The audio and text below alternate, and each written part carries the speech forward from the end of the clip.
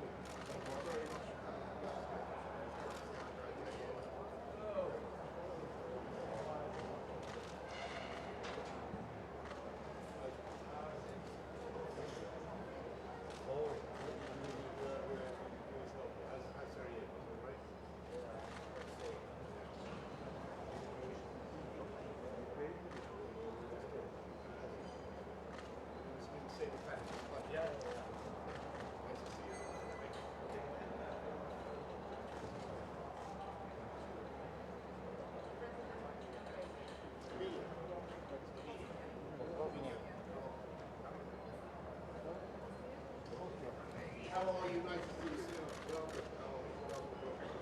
Very nice to see you.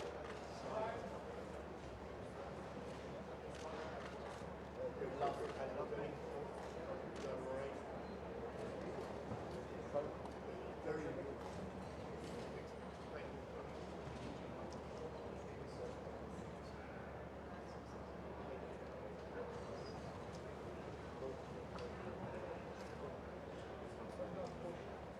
Okay.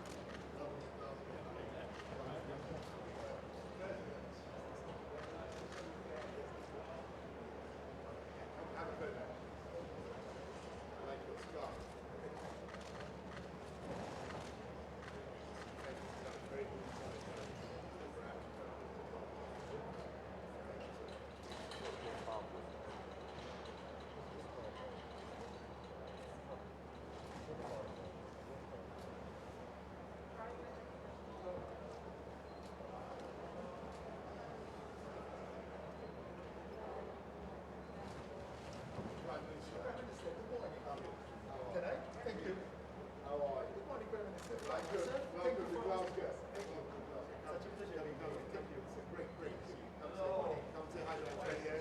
Thank you for showing us last time.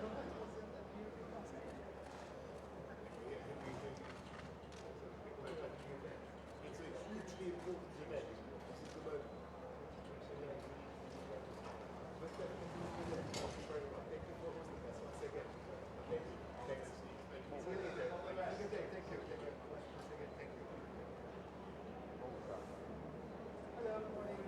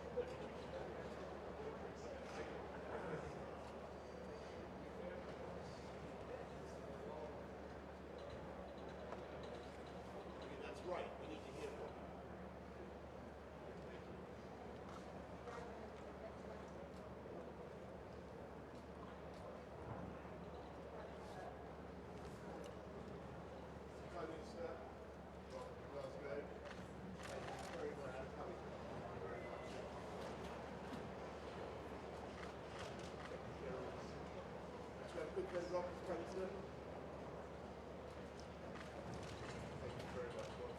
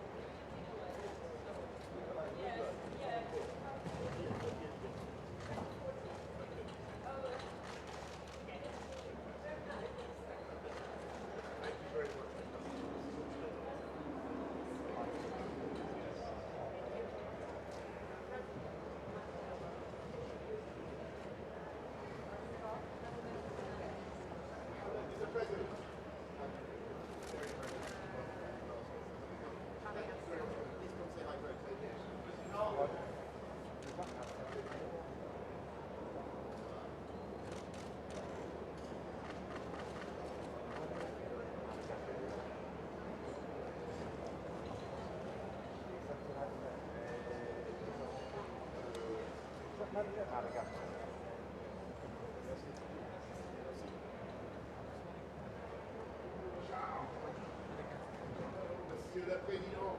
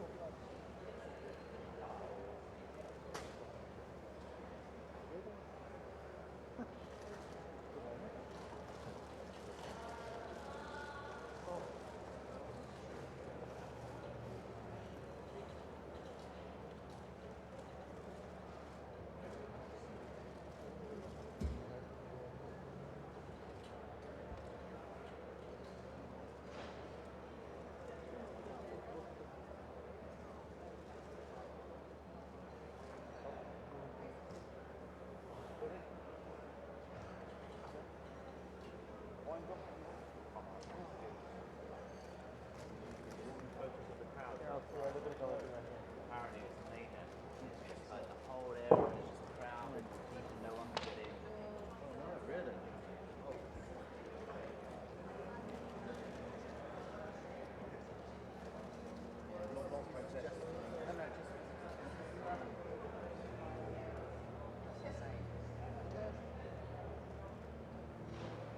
Yeah. It's not even a queue, it's just like a long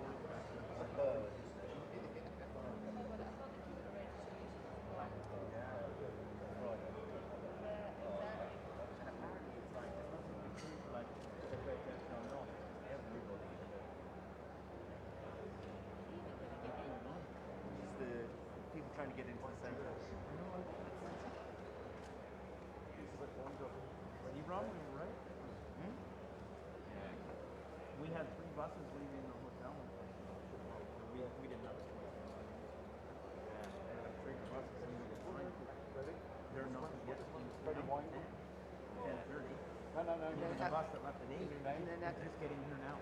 They're out there in that line. Yeah. 9:38. Mike and How Matt, long of a drive is it? How long of a drive is it this morning? they said an hour and a half, I think they said. I don't know, Edinburgh, 50 minutes. 50 But, minutes. with the traffic We there. had, yeah, we had 9. They've asked for a list of, I think, so they've got the main, obviously I've only been voice paying the,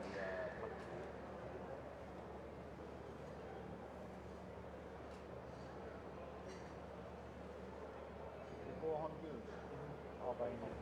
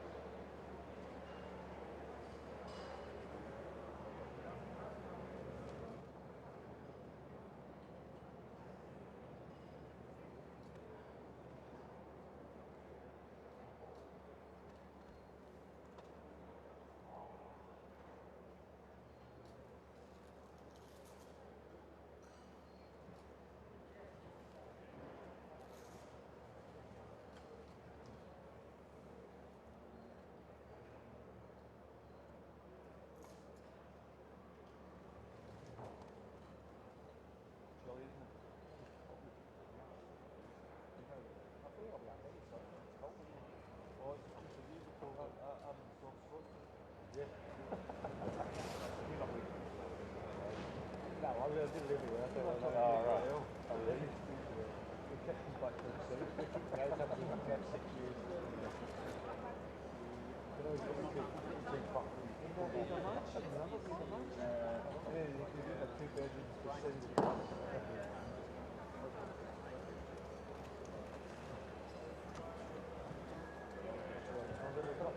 Rock for the water.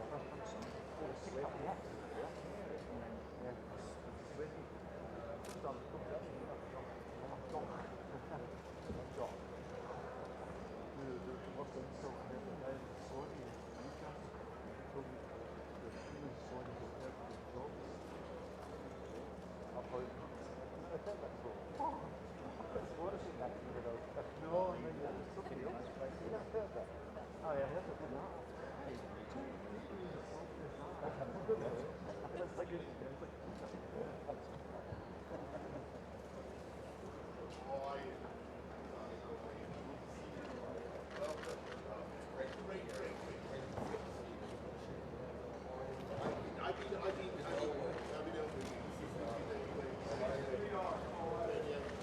So,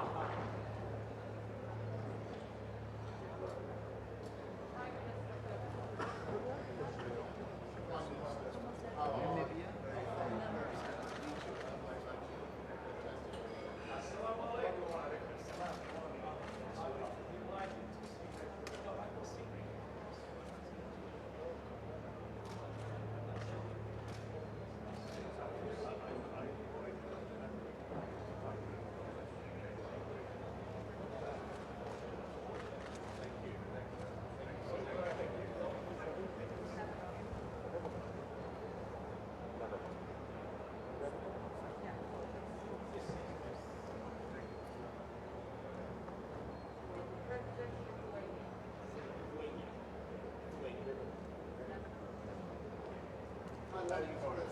Nice to see you again. Expecting big drums. Kind of sort of put something there. Hello. Nice to see you again.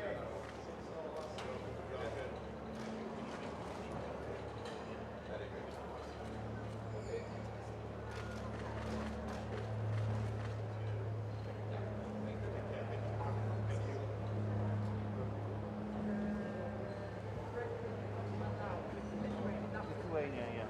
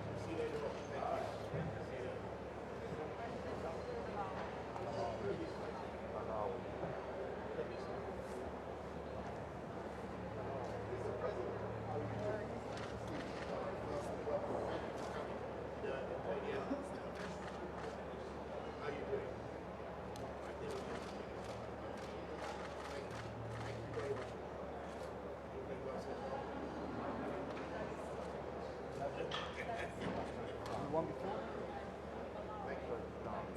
Thank you. Yes. That's good.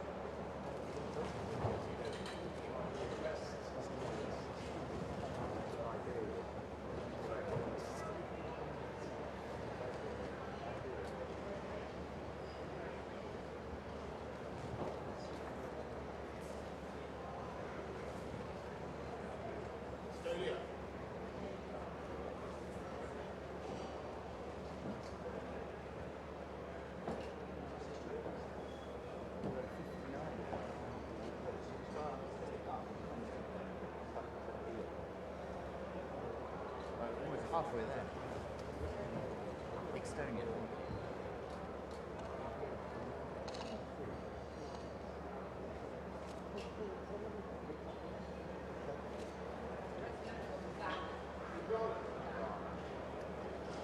Ghana.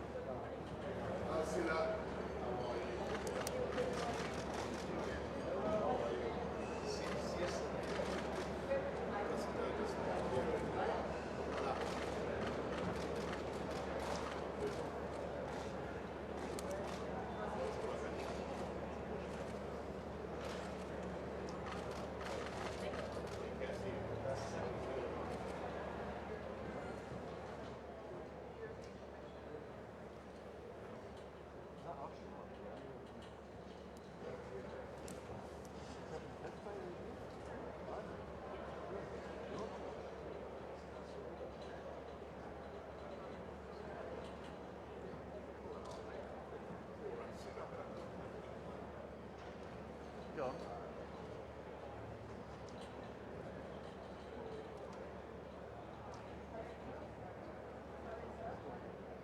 Want to take a card? Ready?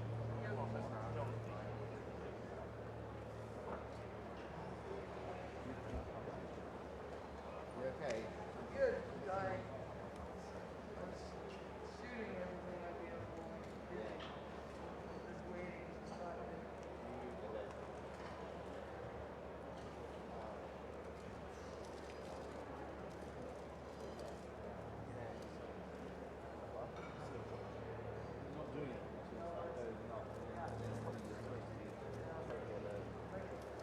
No, mine, I took them all over here, get one file. Oh, yeah.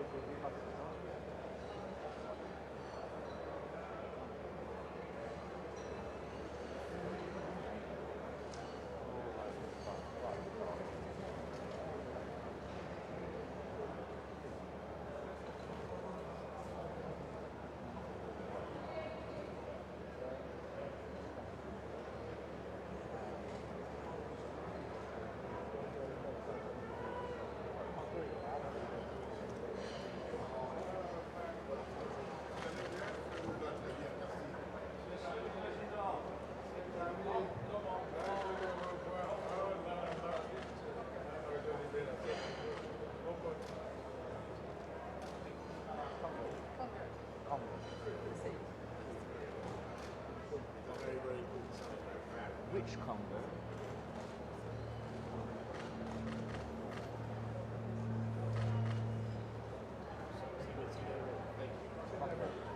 DRC. No, it's not. This is Congo, not DRC. Thank you.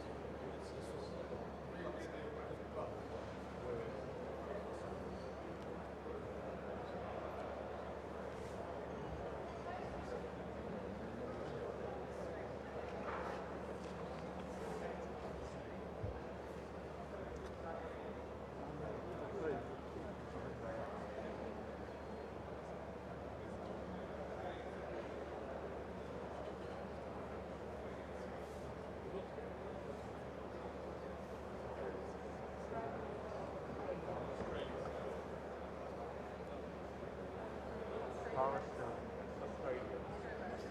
Is it Australia? Do you?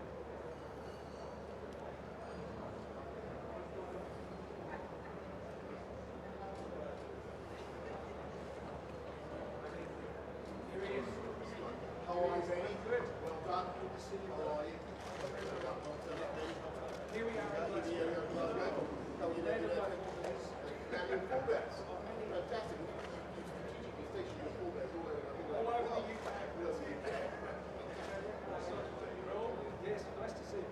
Nice to see you. Good photo. Good. Well done on the tour. Yeah. We were not yet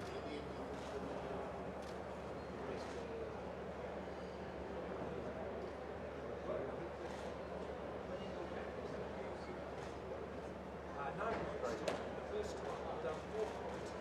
I don't have to do a few. I'll catch you later. Thank you.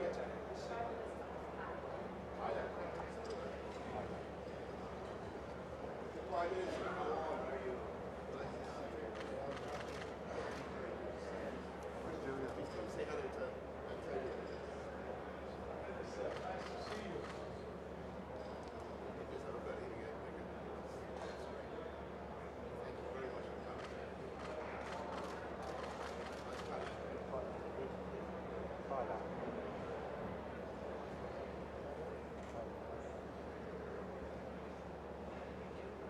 Thailand.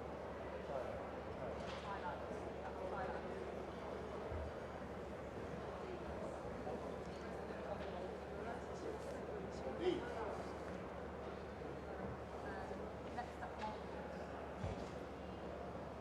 Listen, how are you? Nice to see you. How you doing? Well, you're a key man here. Thank you very much for coming. See you very much. You know, Antonio.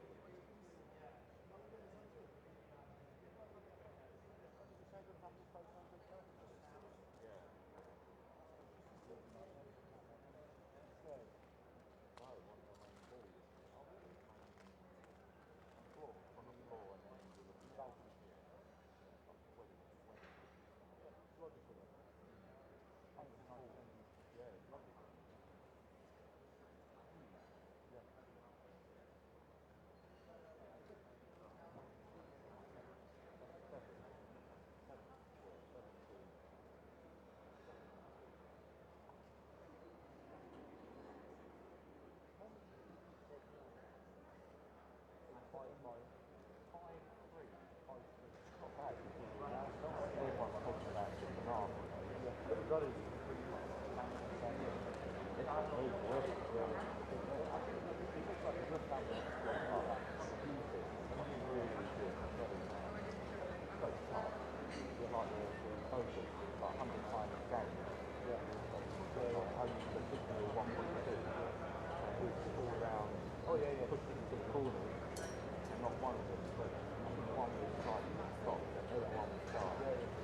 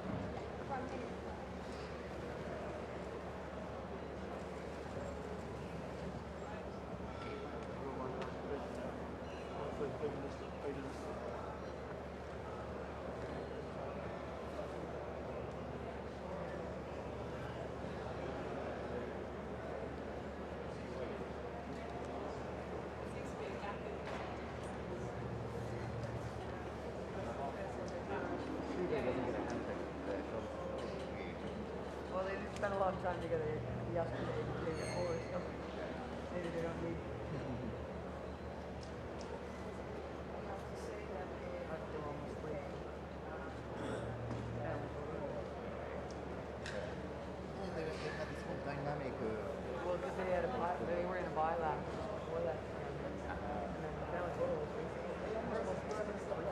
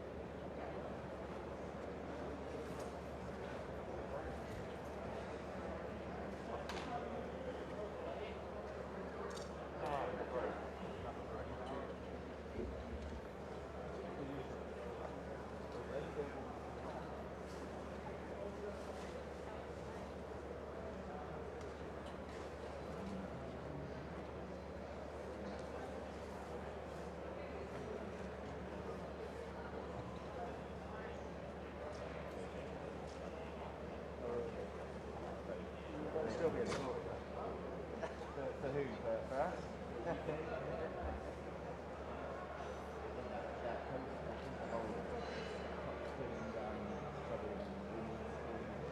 That's what's happening outside. It's really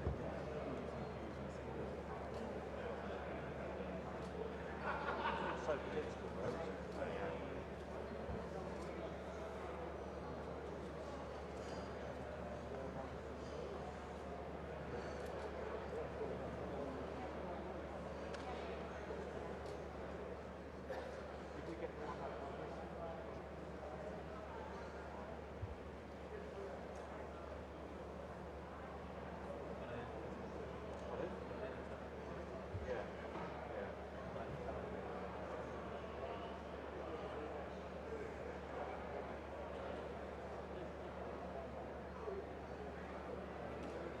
Macron's landed.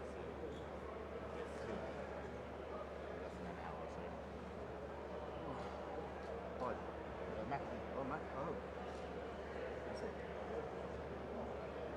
Hopefully we'll get something. Turn on memory card. It's on FTP. It's so slow.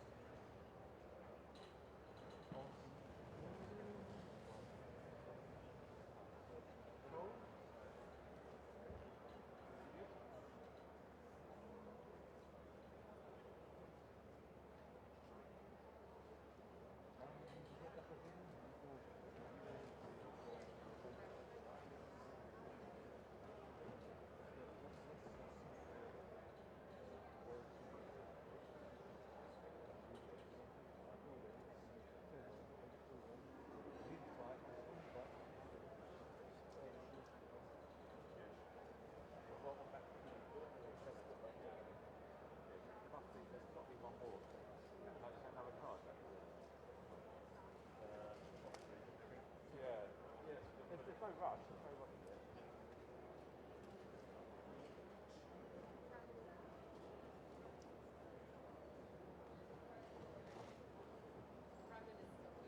Vietnam, come on. How are you? Nice to see you. Very nice to see you. I much enjoyed our conversation the other day. Thank you for coming. Have fun with Antonio. Prime Minister, nice to see you. How are you doing? Thank you. Welcome to Glasgow. I just warmed up for you. Good.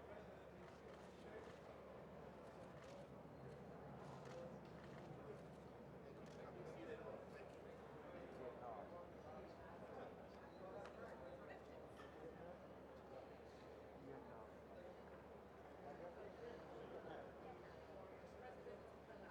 Palau.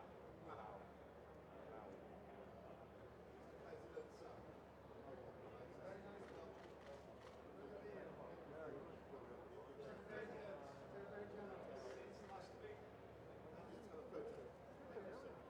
sir. No, no. It's great. Yes, it's great.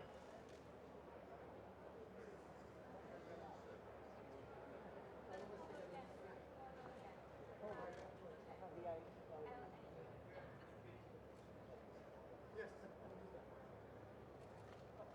Malawi. Is it okay? Okay, here we go. The president. Antonio and I, we're just good soldiers. Thank you. Okay. Take care. Thank you.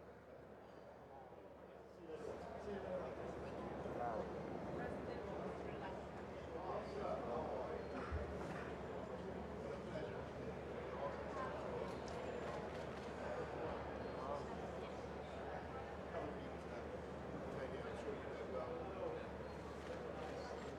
You have a photograph as president.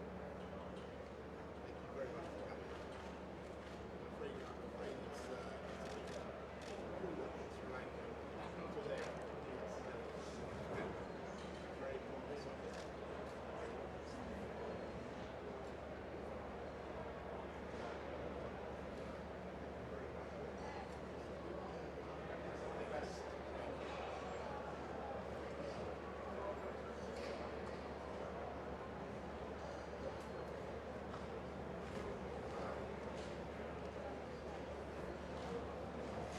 Yeah, it looks like someone.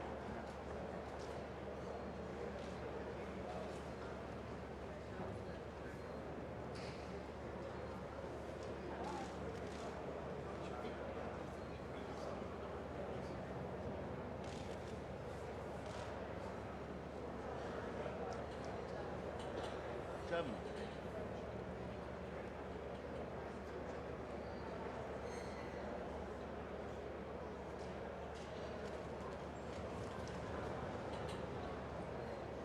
Angela, how are you?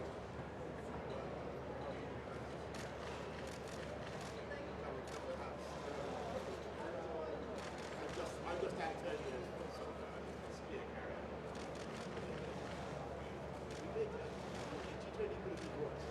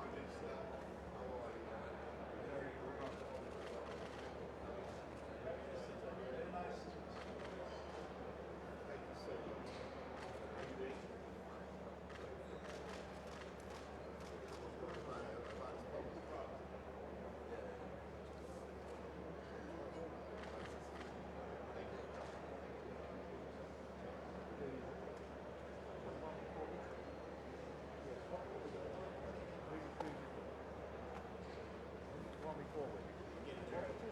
Traffic flow.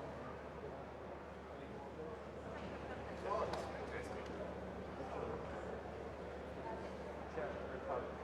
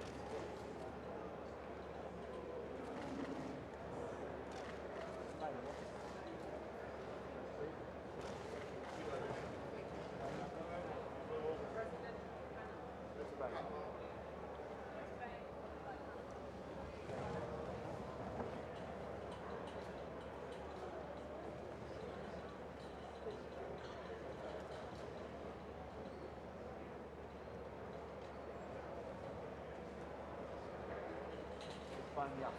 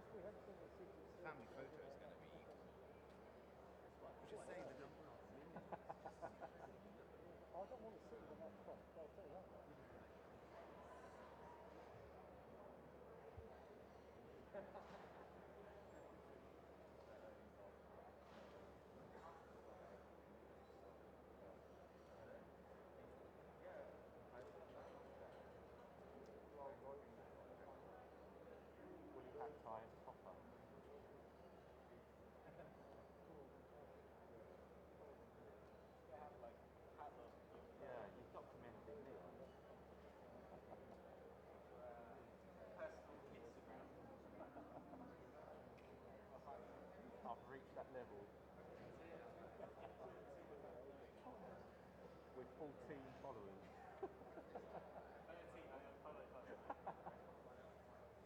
Well, aren't we too? Popularity's going downhill.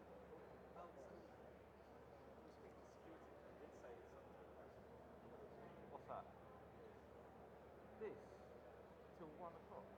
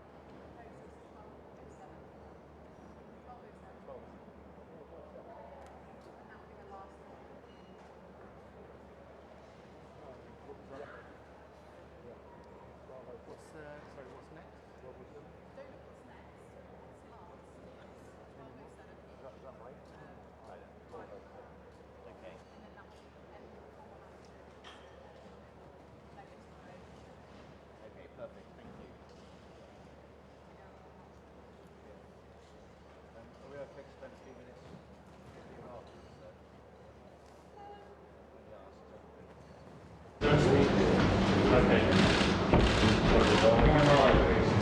no worries.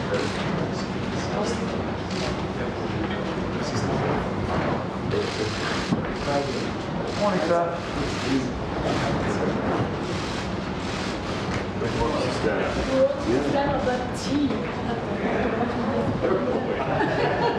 Sorry, sir. Thanks, sir. Thanks, sir. Thank you. Royal Highness. Welcome. Good to see you again.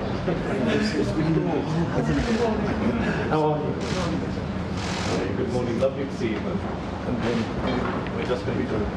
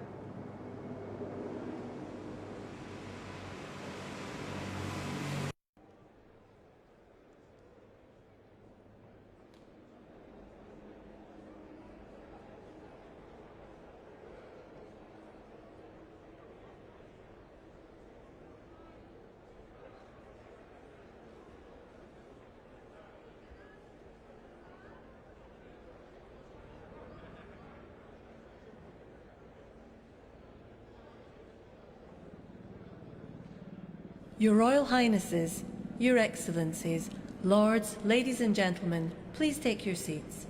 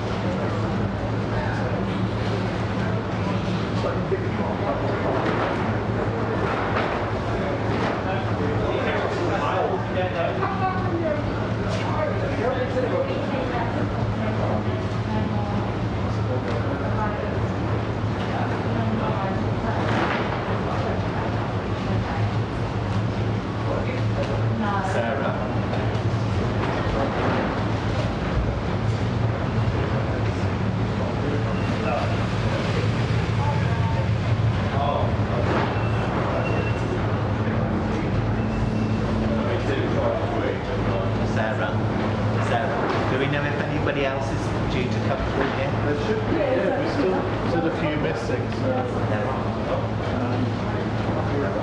the US motorcade is still going through, so they'll have been held. They should be small.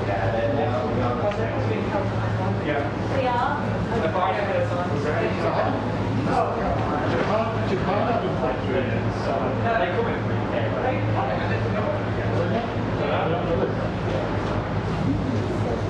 Yes, there are. Yes, there are.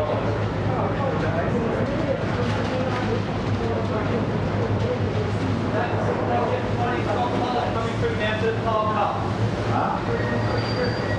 There's no more to go inside. It's just the US cars.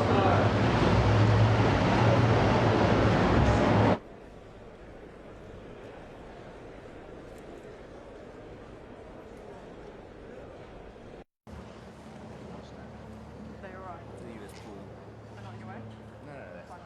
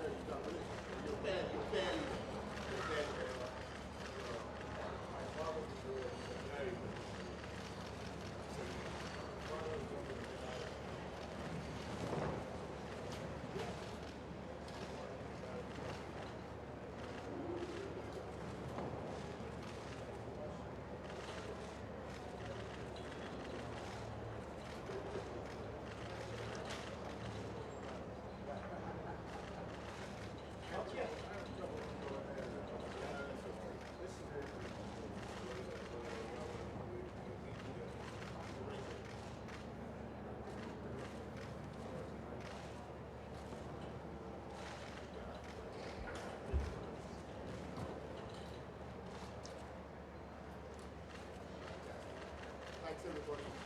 Thank you.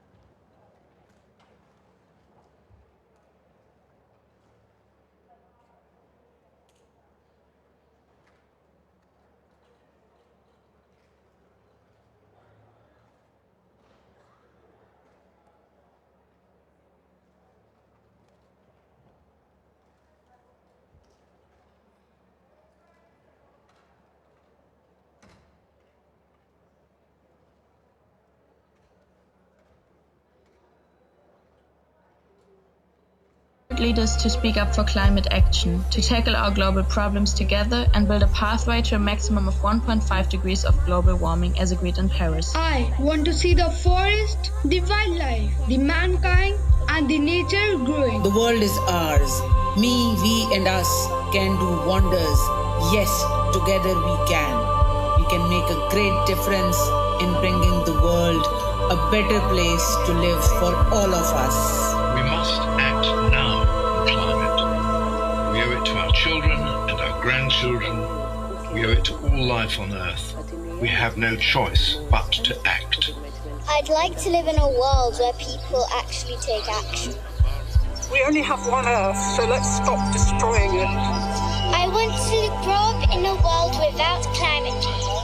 Understand the importance of nature, as nature has helped us all. It provides us to coexist with nature and respect it. A world where the environment thrives and the future of the next generations is promised and limitless. The climate crisis is affecting everyone around the world. Everyone has had a hand in starting it, so everyone must work together to stop it. The world is changing day by day. Hear this message, no more delay. Before the world becomes black and grey, be smart about replacing nature with buildings. Everything that is going to help us mitigate climate change is exactly what is going to improve our lives. We already have all the solutions to the crisis. We just need to implement them. The Amazon is calling for our help, and we need to build bridges and not walls, so we can build together a better future for everyone, not leaving anyone behind. I would like to live in a world where every young person feels like they can be part of creating positive change, because only together can we create the change we wish to see.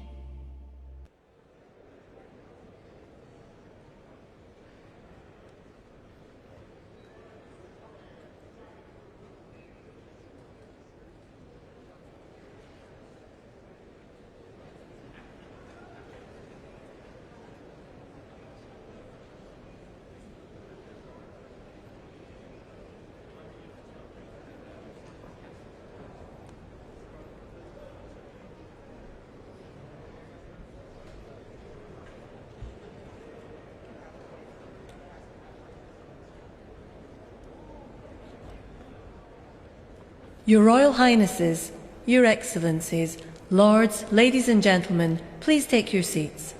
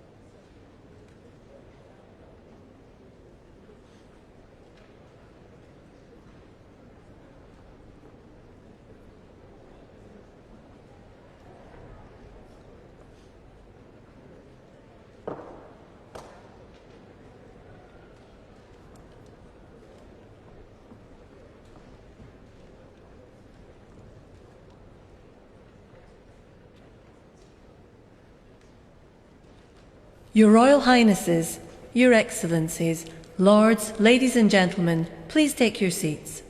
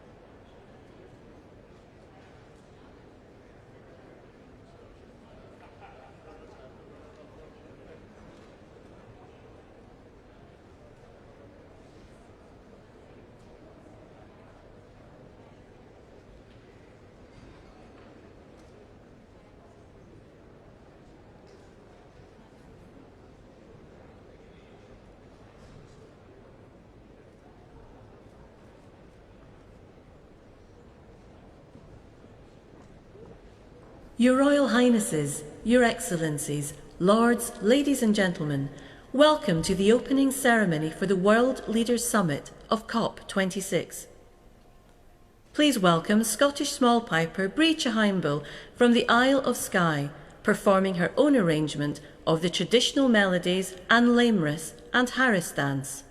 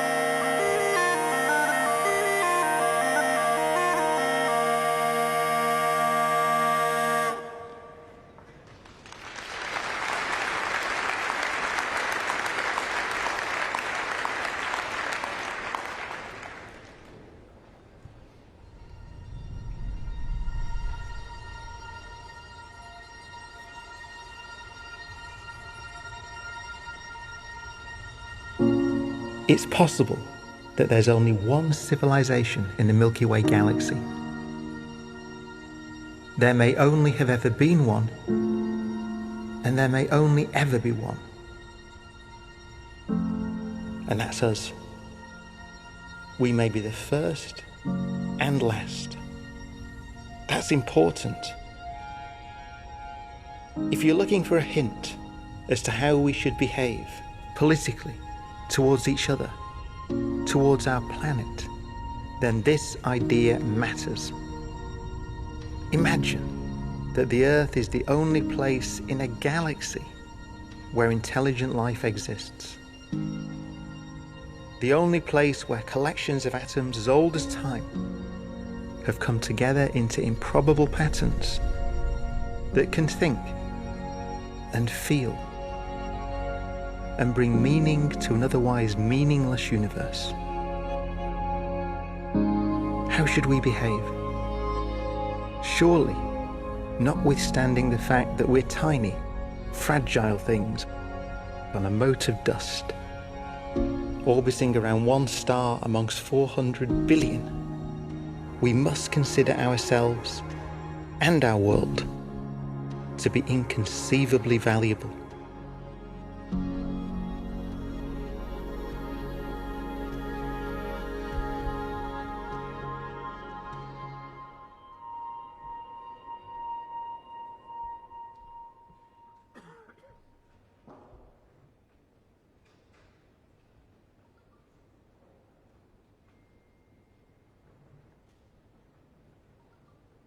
With her poem written for COP26, we are joined by writer, performer and storyteller Yrsa Daley-Ward.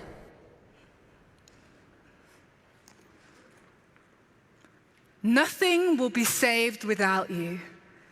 It is important to begin with the fact. This is your invitation to lead with light. You were born to be creators of the ground entrusted. Yesterday's beneficiaries, inheritors of land, air, time. Now is all we have left, holding the world in our hands, with the most inconvenient truth to honor the earth, land, sky. Our day is older than it used to be, but not yet gone.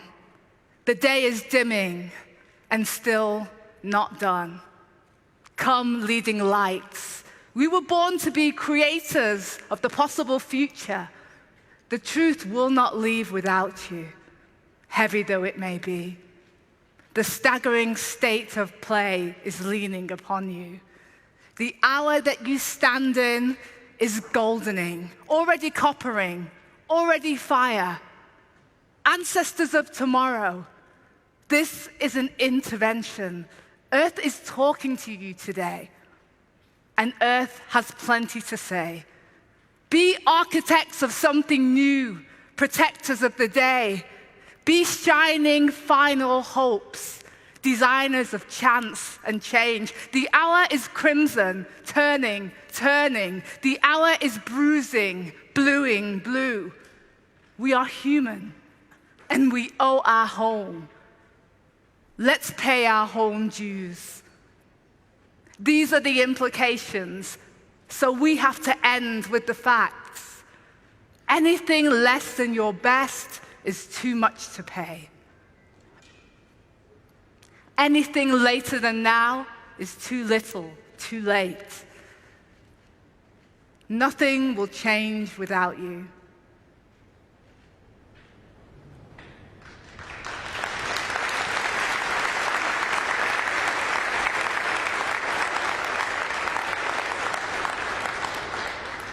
Please welcome the Prime Minister of the United Kingdom, Boris Johnson.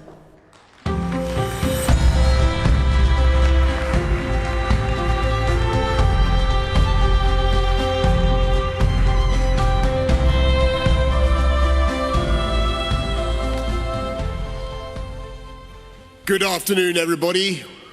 Welcome to COP.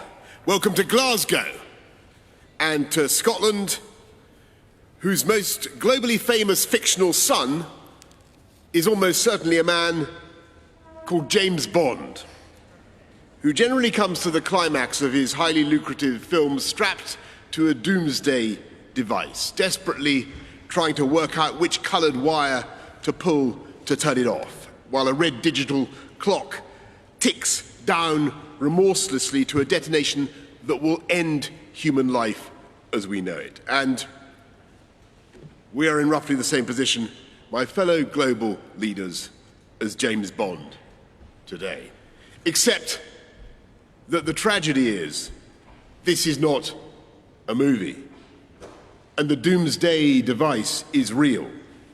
And the clock is ticking to the furious rhythm of hundreds of billions of pistons and turbines and furnaces and engines with which we are pumping carbon into the air faster and faster, record outputs, and quilting the earth in an invisible and suffocating blanket of CO2, raising the temperature of the planet with a speed and an abruptness that is entirely man-made.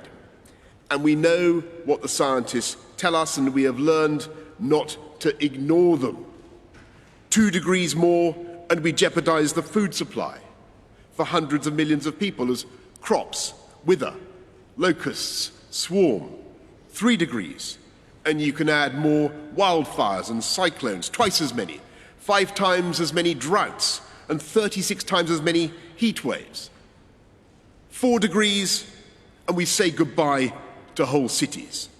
Miami, Alexandria, Shanghai, all lost beneath the waves. And the longer we fail to act, the worse it gets, and the higher the price when we are eventually forced by catastrophe to act. Because humanity has long since run down the clock on climate change. It's 1 minute to midnight on that doomsday clock, and we need to act now.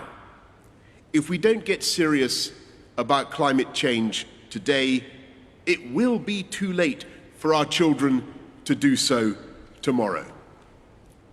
I was there with many of you in Copenhagen 11 years ago when we acknowledged we had a problem. I was there in Paris 6 years ago when we agreed to net zero and to try to restrain the rise in the temperature of the planet to 1.5 degrees. And all those promises will be nothing but blah, blah, blah, to coin a phrase. And the anger and the impatience of the world will be uncontainable unless we make this COP26 in Glasgow the moment when we get real about climate change. And we can. We can get real on coal, cars, cash, and trees. We have the technology to deactivate that ticking doomsday device, not all at once. I'm afraid it's too late for that. But one by one, and with ever greater speed and efficiency, we can begin to close down those billions of hydrocarbon combustion chambers that you find currently in every corner of the planet. We can phase out the use of cars with hydrocarbon internal combustion engines. By 2035, we can do that. We in the UK are leading by ending new sales by 2030. We can end the use of coal-fired power stations. We can do it by 2040 in the developing world, 2030 in the richer nations. We can plant hundreds of millions of trees, 1 trillion. It's not technologically difficult. And halt and reverse deforestation by 2030. Not just because it's a spiritually uplifting and beautiful thing to do, but because that is the way to restore the balance of nature and to fix carbon in the air. And as we look at the green industrial revolution that's now needed around the world, we in the developed world must recognize the special responsibility we have to help everybody else to do it. Because it was here in Glasgow 250 years ago that James Watt came up with a machine that was powered by steam, that was produced by burning coal. And yes, my friends, we've brought you to the very place where the doomsday machine began to tick. And even though for 200 years the industrialized countries were in complete ignorance of the problem that they were creating, we now have a duty to find those funds.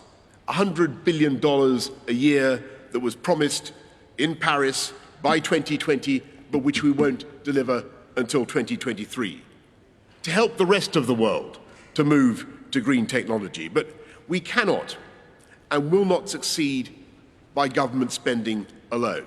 We in this room can deploy hundreds of billions, no question.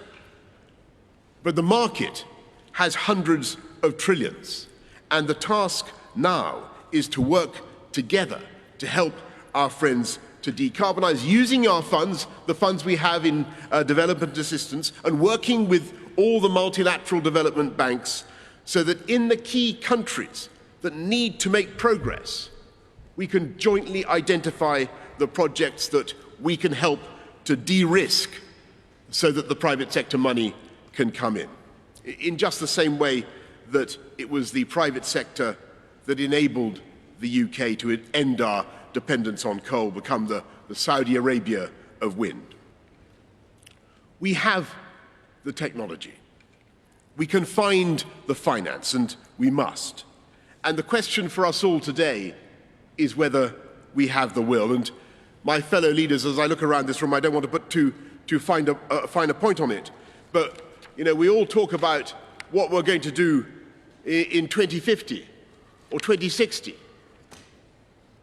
I don't think it will escape the notice of the crowds of young people outside, the billions who are watching around the world, half of the population of the world under 30, that the average age of this conclave of world leaders, I'm afraid to say, is over 60.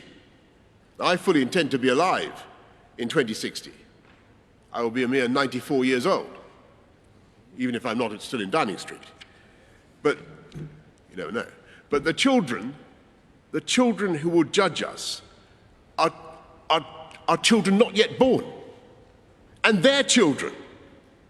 And we are now coming center stage before a vast and uncountable audience of posterity, and we mustn't fluff our lines or miss our cue, because if we fail, they will not forgive us. They will know that Glasgow was the historic turning point when history failed to turn. They will judge us with bitterness and with a resentment that eclipses any of the climate activists of today. And they will be right. COP26 will not and cannot be the end of the story on climate change. Even if this conference ends with binding global commitments for game-changing, real-world action, 2 weeks from now, smokestacks will still belch in industrial heartlands. Cows will still belch in their pastures, even if some brilliant Kiwi scientists are teaching them how to be more polite. Cars, powered by petrol and diesel, will still choke congested roads in the world's great cities. No one conference could ever change that. If summits alone solved climate change, then we wouldn't have needed 25 previous COP summits to get where we are today. But while COP26 will not be the end of climate change, it can and it must mark the beginning of the end. In the years since Paris, the world has slowly and with great effort and pain built a lifeboat for humanity. And now is the time to give that lifeboat a mighty shove into the water, like some great liner rolling down the slipways of the Clyde. Take a sextant sighting on 1.5 degrees and set off on a journey to a cleaner, greener future. So let us therefore, in the next days, devote ourselves to this extraordinary task, so that we not only continue with a programme that is of green industrial revolution that is already creating millions of high-wage, high-skilled jobs in power and technology, taking our economies forward, let us also do enough to save our planet and our way of life. And as we work, let us think about those billions of beady eyes that are watching us around the world, increasingly edgy and disenchanted. And let us think of the billions more of the unborn, whose anger will be all the greater if we fail. We cannot let them down. We have the ideas, we have the technology, we have the bankers, we have the corporations and the NGOs, we have the interpreters, we have the meeting rooms. If all else fails, we have the unbeatable hospitality and refreshment of Glasgow. We may not feel much like James Bond, not all of us necessarily look like James Bond, but we have the opportunity and we have the duty to make this summit the moment when humanity finally began, and I stress began, to defuse that bomb. And to make this the moment when we began irrefutably to turn the tide and to begin the fight back against climate change. Yes, it's going to be hard, but yes, we can do it. And so let's get to work with all the creativity and imagination and goodwill that we possess. Thank you very much, and good luck to all of us. Thank you.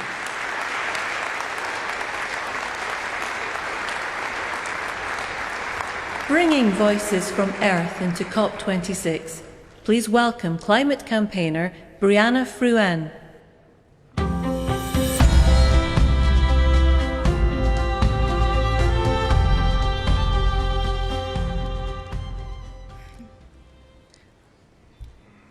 When I was a little girl, I was taught the importance and impact of words. In my culture, in Samoa, there's a proverb that goes, "E pala ma'a ai le pala upu." It means that even stones decay, but words remain. A lesson in knowing how words can be wielded, how text can change everything, how each word you use is weighted, how switching one word or number could reframe worlds, how climate action can be vastly different from climate justice, how 2 degrees could mean the end and 1.5 could mean a fighting chance. You all have the power here today to be better, to remember that in your meeting rooms and drafting documents are more than just black and white objects, to remember that in your words you wield the weapons that can save us or sell us out. I don't need to remind you the reality of vulnerable communities. If you're here today, you know what climate change is doing to us. You don't need my pain or my tears to know that we're in a crisis.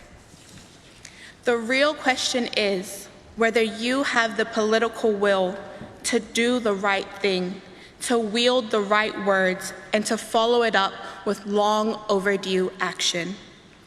If you're looking for inspiration on this, look no further than the climate leadership of young Pacific people.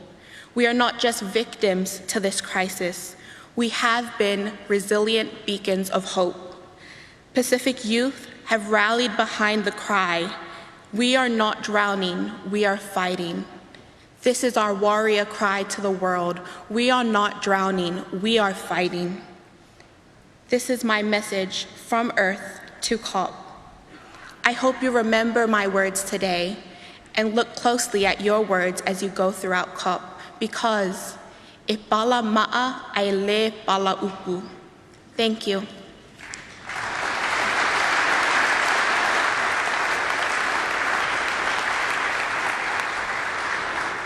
Now please welcome to the stage Chai Sudoi.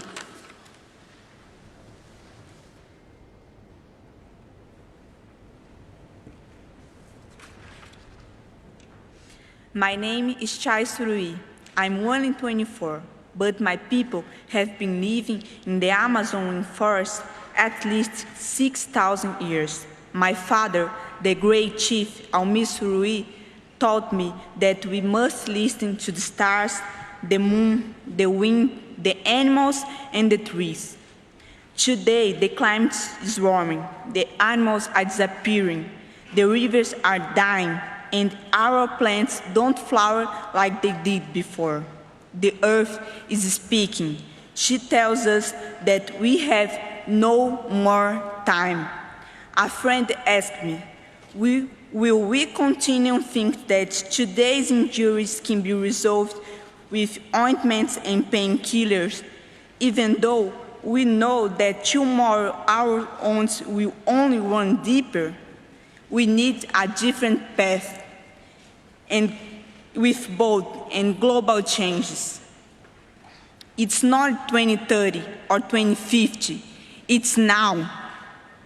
While you are closing your eyes to reality, the land defender Ariel Wewawau, my friend since I was a kid, was murdered for protecting the forest. Indigenous peoples are in the front line of the climate emergency, and we must be at the center of the decisions happening here.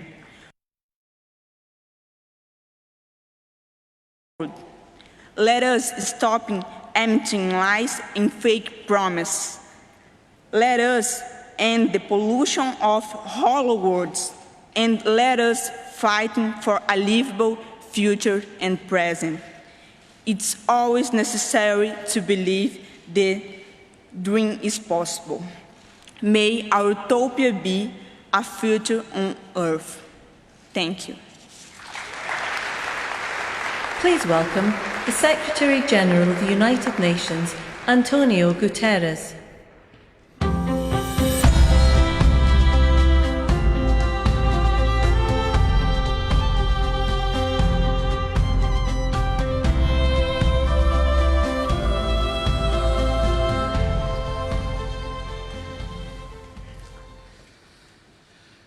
Dear Prime Minister Boris Johnson, I want to thank you and to thank COP President Alok Sharma for your hospitality, your leadership, and your tireless efforts in the preparation of this COP.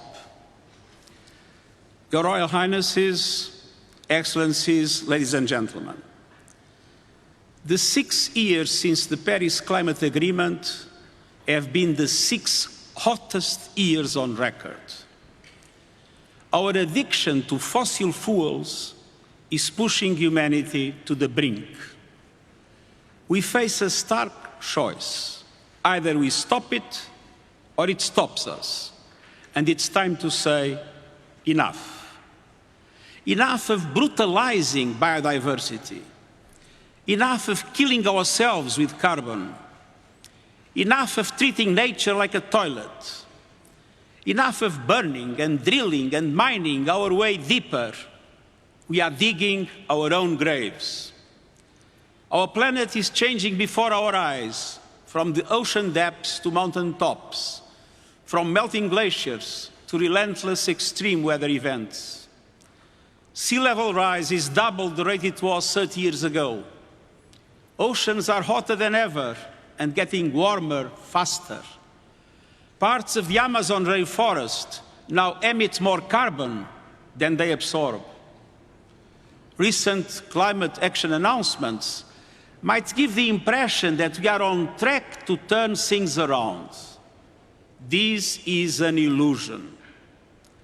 The last published report on national determined contributions showed that they would still condemn the world to a calamitous 2.7-degree increase. And even if the recent pledges were clear and credible, and there are serious questions about some of them, we are still careening towards climate catastrophe. Even in the best-case scenario, temperatures will rise well above 2 degrees. So, as we open this much-anticipated climate conference, we are still heading for climate disaster. Young people know it. Every country sees it. Small island developing states and other vulnerable ones live it. And for them, failure is not an option. Failure is a death sentence. Excellencies, we face a moment of truth. We are fast approaching tipping points that will trigger escalating feedback loops of global heating. But investing in the net zero climate resilient economy will create feedback loops of its own, virtuous circles of sustainable growth, jobs and opportunity. We have progress to build upon. A number of countries have made credible commitments to net zero emissions by mid-century. Many have pulled the plug on international financing of coal. Over 700 cities are leading the way to carbon neutrality, and the private sector is waking up. The Net Zero Asset Owners Alliance, the gold standard for credible commitments and transparent targets, is managing $10 trillion in assets and catalyzing change across industries. The Climate Action Army, led by young people, is unstoppable. They are larger, they are louder, and I assure you they are not going away, and I stand with them. Excellencies, the science is clear. We know what to do. First, we must keep the goal of 1.5 degrees Celsius alive. This requires greater ambition on mitigation and the immediate concrete action to reduce global emissions by 45% by 2030. G20 countries have a particular responsibility as they represent around 80% of emissions. According to the principle of common but differentiated responsibilities, in light of national circumstances, developed countries must lead the effort. But emerging economies too must go the extra mile, as their contribution is essential for the effective reduction of emissions. We need maximum ambition from all countries on all fronts to make Glasgow a success. I urge developed countries and the emerging economies to build coalitions to create the financial and technological conditions to accelerate the decarbonization of the economy as well as the phase-out of coal. These coalitions are meant to support the large emitters that face more difficulties in the transition from grey to green, for them to be able to do it. Let's have no illusions. If commitments fall short by the end of this COP, countries must revisit their national climate plans and policies, not every 5 years, every year, every moment, until keeping to 1.5 degrees is assured, until subsidies to fossil fuels end, until there is a price on carbon, until coal is phased out. But we also need greater clarity. There is a deficit of credibility and a surplus of confusion over emissions reductions and net zero targets with different meanings and different metrics. That is why, beyond the mechanisms already established in the Paris Agreement, I'm announcing today that we'll establish a group of experts to propose clear standards to measure and analyze net zero commitments from non-state actors. Second, we must do more to protect vulnerable communities from the clear and present dangers of climate change. Over the last decade, nearly 4 billion people suffered climate-related disasters. That devastation will only grow. But adaptation works. Early warning systems save lives. Climate-smart agriculture and infrastructure save jobs. And all donors must allocate half their climate finance to adaptation. And public and multilateral development banks should start as soon as possible. Third, this COP must be a moment of solidarity. The $100 billion a year climate finance commitment in support of developing countries must become a 100 billion climate finance reality. And this is critical to restoring trust and credibility. I welcome the efforts led by Canada and Germany to help us get there. It is an important first step, but it delays the largest support for years, and it doesn't give clear guarantees. And beyond 100 billion, developing countries need far greater resources to fight COVID-19, to build resilience and pursue sustainable development. Those suffering the most, namely least developed countries and small island developing states, need urgent funding, more public climate finance, more overseas development aid, more grants, easier access to funding. And multilateral development banks must work much more seriously at mobilizing greater investment through blended and private finance. Excellencies, the sirens are sounding. Our planet is talking to us and telling us something. And so are people everywhere. Climate action tops the list of people's concerns across countries, age, and gender. We must listen, and we must act, and we must choose wisely. On behalf of these and future generations, I urge you, choose ambition, choose solidarity, choose to safeguard our future and save humanity, and I thank you.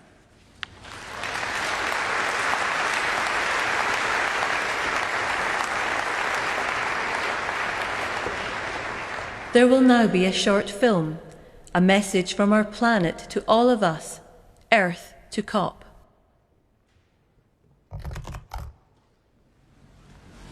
Commuter chaos this morning and delays for the day as high levels of water brought services to a standstill. The Met Office says we should be braced for more of this. Forget summer, they say. It's going to...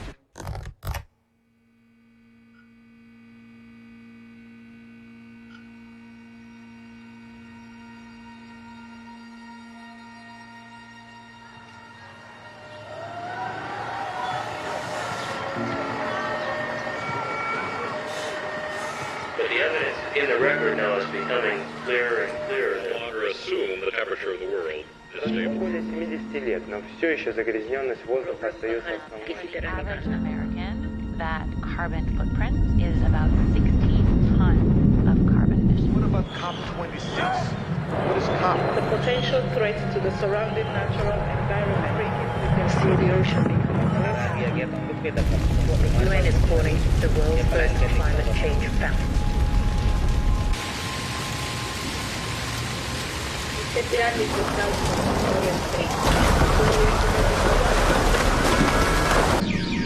frequency of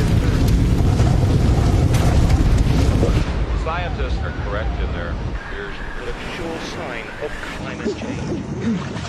Oh, I'm sorry. No, don't be sorry. No, that's because the more we take, the less there is for future generations.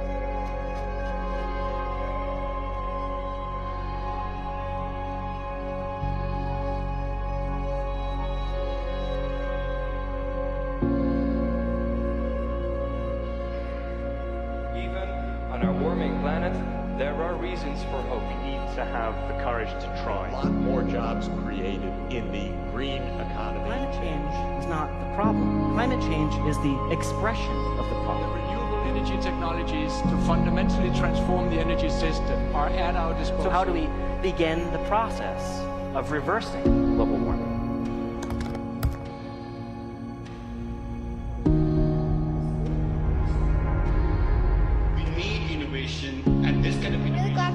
starting to buy electric cars and launched the largest tree plantation campaign. It is now cheaper to build offshore wind farms. To develop a climate-altering crop. Continually reinvesting in our grassland. We are looking down a critical moment that we cannot not be part of. Enormous opportunity in agriculture. We can become stubborn optimists. 26 is one of the most important diplomatic gatherings in history. But humanity already knows what to do. We can't do it overnight, but we can set that end date. We've got a long way to go. But there is momentum. Roll up your sleeves and do it.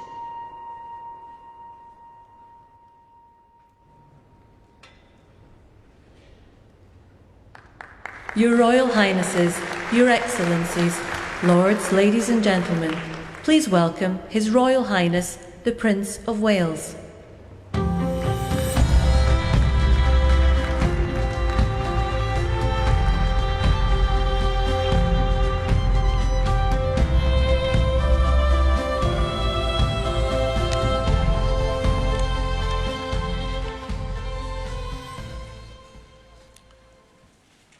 Your Excellencies, ladies and gentlemen, the COVID-19 pandemic has shown us just how devastating a global cross-border threat can be. Climate change and biodiversity loss are no different. In fact, they pose an even greater existential threat, to the extent that we have to put ourselves on what might be called a warlike footing. Having myself had the opportunity of consulting many of you over these past 18 months, I know you all carry a heavy burden on your shoulders, and you do not need me to tell you that the eyes and hopes of the world are upon you, to act with all dispatch and decisively, because time has quite literally run out. The recent IPCC report gave us a clear diagnosis of the scale of the problem. We know what we must do. With a growing global population creating ever-increasing demand on the planet's finite resources, we have to reduce emissions urgently and take action to tackle the carbon already in the atmosphere, including from coal-fired power stations. Putting a value on carbon, thus making carbon capture solutions more economical, is therefore absolutely critical. Similarly, after billions of years of evolution, nature is our best teacher. In this regard, restoring natural capital, accelerating nature-based solutions, and leveraging the circular bioeconomy will be vital to our efforts. As we tackle this crisis, our efforts cannot be a series of independent initiatives running in parallel. The scale and scope of the threat we face call for a global systems-level solution based on radically transforming our current fossil fuel-based economy to one that is genuinely renewable and sustainable. So, ladies and gentlemen, my plea today is for countries to come together to create the environment that enables every sector of industry to take the action required. We know this will take trillions, not billions of dollars. We also know that countries, many of whom are burdened by growing levels of debt, simply cannot afford to go green. Here we need a vast military-style campaign to marshal the strength of the global private sector. With trillions at its disposal, far beyond global GDP, and with the greatest respect, beyond even the governments of the world's leaders, it offers the only real prospect of achieving fundamental economic transition. So, how do we do it? First, how do we get the private sector all pulling in the same direction? After nearly 2 years now of consultation, CEOs have told me that we need to bring together global industries to map out, in very practical terms, what it will take to make the transition. We know from the pandemic that the private sector can speed up timelines dramatically when everyone agrees on the urgency and the direction. So each sector needs a clear strategy to speed up the process of getting innovations to market. Second, who pays and how? We need to align private investment behind these industry strategies to help finance the transition efforts, which means building the confidence of investors so that the financial risk is reduced. Crucially, investment is needed to help transition from coal to clean energy. If we can develop a pipeline of many more sustainable and bankable projects at a sufficient scale, it will attract greater investment. Third, which switches do we flick to enable these objectives? More than 300 of the world's leading CEOs and institutional investors have told me that alongside the promises countries have made, their nationally determined contributions, they need clear market signals, agreed globally, so that they have the confidence to invest without the goalposts suddenly moving. This is the framework I've offered in the Terracotta Roadmap, created by my Sustainable Markets Initiative, with nearly 100 specific actions for acceleration. Together, we are working to drive trillions of dollars in support of transition across 10 of the most emitting and polluting industries. They include energy, agriculture, transportation, health systems, and fashion. The reality of today's global supply chains means that industry transition will affect every country and every producer in the world. There is absolutely no doubt in my mind that the private sector is ready to play its part and to work with governments to find a way forward. Your Excellencies, ladies and gentlemen, many of your countries, I know, are already feeling the devastating impact of climate change through ever-increasing droughts, mudslides, floods, hurricanes, cyclones and wildfires, as we've just seen on that terrifying film. Any leader who has had to confront such life-threatening challenges knows that the cost of inaction is far greater than the cost of prevention.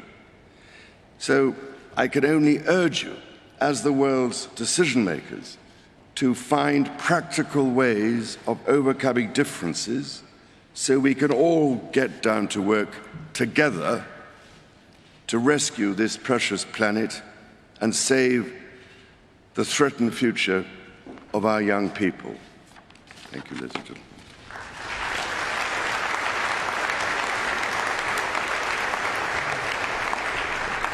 Please welcome the COP26 People's Advocate, who has dedicated his lifetime to highlighting the beauty of the natural world, Sir David Attenborough.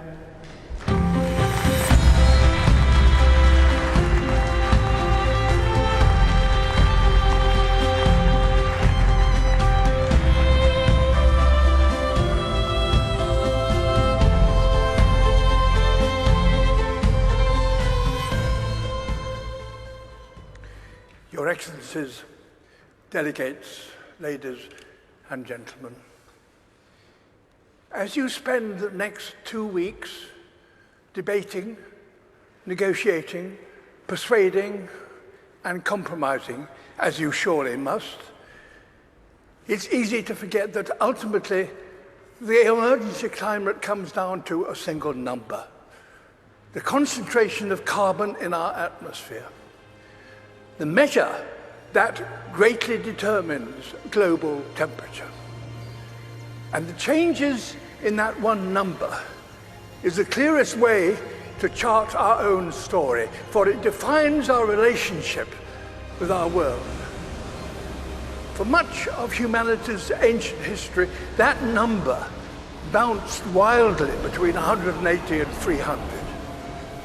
And so too did global temperatures. It was a brutal and unpredictable world. At times, our ancestors existed only in tiny numbers. But just over 10,000 years ago, that number suddenly stabilized, and with it, Earth's climate. We found ourselves in an unusually benign period, with predictable seasons and reliable weather. For the first time, civilization was possible, and we wasted no time in taking advantage of that. Everything we've achieved in the last 10,000 years was enabled by the stability during this time. The global temperature has not wavered over this period by more than plus or minus 1 degree Celsius. Until now. Our burning of fossil fuels, our destruction of nature, our approach to industry, construction and learning are releasing carbon into the atmosphere at an unprecedented pace and scale. We are already in trouble. The stability we all depend on is breaking. This story is one of inequality as well as instability. Today, those who've done the least to cause this problem are being the hardest hit. Ultimately, all of us will feel the impact, some of which are now unavoidable.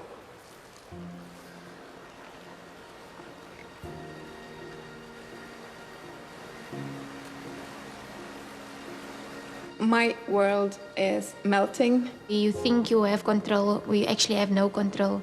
I'm absolutely terrified to bring a child to this world. Is this how our story is due to end? A tale of the smartest species doomed by that all-too-human characteristic of failing to see the bigger picture in pursuit of short-term goals. Perhaps the fact that the people most affected by climate change are no longer some imagined future generation, but young people alive today.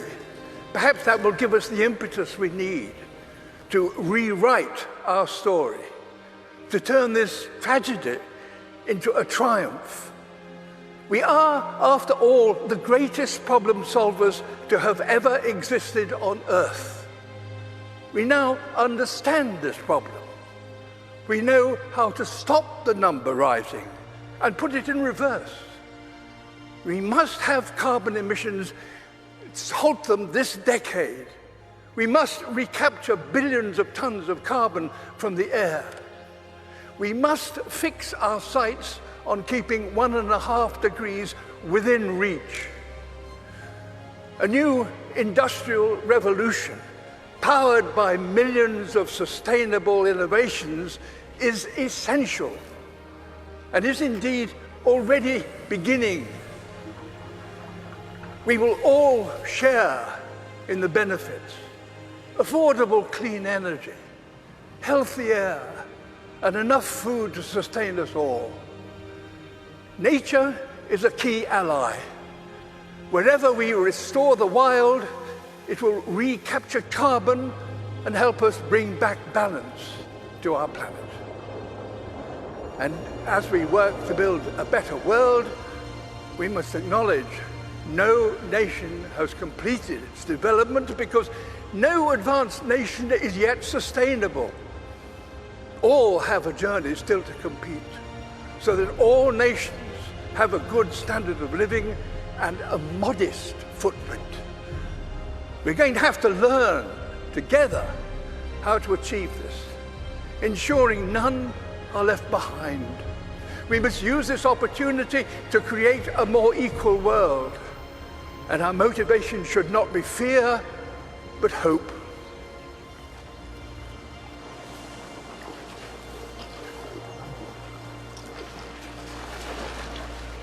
Can we fix climate problem in one generation? My answer would be yes, we have to. We need to not just to talk about what we can do, but to do what we can. This is a challenge that we should try to solve in a quick way with a long-term vision.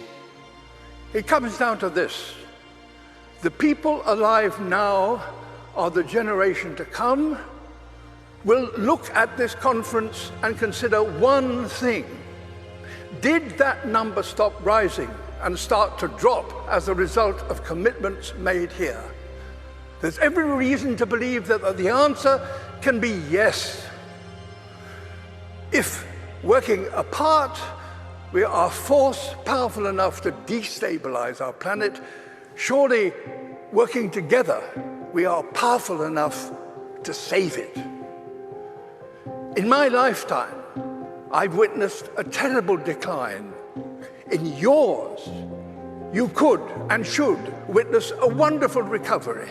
That desperate hope, ladies and gentlemen, delegates, excellency, is why the world is looking to you and why you are here. Thank you.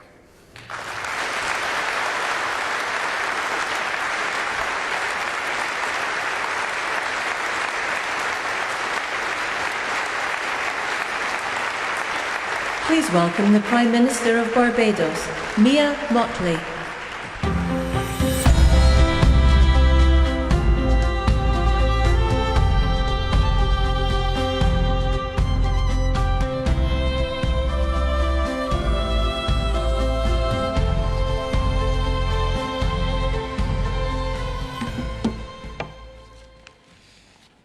Your Royal Highness, Excellencies, distinguished guests, ladies and gentlemen, the pandemic has taught us that national solutions to global problems do not work. We come to Glasgow with global ambition to save our people and to save our planet, but we now find three gaps. On mitigation, climate pledges or NDCs. Without more, we will leave the world on a pathway to 2.7 degrees, and with more, we are still likely to get to 2 degrees. These commitments, made by some, are based on technologies yet to be developed, and this is at best reckless and at worst dangerous. On finance, we are $20 billion short of the $100 billion, and this commitment, even then, might only be met in 2023. On adaptation finance remains only at 25%, not the 50-50 split that was promised nor needed given the warming that is already taking place on this earth. Climate finance to frontline small island developing states declined by 25% in 2019.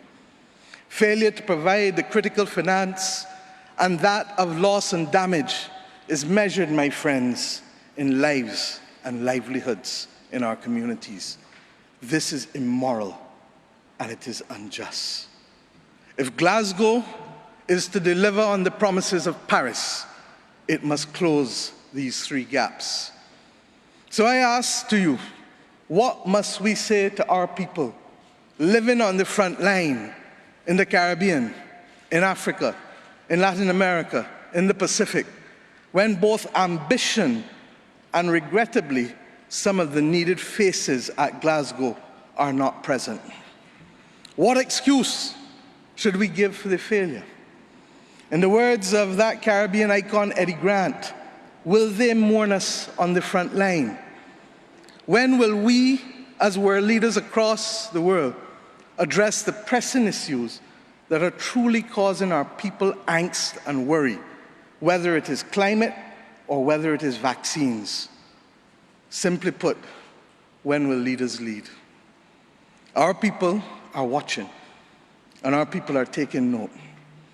And are we really going to leave Scotland without the resolve and the ambition that is sorely needed to save lives and to save our planet? How many more voices and how many more pictures of people must we see on these screens without being able to move? Or are we so blinded and hardened that we can no longer appreciate the cries of humanity?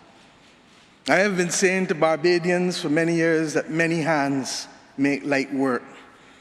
Today, we need the correct mix of voices, ambition, and action. Do some leaders in this world believe that they can survive and thrive on their own? Have they not learned from the pandemic? Can there be peace and prosperity if 1/3 of the world literally prospers and the other 2/3 of the world live under siege and face calamitous threats to our well-being?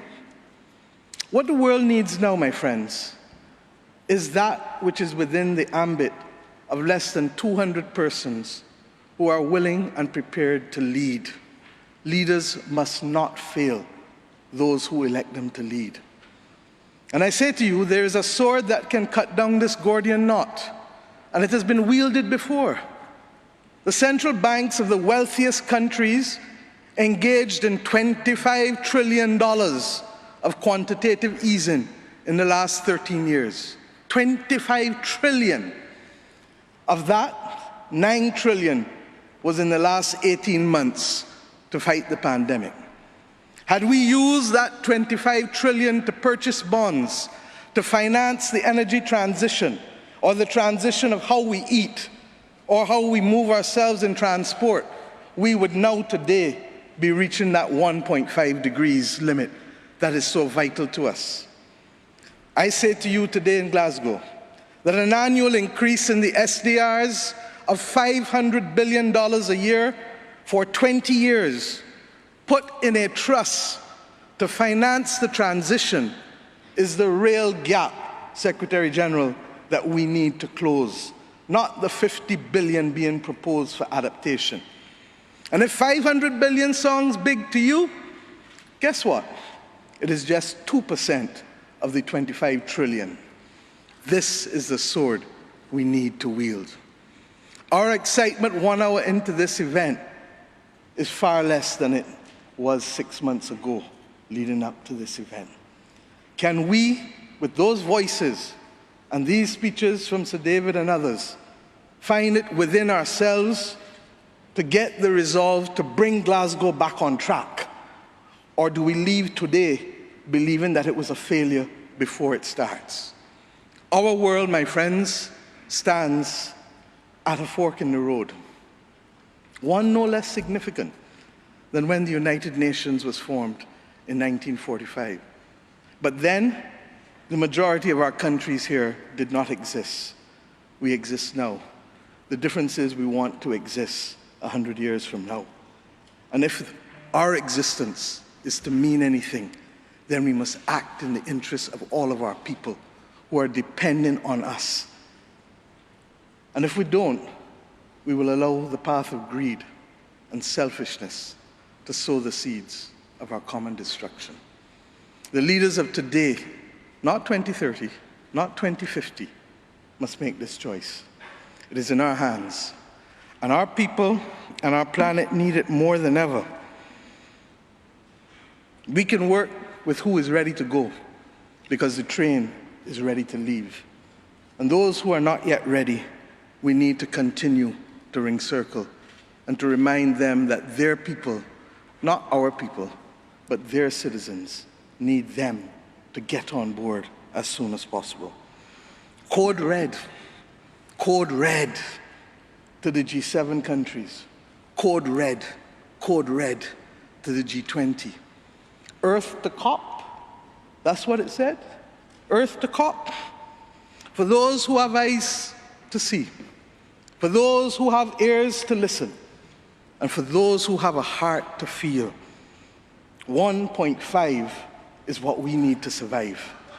2 degrees, yes, SG, is a death sentence for the people of Antigua and Barbuda, for the people of the Maldives, for the people of Dominica and Fiji, for the people of Kenya and Mozambique, and yes, for the people of Samoa and Barbados. We do not want that dreaded death sentence. And we've come here today to say, try harder, because our people, the climate army, the world, the planet, needs our actions now, not next year, not in the next decade. Thank you.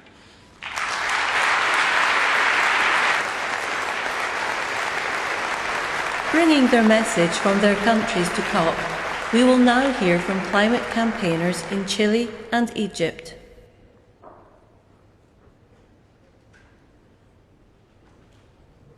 Mi nombre es Isis Riquelme, activista climática, ecofeminista y estudiante de Geografía de Chile, y hoy les hablo para que se escuche la voz de la juventud de Latinoamérica.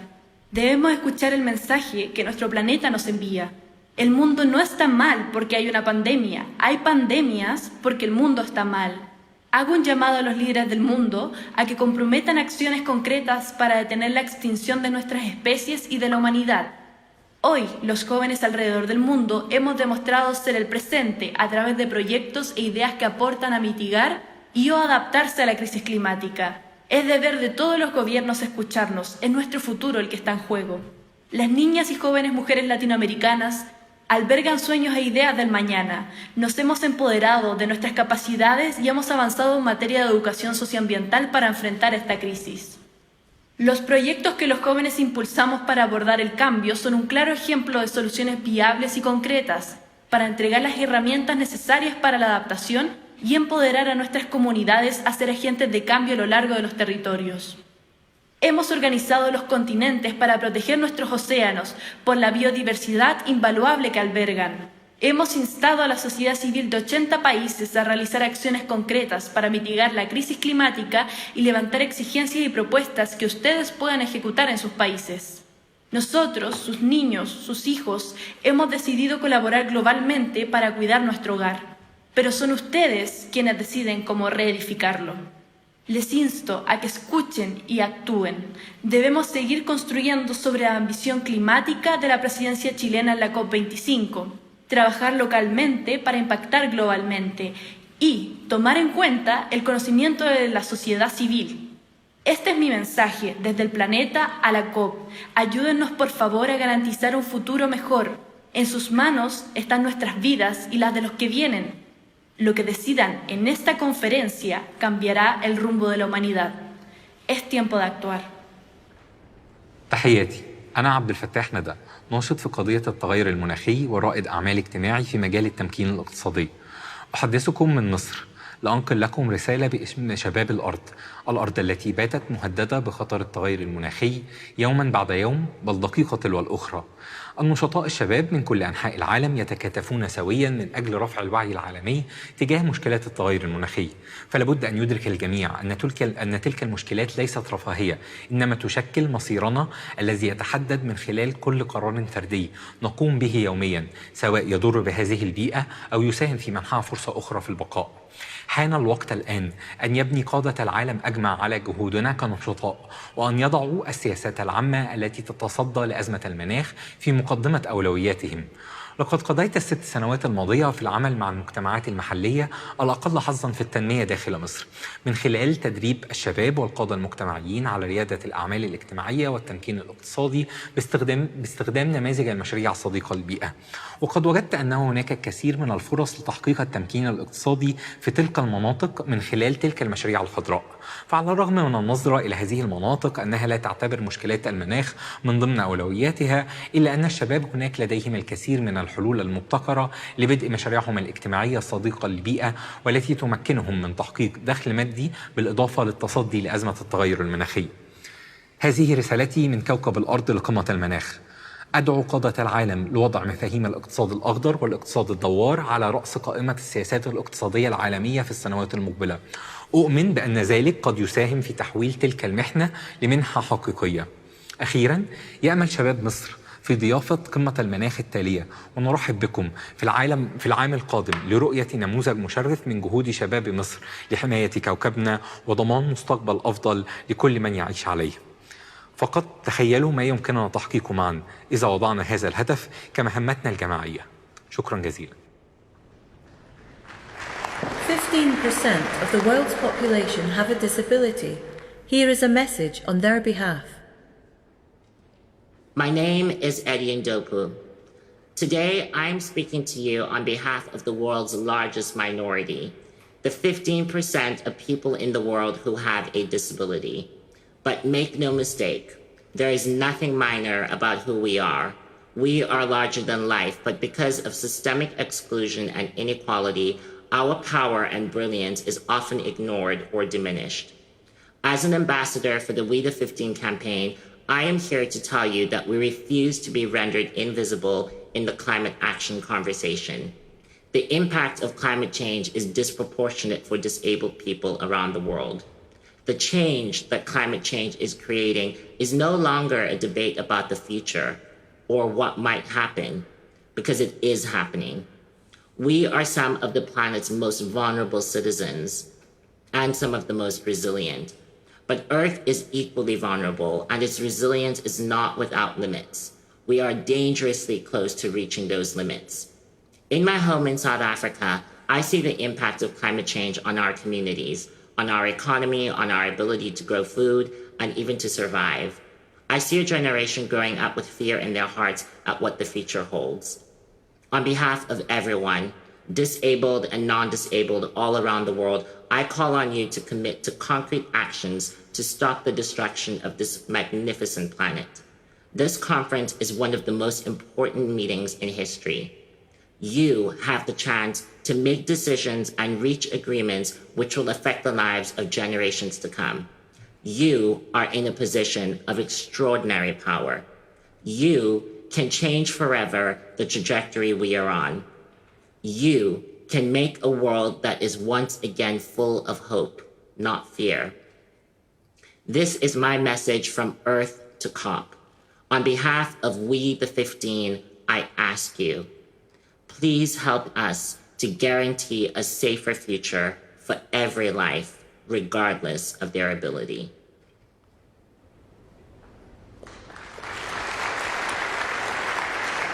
Please welcome the Prime Minister of Italy, Mario Draghi.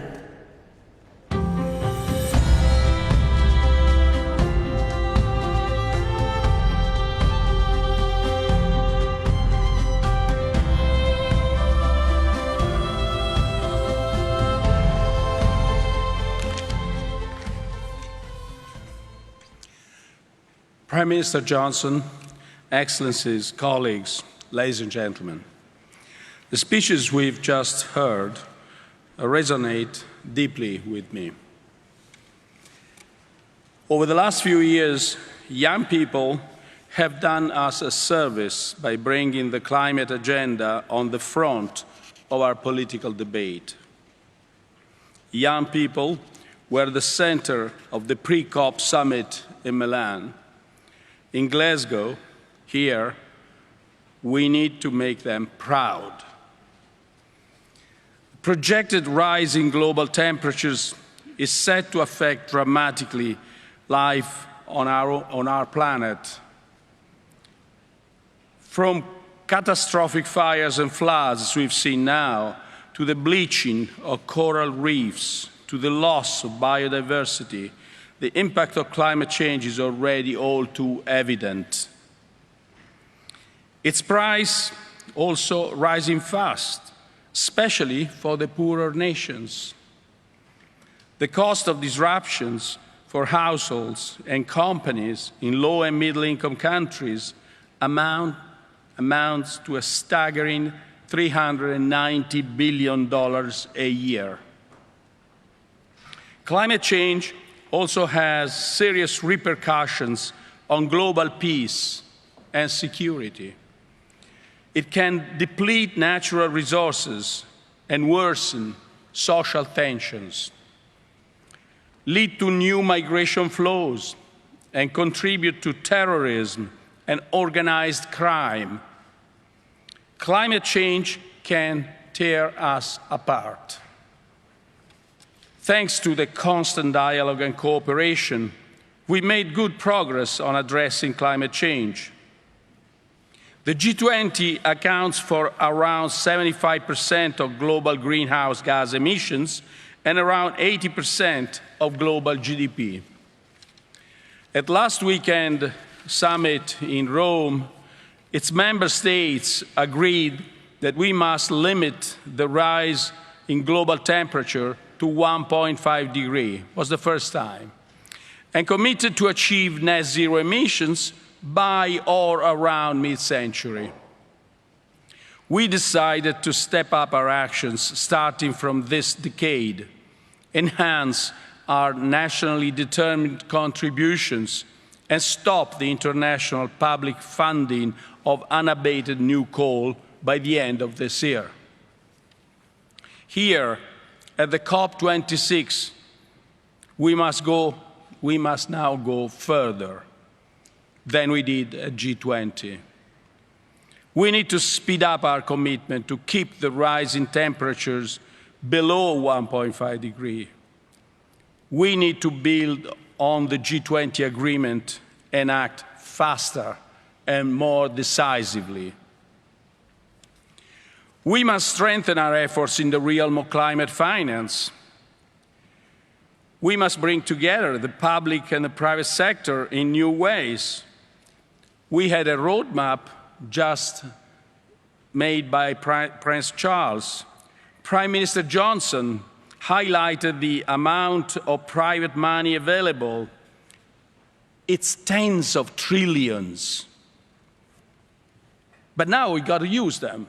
Now we have to find an intelligent way to spend them and spend them quickly.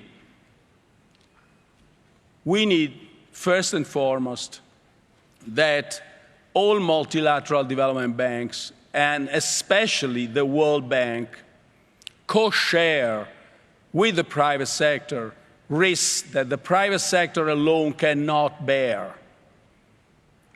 We need country-based platforms where the World Bank and other banks, multilateral development banks, can actually co-share and make all this money usable to a good effort. This is the first, in a sense, great news that Prime Minister Johnson gave us today, that money is not a concern if we want to use it well. This COP26 must be the start of a new momentum, a quantum leap in our fight against climate change. And our youth must be at the center of this process. We intend to turn the Youth for Climate event we held in Milan into a regular feature of all COPs. Future generations will judge us for what we achieve or fail to achieve. We must involve them, listen to them, and above all, learn from them. Thank you.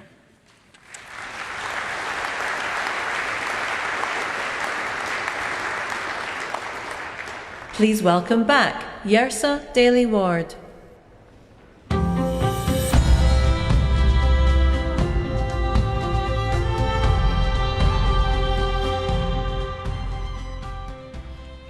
On Earth Day 2021, a competition was launched to give young people across the UK the opportunity to bring their voice to COP26.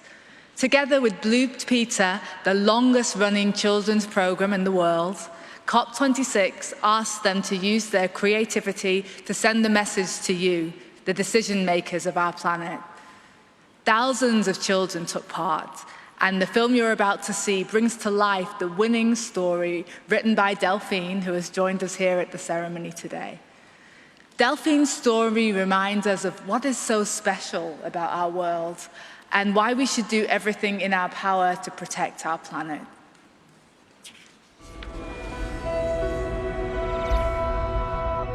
Delphine was a girl born in 2099. One day, her gran gave her a book, heavy with a spine. There were photographs of creatures she'd never ever seen. What are they, Gran, these animals? What does this all mean?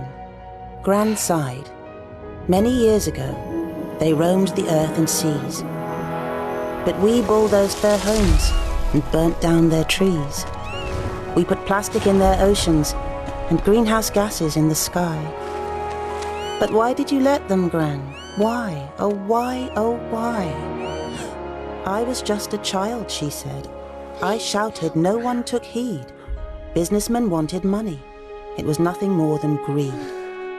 That night, Delphine read on, and her eyes grew bigger and wider. And when she fell asleep, the creatures came to life inside her. A giant cat with golden stripes and glowing orange eyes. A candy floss pink bird taking off across the skies. A funny little lizard with color-changing skin. Some speedy silver fish with spikes upon their fins. When the sun came up, the menagerie faded away, and Delphine's heart felt heavy in the cold grey light of day. Do you recognize them, dear readers of this tale? In 2021, they're not figments for girls' imagination. We must protect them where we can, for future generations.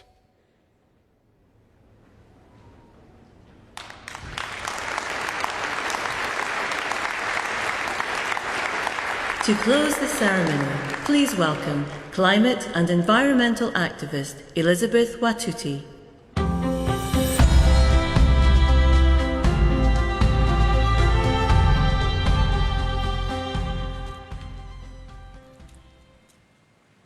My name is Elizabeth Watuti. I am a youth climate activist from Kenya. I have done a lot of soul-searching about what to say here today.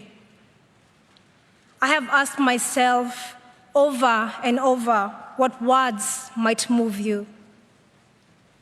And then I realized that making my 4 minutes count does not rest solely on me.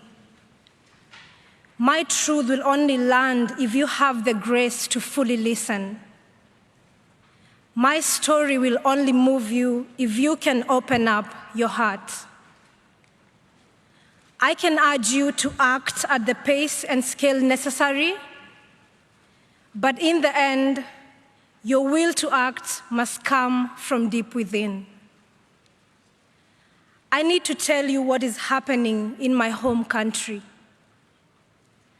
Right now, as we sit comfortably here in this conference center in Glasgow, over 2 million of my fellow Kenyans are facing climate-related starvation. In this past year, both of our rainy seasons have failed, and scientists say that it may be another 12 months before the waters return again. Meanwhile, our rivers are running dry. Our harvests are failing. Our storehouses stand empty. Our animals and people are dying. I have seen with my own eyes 3 young children crying at the side of a dried-up river after walking 12 miles with their mother to find water. Please open your hearts. This is not only happening in Kenya. Over the past few months, there have been deadly heat waves and wildfires in Algeria and devastating floods in Uganda and Nigeria. And there is more still to come. By 2025, in just 4 years' time, half of the world's population will be facing water scarcity. And by the time I'm 50, the climate crisis will have displaced 86 million people in sub-Saharan Africa alone. I would like you to join me in holding a moment of compassionate silence for the billions of people who are not here with us today, whose stories are not being heard, and whose suffering is not being felt.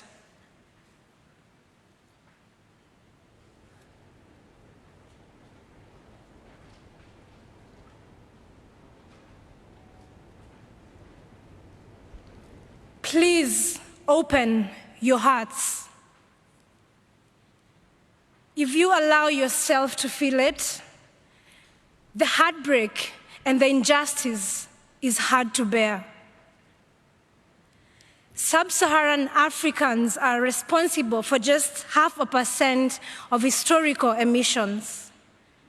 The children are responsible for none, but they are bearing the brunt. We are the adults on this earth right now, and it is our responsibility to ensure that the children have food and water. I have been doing what I can.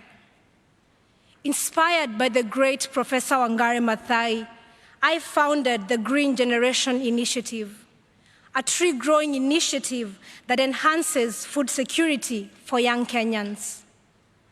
So far, we have grown 30,000 fruit trees to maturity, providing desperately needed nutrition for thousands of children. Every day, we see that when we look after the trees, they look after us. But these trees and the life-saving fruit they bear will not survive on a 2.7 degrees Celsius warmer planet. The decisions you make here will help determine whether the rains will return to our land. The decisions you make here will help determine whether the fruit trees we plant will live or perish. The decisions you make here will help determine whether children will have food and water. I believe in our human capacity to care deeply and to act collectively. I believe in our ability to do what is right if we let ourselves feel it in our hearts. So for these next 2 weeks, let us feel it in our hearts. The children cannot live on words and empty promises. They are waiting for you to act. Please open your hearts and then act. Thank you.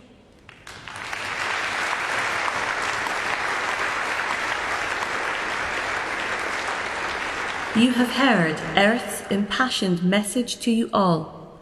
Earth is calling for action this day. This has been Earth to COP.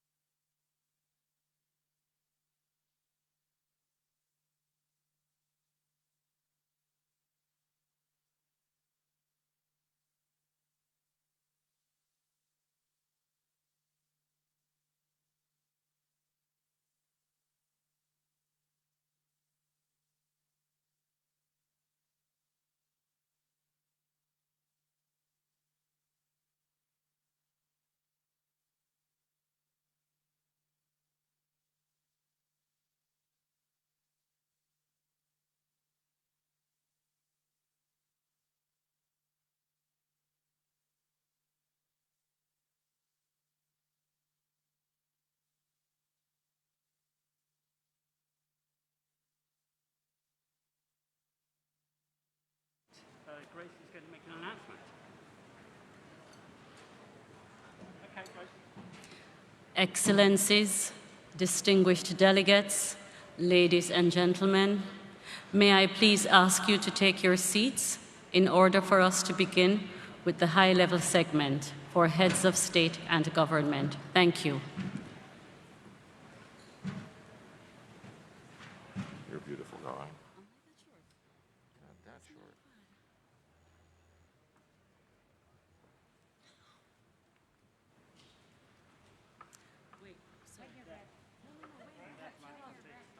You what?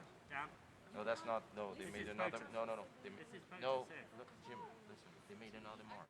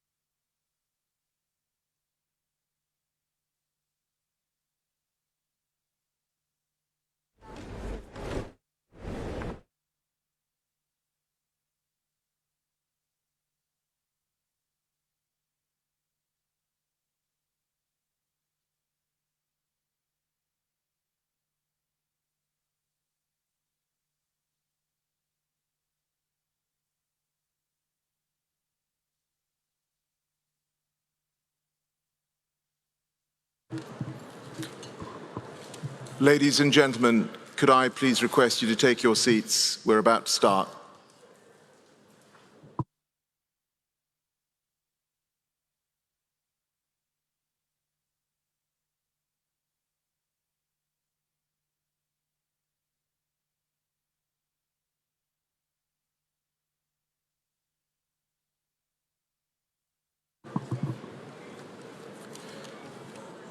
Distinguished heads of state and government, delegates, ladies and gentlemen, honoured guests, welcome to the opening of the first part of the high-level segment on the occasion of the 26th session of the Conference of the Parties, the 16th session of the Conference of the Parties serving as a meeting of the parties to the Kyoto Protocol, and the third session of the Conference of the Parties serving as a meeting of the parties to the Paris Agreement. Today, heads of state and governments will deliver national statements in parallel plenaries, Ken Grom and Penny Fan. Before we begin, I would like to remind distinguished heads of state and government of actions in place to ensure effective time management. There is a 3-minute time limit for statements during the high-level segment. Statements should be as concise as possible, noting that full text of the official statements will be made available on the UNFCCC website.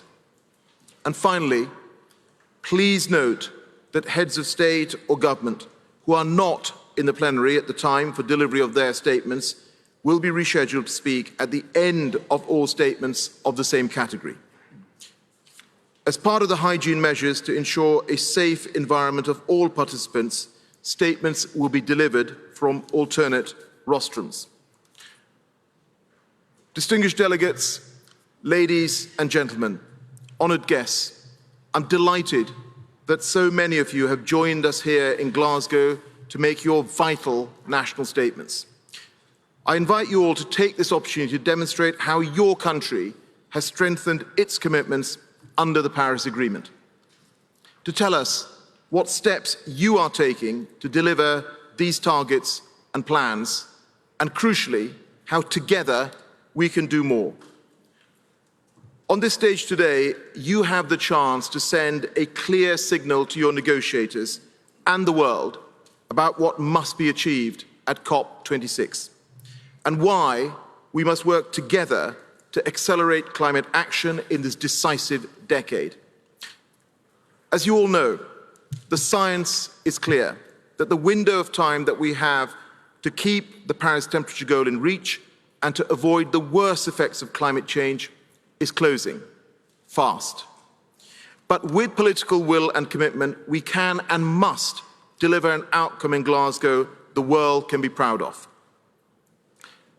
I'm also pleased that after the national statements today and in breaks in the programme tomorrow, we will hear from a selection of leading voices across civil society, business and finance to celebrate and showcase action and ambition across all 3 pillars of the Paris Agreement.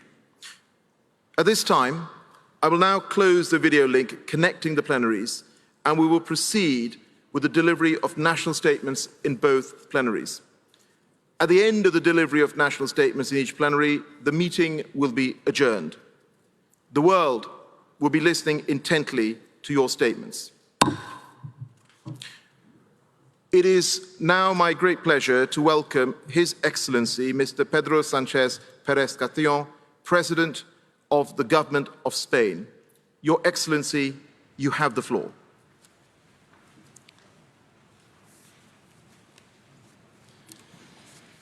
Presidente, presidentes de Gobierno, primeros ministros, delegados y delegadas, desde que nos reunimos en Madrid hace ya 2 años, la certeza sobre los catastróficos riesgos de la emergencia climática es cada vez mayor.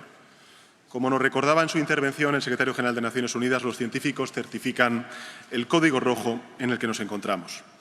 Es evidente que necesitamos un nuevo orden internacional que reconozca el papel de todos los actores, de los gobiernos, de las administraciones públicas, de la ciudadanía, de las empresas, del sector financiero, como agentes imprescindibles del cambio, que asuma que esta década es clave y que consiga alinear la ambición a corto plazo con una mirada de largo alcance. La buena noticia es que sabemos lo que hay que hacer, pero necesitamos determinación política y acción inmediata. El primer objetivo debe ser reducir emisiones y elevar nuestro nivel de ambición, de modo que el objetivo del 1,5 de grados centígrados sigue siendo un objetivo a nuestro alcance. Debemos apostar por las energías renovables, la eficiencia energética, la movilidad limpia, la conservación y la restauración de nuestros ecosistemas y la rehabilitación urbana. Debemos abandonar los combustibles fósiles y es fundamental proteger la biodiversidad y preservar nuestros océanos y la Antártica. Por eso, mi país, España, ha reducido la generación eléctrica de carbón en un 90% en estos últimos 4 años. Y además lo hemos hecho con diálogo y con paz social, porque la transición ecológica debe ser justa. Nuestras sociedades, y este es uno de los principales retos que tenemos por delante, deben percibir la transición ecológica no como una amenaza, sino como una inmensa oportunidad de crecimiento económico inclusivo. Estamos en este sentido también en nuestro país, en España, dando pasos decisivos para alinear nuestras inversiones, tanto públicas como privadas, con el objetivo de la neutralidad climática. Hemos dotado a nuestro país de la primera ley de cambio climático y transición energética, que así lo establece, y la decisión de destinar casi 30.000 millones de euros en los próximos 3 años a la transición ecológica es la mejor expresión de nuestra voluntad política. En segundo lugar, debemos crear marcos adecuados para nuestras políticas de adaptación, algo cuya importancia España entiende bien, ya que nuestro país es especialmente vulnerable a fenómenos extremos. A nivel doméstico, contamos con un segundo Plan Nacional a 2030 y hemos enviado la comunicación de adaptación de España a Naciones Unidas. También vamos a reforzar nuestra acción exterior en este ámbito y por eso mi país, España, va a aportar 30 millones de euros al Fondo de Adaptación de Naciones Unidas en 2022. En tercer lugar, si elevamos nuestro nivel de ambición, debemos respaldar objetivos con recursos. Por eso el cumplimiento del objetivo de los 100.000 millones de dólares va a ser una de las pruebas de fuego de la COP26 a la hora de recuperar la confianza entre los países del norte y del sur. España hará de su parte. Nos comprometemos a aumentar la financiación climática para llegar en 2025 con un incremento de un 50% respecto de nuestro compromiso actual. Nuestro objetivo es alcanzar los 1.350 millones de euros anuales a partir de 2025. Además, España va a destinar el 20% de sus derechos especiales de giro a países vulnerables, un mínimo de 350 millones de euros. Y para finalizar, deseo hacer un llamamiento, y es que trabajemos de forma conjunta para que esta COP suponga el punto de inflexión que impulse un verdadero cambio de rumbo del planeta a través de una acción solidaria, contundente y urgente. Una acción que cierre las brechas de desigualdad y que permita a todos percibir los beneficios de la acción climática y de la transición ecológica. Muchas gracias, presidente.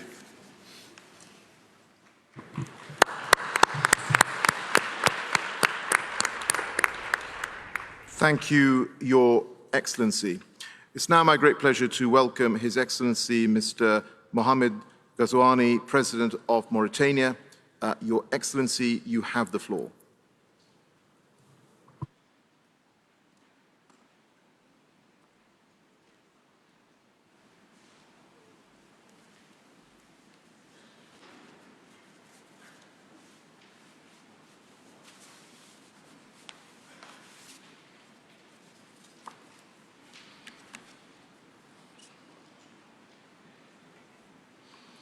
أصحاب الفخامة والمعالي السادة والسيدات رؤساء الدول والحكومات، صاحب المعالي رئيس الدورة 26 لمؤتمر الأطراف في الاتفاقية الإطارية للأمم المتحدة حول التغير المناخي، معالي السيد الأمين العام للأمم المتحدة، السادة والسيدات ممثلو المنظمات الحكومية وغير الحكومية، أيها السادة والسيدات، le réchauffement climatique, du fait de ses désastreuses conséquences multiformes, constitue aujourd'hui un défi de premier ordre que l'humanité tout entière se doit impérativement de relever.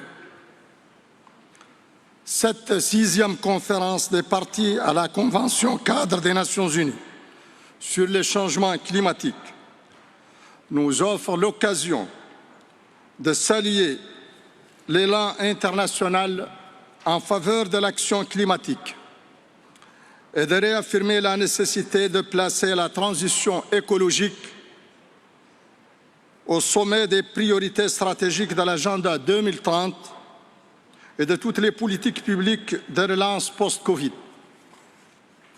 En effet, il est nécessaire que nos États mettent en œuvre individuellement et collectivement toutes les mesures qui requièrent la construction de trajectoires de développement écologique plus sobres en carbone, plus résilientes et plus inclusives. Excellences, Mesdames et Messieurs, la Mauritanie vient de réviser sa contribution nationale climat. Et bien que nos émissions de gaz à effet de serre soient très marginales, nous avons prévu de les réduire de 11% par rapport à 2018 à l'horizon 2030. Avec un appui financier extérieur plus conséquent, nous pourrions atteindre la neutralité carbone en 2030. Les efforts que nous avons consentis sur la période de 2030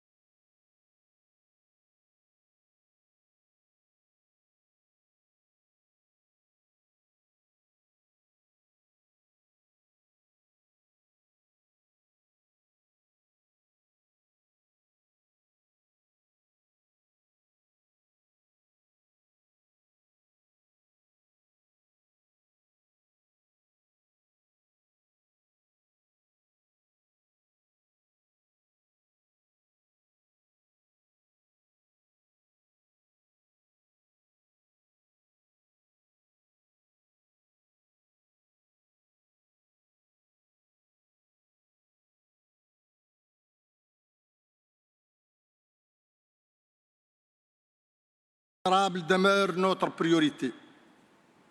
Dans ce cadre, des avancées certaines ont déjà été réalisées en matière de restauration des écosystèmes terrestres, particulièrement à travers la mise en œuvre du programme de la Grande Muraille Verte. En janvier dernier, lors du One Planet Summit, des promesses importantes de financement ont été faites pour soutenir la Grande Muraille Verte. La concrétisation de ces promesses est aujourd'hui attendue par des millions d'Africains qui souffrent de la dégradation de leurs moyens d'existence. Aussi, nous invitons la COP26 à faire du programme de la Grande Muraille Verte une priorité internationale. Et demandons plus globalement à ce que les financements en faveur de l'adaptation et de la transition écologique soient significativement augmentés et majoritairement versés sous forme de dons, afin de ne pas aggraver le fardeau de la dette des pays en développement. Excellences, Mesdames et Messieurs, convaincus que l'action climatique est devenue une priorité sociale, environnementale, économique et même sécuritaire, la Mauritanie demeurera pleinement engagée pour faire avancer la coopération climatique internationale et accélérer la transition écologique désormais plus que jamais nécessaire.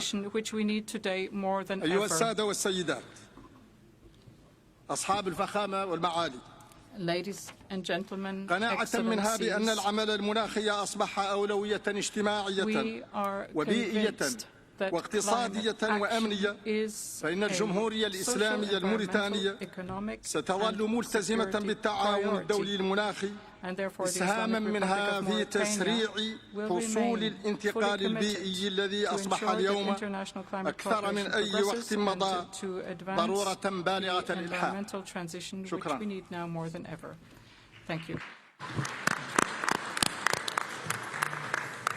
Thank you, Your Excellency. It is now my great pleasure to welcome His Excellency, Mr. Joseph R. Biden Jr., President of the United States of America. Your Excellency, you have the floor. Thank you. Ladies and gentlemen, to state the obvious, we meet with the eyes of history upon us and the profound questions before us. It's simple. Will we act? Will we do what is necessary? Will we seize the enormous opportunity before us? Or will we condemn future generations to suffer? This is the decade that will determine the answer, this decade. The science is clear. We only have a brief window left before us to raise our ambitions and to meet the task that's rapidly narrowing. This is a decisive decade in which we have an opportunity to prove ourselves. We can keep the goal of limiting global warming to just 1.5 degrees Celsius within our reach if we come together. If we commit to doing our part of each of our nations with determination and with ambition. That's what COP26 is all about. Glasgow must be the kickoff of a decade of ambition and innovation to preserve our shared future. Climate change is already ravaging the world. We've heard from many speakers. It's not hypothetical. It's not a hypothetical threat. It's destroying people's lives and livelihoods, and doing it every single day. It's costing our nations trillions of dollars. Record heat and drought, fueling more widespread and more intense wildfires in some places and crop failures in others. Record flooding and what used to be a once-in-a-century storms are now happening every few years. In the past few months, the United States has experienced all of this, and every region of the world can tell similar stories. And in an age where this pandemic has made so painfully clear that no nation can wall itself off from borderless threats, we know that none of us can escape the worst that's yet to come if we fail to seize this moment. But ladies and gentlemen, within the growing catastrophe, I believe there's an incredible opportunity, not just for the United States, but for all of us. We're standing at an inflection point in world history. We have the ability to invest in ourselves and build an equitable, clean energy future, and in the process, create millions of good-paying jobs and opportunities around the world. Cleaner air for our children, more bountiful oceans, healthier forests and ecosystems for our planet. We can create an environment that raises the standard of living around the world. And this is a moral imperative, but it's also an economic imperative. If we fuel greater growth, new jobs, better opportunities for all our people, and as we see current volatility in energy prices, rather than cast it as a reason to back off our clean energy goals, we must view it as a call to action. High energy prices only reinforce the urgent need to diversify sources, double down on clean energy development, and adapt promising new clean energy technologies so we can not only we don't remain overly reliant on one source of power to power our economies and our communities. It's in the self-interest of every single nation. And this is a chance, in my view, to make a generational investment in our economic resilience and in our workers and our communities throughout the world. That's what we're going to do in the United States. My Build Back Better framework will make historic investments in clean energy, the most significant investment to deal with the climate crisis that any advanced nation has made ever. We're going to cut U.S. greenhouse gas emissions by well over a gigaton by 2030, while making it more affordable for consumers to save on their own energy bills, with tax credits for things like installing solar panels, weatherizing their homes. Lowering energy prices will also deliver cleaner air and water for our children electrifying fleets of school buses, increasing credits for electric vehicles, and addressing legacy pollution. It will incentivize clean energy manufacturing, building the solar panels and the wind turbines that are growing energy markets of the future, which will create good-paying union jobs for American workers, and something that none of us should lose sight of. When I talk to the American people about climate change, I tell them it's about jobs. It's about workers who will lay thousands of miles of transmission lines of clean, modern, resilient power grid.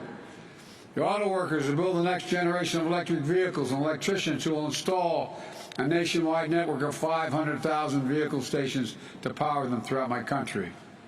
The engineers who will design new carbon capture systems, and the construction workers who will make them a reality. The farmers who will not only help fight global hunger, but also use the soil to fight climate change.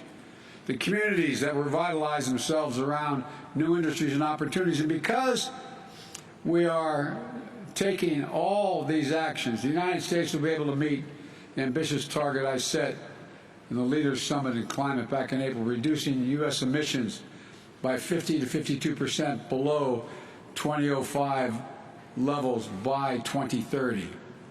We'll demonstrate to the world the United States is not only back at the table, but hopefully leading by the power of our example. I know it hasn't been the case, and that's why my administration is working overtime to show that our climate commitment is action, not words. On my very first day in office, I took action to return the United States to the Paris Agreement. Since then, our administration has been hard at work unlocking clean energy breakthroughs to drive down the cost of technologies that will require us to achieve net zero emissions, and working with the private sector on the next generation of technologies that will power a clean economy of the future. Over the next several days, the United States will be announcing new initiatives to demonstrate our commitment to providing innovative solutions across multiple sectors, from agriculture to oil and gas, to combating deforestation, to tackling hard and to abate industries. We're planning for both short-term sprint to 2030 that will keep 1.5 degrees Celsius in reach, and for a marathon that will take us to the finish line and transform the largest economy in the world into a thriving, innovative, equitable, and just clean energy engine of net zero for a net zero world. That's why today I'm releasing the U.S. long-term strategy, which presents a vision of achieving the United States goal of net zero emissions economy-wide by no later than 2050, and reinforces an absolutely critical nature of taking bold action in the decisive decade.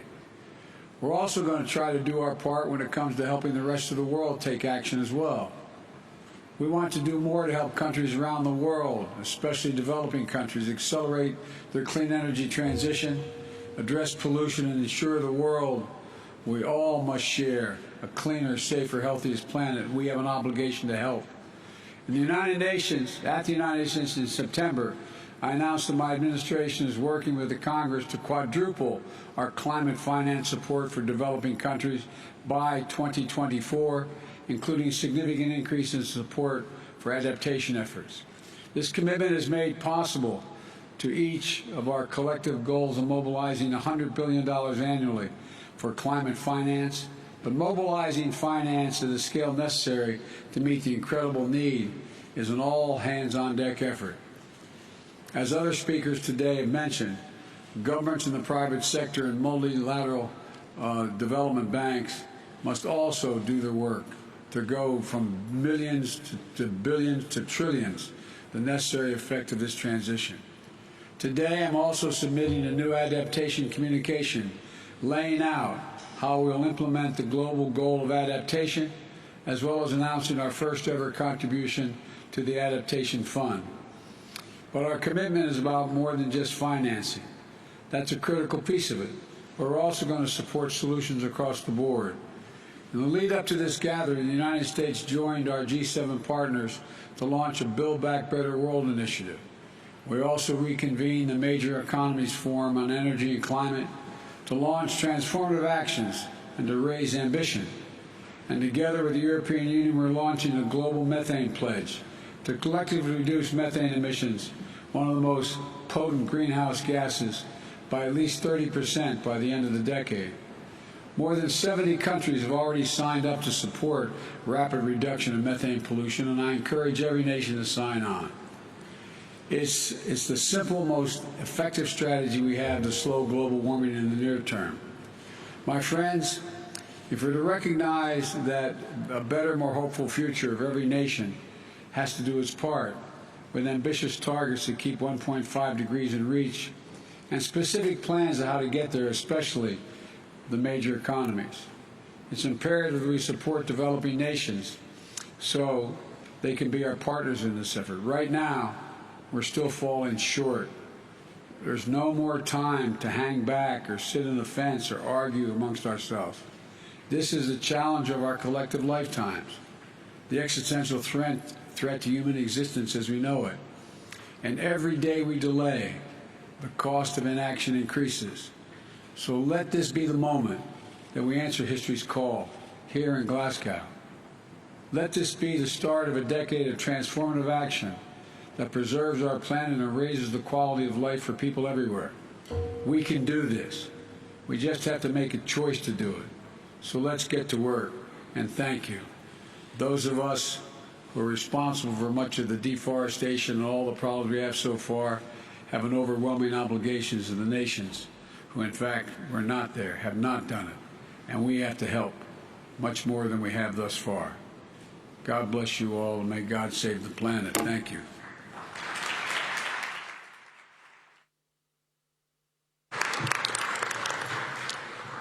Thank you, Your Excellency. I'll now request COP Rapporteur Ahmed Rajabi to continue chairing this session.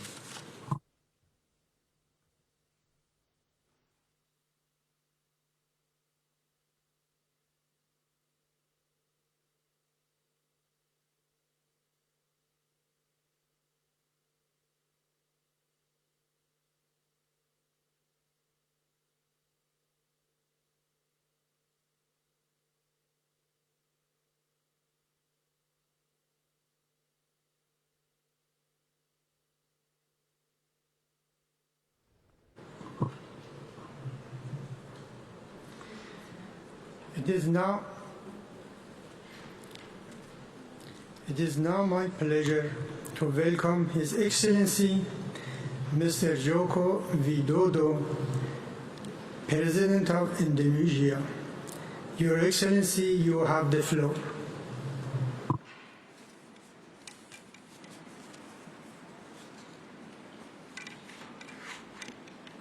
Yang Mulia, Your Excellency, perubahan iklim adalah climate change ancaman is a major besar threat bagi kemakmuran to dan global prosperity pembangunan global. and development.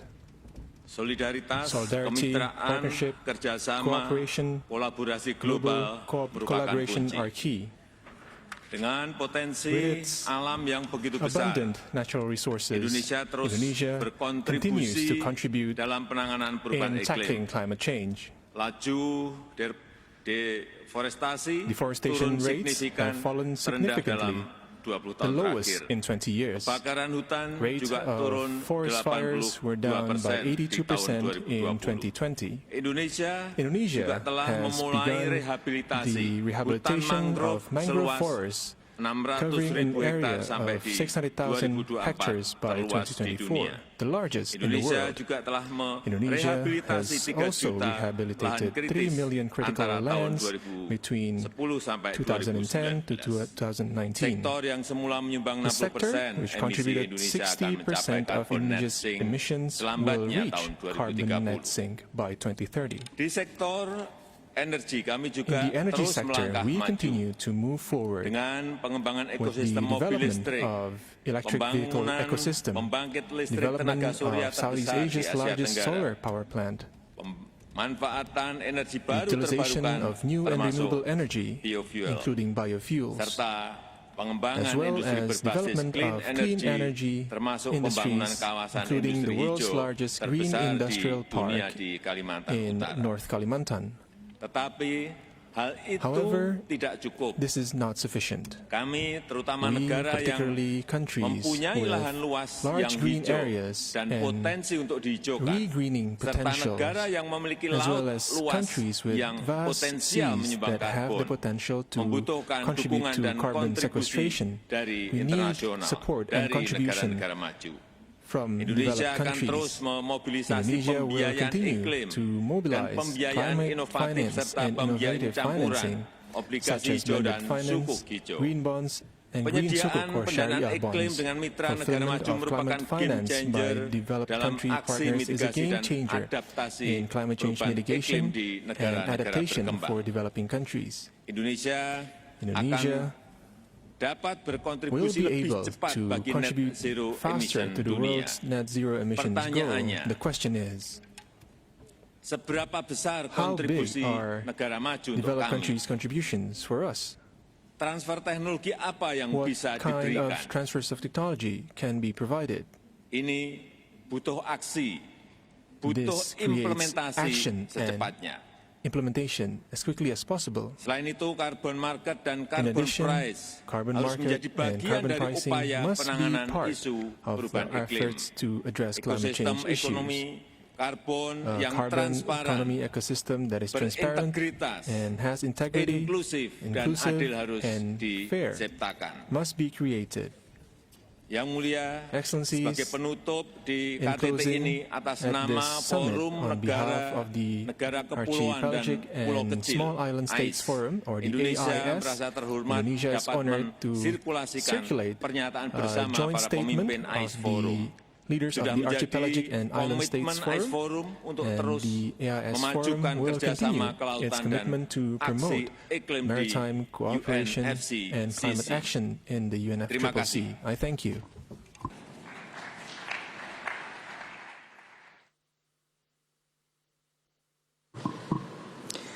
Thank you, Your Excellency.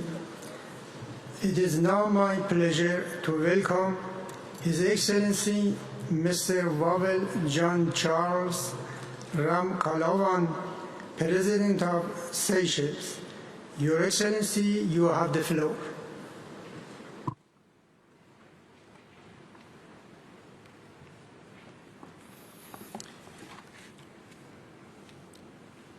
Mr. President, Excellencies, ladies and gentlemen, I stand before you, fellow leaders of our nations, thus of our planet, neither as a scientist nor as an environmental expert, but as a citizen of our beautiful planet, and more specifically as an island boy facing reality.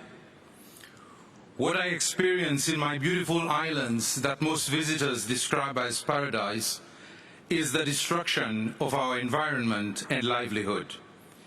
This, I am sure, is what we all see in the various parts of the world we come from, be it flooding, forest fires, extreme temperatures, delayed rainy seasons, coastal erosion, destruction of wildlife, fewer and smaller fish, and many more. These, unfortunately, are all part of the destruction process of planet Earth and the self-imposed eventual extinction of the planet's most intelligent species, the human being. Some of the questions that our young people are asking us, and which should touch our conscience as guardians of this oxygen-blessed planet, are: leaders, when are you going to shift from words to action? When are you going to stop making empty promises? When are you going to start taking us and our future seriously? When are you going to show that you actually care? These are damning questions that will confirm our legacy. Forget about mammoth achievements. For 1 second, we must all look at the mandate bestowed on us and allow our decisions to surpass political considerations and repose on only one agenda: the survival of our planet. Our people want a better life, and this starts by being alive. Seychelles is a victim. So are other small island developing states. We suffer the effects and consequences of industrialization and climate change. We are already gasping for survival. When I hear the expression rise in sea level, I am scared because it brings home the awareness that my country's granitic islands will lose all the economic activities happening around the coast. And I also realize that the beautiful archipelago of 115 islands that we are today may be reduced to less than 50 as our coral islands disappear, including the Aldabra Atoll, our gift to humanity. Fellow leaders, from the Seychelles, our message is simple. We have to act immediately. The Environment Partnership to Save Our Planet must happen here in Glasgow 2021. Let COP26 be the determining point. Let the change be a real one. Let the paradigm shift happen. May the industrialized nations understand that they cannot continue polluting without reserve. May those who exploit without thinking of tomorrow stop. May the corrupt poachers of our planet change their ways. And may we realize that in this battle to save our planet, we are not in the proverbial same boat, but that we are indeed in the same boat, big, small, rich or poor. The disaster experienced by COVID-19 will be seen as but a breeze. For COVID, the world came together and developed the vaccine. For the protection of our planet, the only vaccine is our sincere commitment and concrete actions. In other words, we have to be honest and action-oriented. I plead with the rich nations to look at the less fortunate ones as equal partners. Can we agree, for example, to put an end to the expression high income earning in order to accept a vulnerability index whereby we will not be measured according to the sacrifice, the hard work, planning and devotion to serve our people, but rather on how vulnerable we actually are. Seychelles is considered high income, but overnight it lost 75% of its tourism industry due to COVID-19, and the world stopped for my people. This is vulnerability. Can we, the ones who are less responsible for the planet's destruction, but who on the contrary are doing our utmost, like preserving our limited landmass or EZ, be helped generously when we are protecting our coastlines, preserving our disappearing islands, managing seagrass meadows larger than Switzerland, or fighting IUU fishing activities?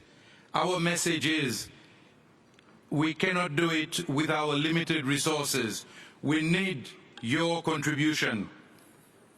We have one mission today, Mr. President, and that is to save our planet. In order to accomplish the task, we have to come together and act immediately. The partnership is for yesterday. Tomorrow is not an option, for it will be too late. The African proverb resonates loudly in my head. If you want to go fast, go alone. If you want to go far, go together. But today, at COP26, my ancestors from Africa are asking me to tweak this proverb. If you want to destroy the planet quickly, go alone. If you want to save the planet, let us do it together.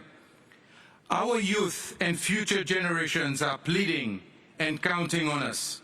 Our children, babies, and Mother Nature herself are telling us loudly and clearly, no hypocrisy, no make-believe, no empty promises, no hot air. Rather, they want our commitment, steadfastness, and resolve. So from Seychelles, we are doing our best. We are committed, however small we are. Let us not disappoint our youth and the world, but rather, as one human race, let us save our habitat, and by doing so, let us save our planet and ensure the survival of our beautiful Mother Earth. The time to act is yesterday. I thank you.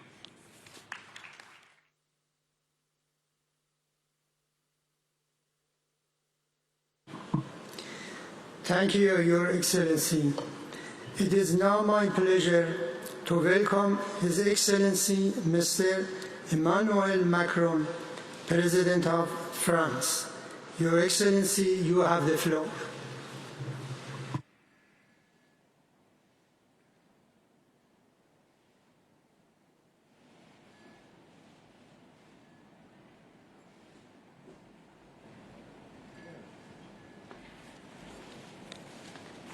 Monsieur le Président, merci beaucoup. Mr. President, thank you very much.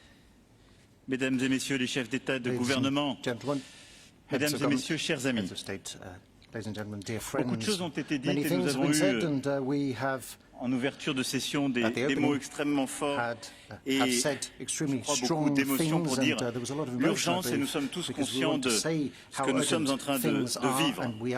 Et donc si nous sommes attendus collectivement aujourd'hui, c'est pour retrouver, je crois, ce qui a permis il y a 6 ans à tous d'avancer et de bâtir un accord qui n'était pas construit au début de la COP, permettant les accords de Paris, 3 valeurs essentielles, l'ambition, la solidarité et la confiance. Au cours de ces 6 années, certains ont parfois oublié ces valeurs, certains ont voulu quitter ou douter, mais nous avons tenu bon. Et quand je regarde les années qui viennent de s'écouler, nous avons réussi à garder l'ensemble de la communauté internationale unis pour continuer à nous battre et à faire face. Maintenant, le défi qui est le nôtre pour savoir si cette COP est une réussite ou pas, c'est le rendez-vous des résultats intermédiaires. Nous savons que notre objectif, c'est le 1,5 degré pour la fin du siècle. Cela a été réaffirmé encore en G20 à Rome hier. Nous savons qu'aujourd'hui, nous ne le sommes pas, puisque le rapport de septembre des Nations Unies nous dit que notre trajectoire actuelle nous amène à 2,7 degrés. Les efforts qui ont été annoncés en prévision de la COP ces dernières semaines commencent à réduire cet écart. La clé de notre action collective est que dans les jours qui viennent, avant la clôture de cette COP, il puisse y avoir suffisamment d'engagement pour revenir au 1,5 degré, plutôt à des stratégies nationales qui crédibilisent cet objectif, en particulier en accélérant nos stratégies d'ici 2030. Premier objectif et première valeur qu'il nous faut retrouver donc, c'est l'ambition. L'ambition, c'est ce que portent nos stratégies nationales et les chiffres sont là pour le dire. Il faut tous et toutes pouvoir avoir des stratégies qui correspondent à la déclinaison du 1,5 degré maximum dans nos stratégies nationales. À ce titre, la France, mais plus largement l'Union européenne, le Royaume-Uni sont aujourd'hui au rendez-vous de ces engagements. Notre défi est maintenant de les mettre en œuvre. Et je n'en sous-estime ni l'importance ni la difficulté. Nous avons donc aujourd'hui, nous, un défi qui est la mise en œuvre du Green Deal au niveau européen, de nos stratégies nationales, mais les chiffres annoncés sur lesquels nous nous sommes engagés sont ceux qui permettent de crédibiliser ce 1,5 degré. C'est une transition énergétique, c'est une transition du modèle économique, cette transition doit être juste et accompagnée socialement, et cette transition est celle qui permettra aussi de créer de nouvelles opportunités, de nouvelles créations d'emplois à travers justement des innovations profondes, la construction de nouveaux secteurs et de nouvelles opportunités. C'est ce que nous sommes en train de faire et ce sur quoi nous concentrons nos efforts et nos mises en œuvre au niveau national et européen. Mais à côté de cela, la clé pour les 15 prochains jours ici, dans notre COP, est que les plus gros émetteurs, dont les stratégies nationales ne sont pas conformes à notre objectif, 1,5 degré, c'est que ces plus gros émetteurs rehaussent leur ambition dans les 15 jours qui viennent. C'est le seul moyen de recrédibiliser notre stratégie et d'avoir des stratégies d'ici à 2030 qui permettent de rendre crédible les 1,5 degrés. Deuxième valeur, c'est la solidarité. Nous l'avons tous vécu pendant la pandémie, cela a été rappelé un instant. Nous ne pouvons vaincre ces défis internationaux que si nous sommes coordonnés et si nous agissons ensemble. Dans un contexte où Le dérèglement climatique, en quelque sorte, son injustice au carré.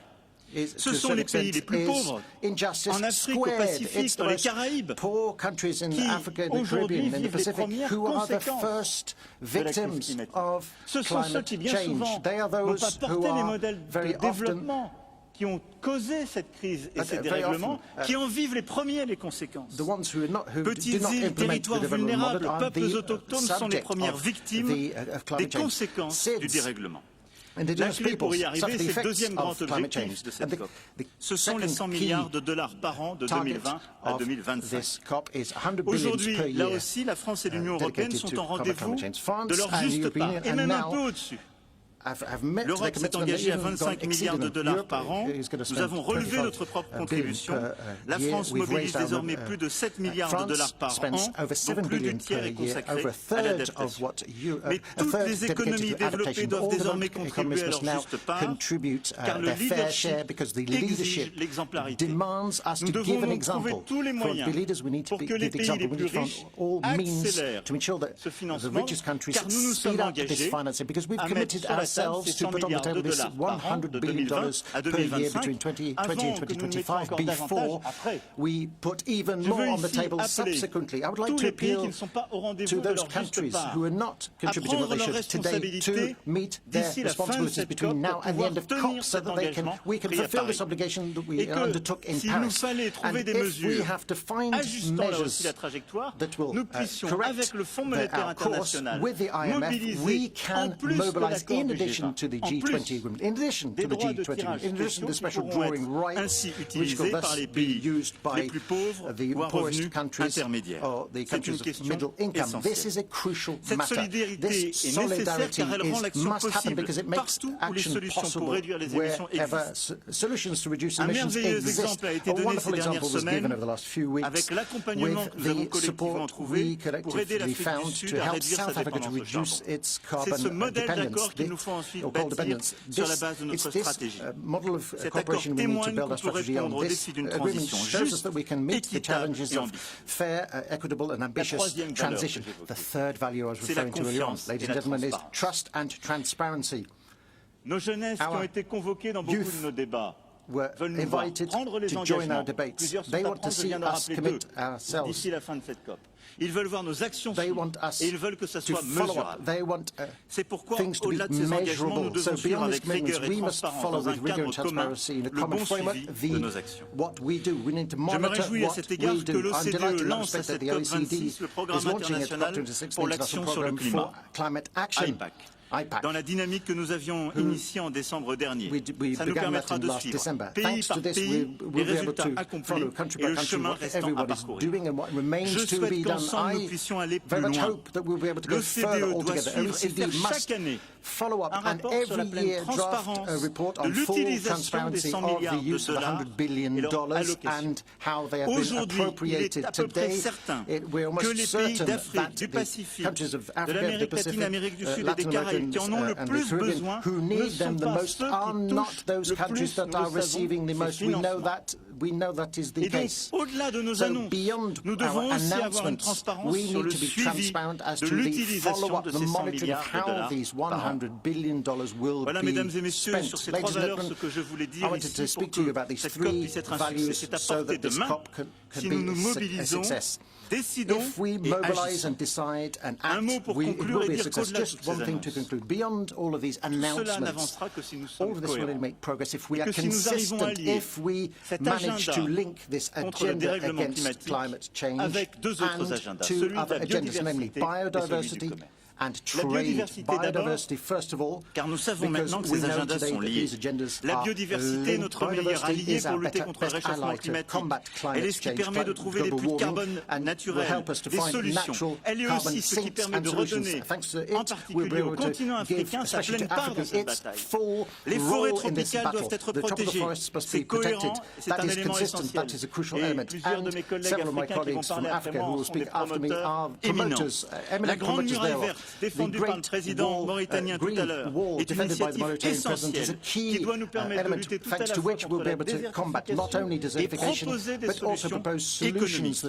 Et notre mobilisation pour les océans est indispensable. Cet agenda est complémentaire et indissociable de lutte contre les dérèglements climatiques. Enfin, nous devons mettre en cohérence notre cadre commercial et notre cadre environnemental et climatique. Trop d'entre nous prennent ici des engagements et ensuite signent des accords commerciaux qui font exactement ça. Nous ne pouvons plus continuer à avoir une planète où on fait fonctionner selon une grammaire et des règles qui n'intègrent pas en son cœur nos accords commerciaux doivent refléter nos engagements climatiques. L'organisation de nos chaînes de valeur doit refléter nos exigences climatiques.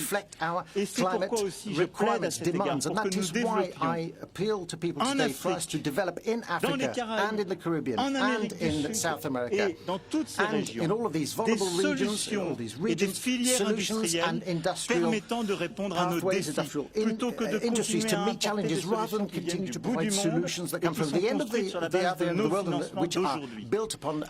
Notre solidarité à travers les 100 milliards de dollars par an doit permettre de développer ces filières qui sont aussi des opportunités économiques régionales.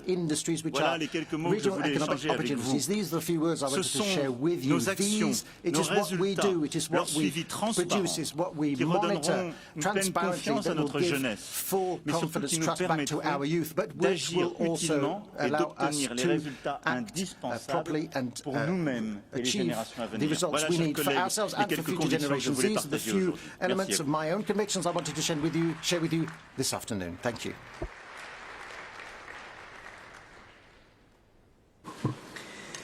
Thank you, Your Excellency. It is now my pleasure to welcome His Excellency Mr. Ali Bongo Ondimba, President of Gabon. Your Excellency, you have the floor.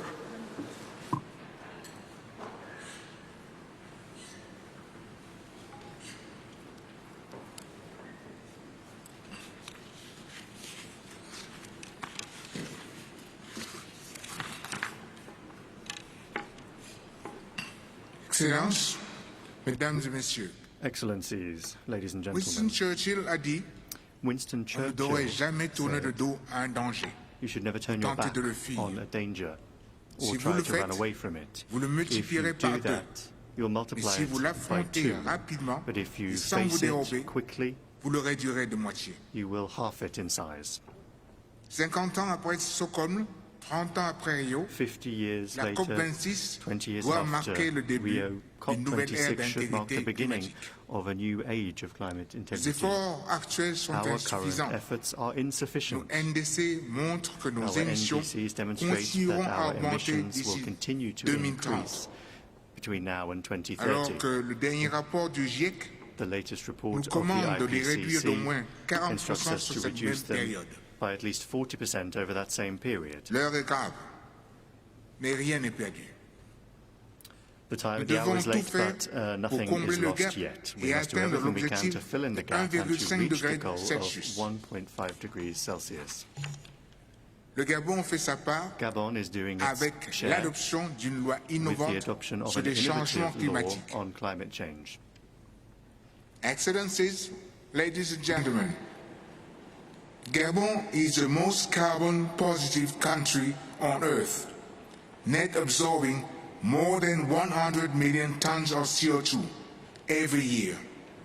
I plan to keep it that way and will submit a new NDC post-Glasgow. I call on countries that are not on track, particularly the 20 nations that represent 80% of global emissions, to submit new NDCs in line with 1.5 degrees. We must establish a Marshall Plan on climate. We need to rebuild trust by honoring the pledge of $100 billion per year. This symbolic commitment will need to be multiplied tenfold beyond 2025 in order to meet the real needs of developing countries. We must clearly define our common adaptation goal. Even if we achieve the 1.5 degrees target, climate change will still entail enormous costs. Finally, we must demonstrate strong leadership to all those who are watching us, in particular to future generations. I call on all negotiators to be flexible and to finalize the Paris Agreement's rules book. Under no circumstances should we allow ourselves to relieve Madrid's frustration. Thank you.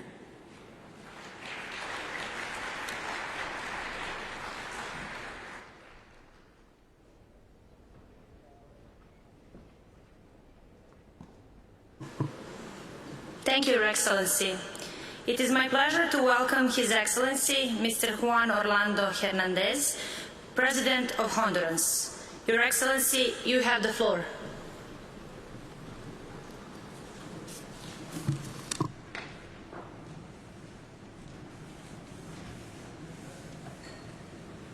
Damas y caballeros, ladies and gentlemen, cuando se trata de la vida when life is at humana, stake, human life, that is, de la vida del planeta, and the life of our planet, toma más fuerza then un dicho popular we have this saying que which is dice relevant la to us, esperanza and this es saying lo is último que se hope pierde. is the last thing that we lose. No quisiera I wouldn't que este evento want this event sea uno más como los que han pasado. to be just another one of our events. Necesitamos we resultados hoy, results today, no mañana. not tomorrow. En mi país, Honduras, desde In el my año country, 1970 since the hasta el 70s, año 2020, or between se the han 1970s registrado and 2020, 82 there were 82 desastres naturales, natural de los cuales disasters that were recorded, out of which 67 fueron 67 influenciados por los were efectos del cambio climate climático. change induced.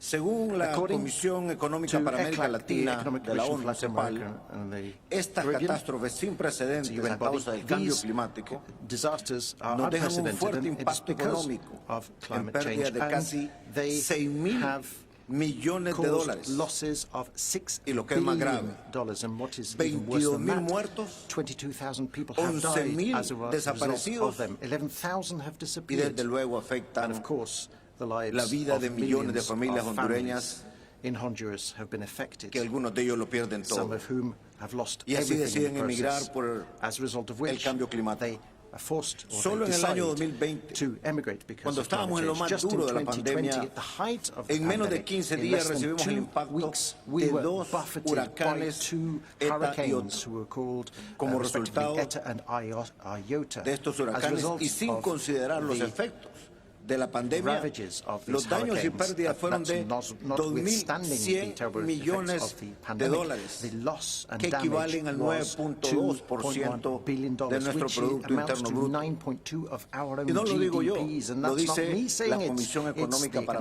América Latina de la Commission ONU. for Latin America and the Caribbean of the United Nations. ¿Se saying imaginan it. qué significaría Just para imagine países what como that would Alemania, mean for countries como such as Estados Germany Unidos, el Reino or the Unido, US perder el or the UK 9.2% lose de su PIB? 9.2% of their GDP. 350 Well, I can tell you what it billones would mean. para Alemania, For Germany, it would mean 1.962 billones para Estados $350 billion. Unidos, For the US, it would be $1.9 trillion, billones and para el for the Reino UK, Unido. it would be $243 Lo digo para que billion. dimensionen I'm telling you these figures for you to get an idea es of the para scale nosotros of what esta tragedia. we have experienced Entonces through these comparemos. tragedies. So let us compare Hemos figures perdido here. We durante have lost 50 over the años last casi 50 years 6.000 millones around de dólares. $6 billion. Y esperamos recibir apenas una mínima cantidad. And we're expected to receive ¿Es in esto justo? exchange a pittance. ¿Dónde está la compensación ambiental? Is this fair? Is my question. ¿Qué Where is tanto ha prometido la comunidad the internacional? environmental compensation that the international También community nos has afectan las promised sequías. so often? We're also affected Entre by los años droughts between 2014 y 2014 and 2021 la sequía 2021. generó pérdidas anuales por $453 millones, equivalentes al 1.4 del PIB del país, provocando además inseguridad alimentaria y nutricional que debemos de atender regularmente. ¿Cómo podemos prosperar entonces como quisiéramos si cada año nuestros avances económicos y desarrollo social son consumidos por la emergencia ambiental? Y lo frustrante es venir a estas cumbres y a tantas otras y ver que seguimos igual o peor.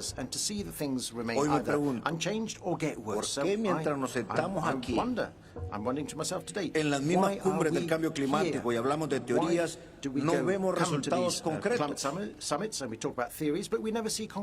G20 en Roma recientemente determinó que los países más ricos de la Tierra producen aproximadamente el 80% de la emisión de dióxido de carbono o contaminación ambiental. Sin embargo, Honduras sufre las consecuencias de esta contaminación, siendo de los países más vulnerables del mundo a los efectos del cambio climático.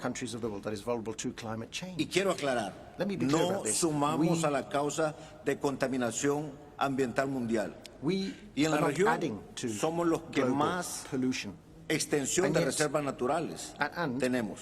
Hoy los hondureños estamos trabajando más de lo que se solicita en combate contra el cambio climático. Con nuestras ambiciosas contribuciones nacionales determinadas, NDC recién actualizadas. Pero tengo fe, tengo esperanza que estos eventos dejarán de ser para lucir bien ante la comunidad internacional y los pueblos del mundo, porque ahora es nuestra última oportunidad de que esta cumbre sea realmente algo efectivo, menos palabras y más acción.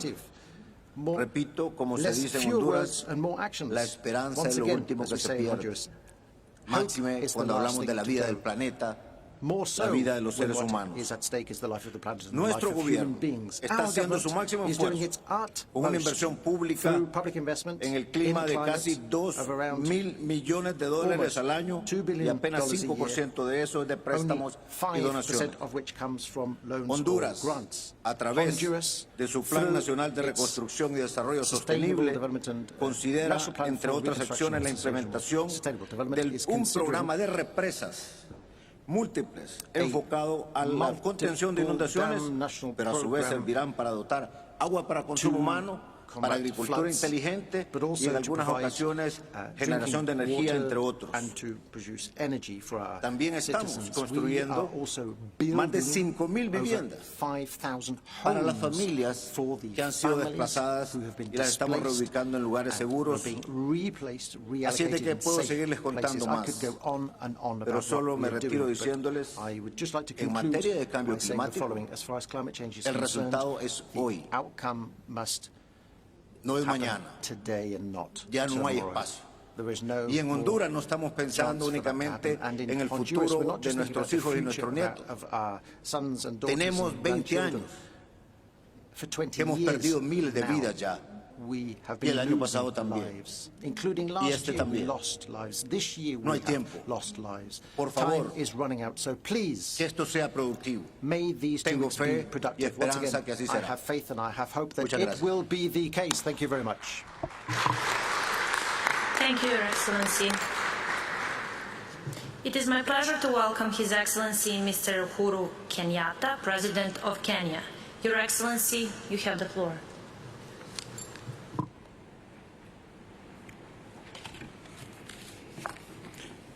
Excellencies, ladies and gentlemen, a key priority during Kenya's tenure at the United Nations Security Council is to amplify the voice of Africa and the Global South in building a compelling case for the nexus between climate change and security. And this is because we recognize that climate change is escalating and complicating new and old conflicts throughout the world. The evidence, ladies and gentlemen, is irrefutable. All the reports, including the most recent Intergovernmental Panel on Climate Change, sounded an alarm bell that the world risks facing a global catastrophe unless leaders shift gear on climate change. We need to urgently implement bold mitigation and adaptation measures to avert the looming crisis. It is the least that we can do to bequeath a peaceful and sustainable planet to future generations. Climate change poses an existential threat to Kenya and to most countries in the African continent. In Kenya, extreme weather events, including floods and droughts, lead to losses of between 3 and 5% of our GDP annually. Further, they aggravate food insecurity and trigger divisive intra-community and inter-country competition for resources. Kenya has developed a robust climate change action plan to scale up efforts and to maintain a low-carbon development trajectory. The plan includes commitment to restore degraded water towers, accelerate forest restoration, and to increase our tree cover to at least 10% of our land area in order to promote a sustainable blue economy, but also promoting green manufacturing. Indeed, as many of you know, Kenya is a pacesetter in the energy sector. We are among the top 8 global leaders in geothermal power development and home to the largest wind power projects on the African continent.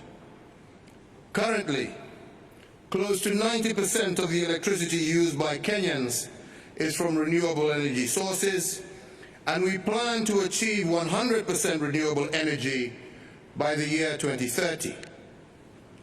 As you can see, ladies and gentlemen, Kenya is doing her fair share. Let me, however, hasten to add that these are mere baby steps relative to the enormity of the climate change challenge. Kenya came to this meeting with high expectations that COP26 will deliver on at least 4 critical issues. First, to see an increase in ambition in emissions reduction. The major emitters must make more ambitious their emission reduction commitments. We all must harness low-carbon investment opportunities as we reboot our economies. Second, we would like to see a quantum increase in climate finance. 2 times in a row, developing countries have been promised US $100 billion per year, but this has yet to be delivered. Today, once again, yet another pledge of 2023. Third, we would like to see ambition on adaptation and loss and damage. With climate impacts increasing, provisions to help the most vulnerable to adapt, including through increased financial support, should be strengthened. Finally, we expect that detailed rules and procedures for implementing the Paris Agreement will be finalized, and a clear way forward for climate resilient pathways set. We also expect that the agreement will be sufficiently inclusive to accommodate the needs and priorities of developing countries, and in particular, the special needs and circumstances of Africa, which has been very ably put forward earlier and very well articulated by Elizabeth Wahote, the young girl who spoke to us earlier. Indeed, the findings of the international scientific community, including the recent report on the Intergovernmental Panel on Climate Change, on the physical science and basis of climate change, underscore the special needs and circumstances of Africa, contribute to the vulnerability and the low adaptive capacity of African countries to climate change. The IPCC further notes that even with scaled-up global climate action, it will not be possible to avoid and to reduce all loss and damage from the impacts of climate change, and that by 2030, the economic costs of loss and damage in developing countries is expected to be between US dollars 290 billion and US dollars 580 billion. Throughout Africa, as the most vulnerable continent to the impacts of climate change, countries are already experiencing loss and damage of an increasing magnitude and frequency. We are therefore deeply concerned to hear that yesterday, during the adoption of the agenda for this conference, the item on the special needs and circumstances of Africa was yet again not adopted. And we expect the COP President to undertake extensive and comprehensive consultations and address the special needs and circumstances of African states, and indeed report back to us before the close of the session of the conference. In conclusion, ladies and gentlemen, our own Kenyan Eliud Kipchoge, the greatest marathoner of all time and our climate champion, and who will be attending this conference, has demonstrated to us that in a race against time, no human is limited. We have the means and the ability to protect our planet from climate change-related destruction and to secure peace and stability for all. What we need now is to recognize that we are in a race against time, and we need unanimity of purpose, we need boldness and unwavering political commitment to achieve the 1.5-degree pathway. I thank you for your attention. Thank you, Your Excellency. It is my pleasure to welcome His Excellency Mr. Volodymyr Zelensky, President of Ukraine. Your Excellency, you have the floor. Thank you very much.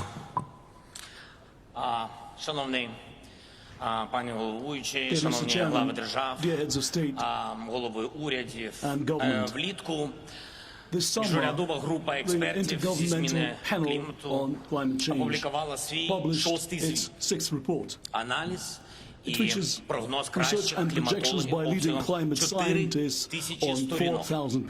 Праця Вільяма Джеванса «Вугільне питання» значно менша і старша на 150 років.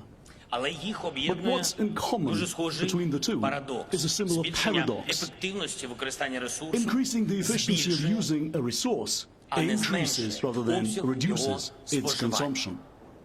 Парадокс, але виконання Паризької угоди під загрозою через виконання Паризької угоди.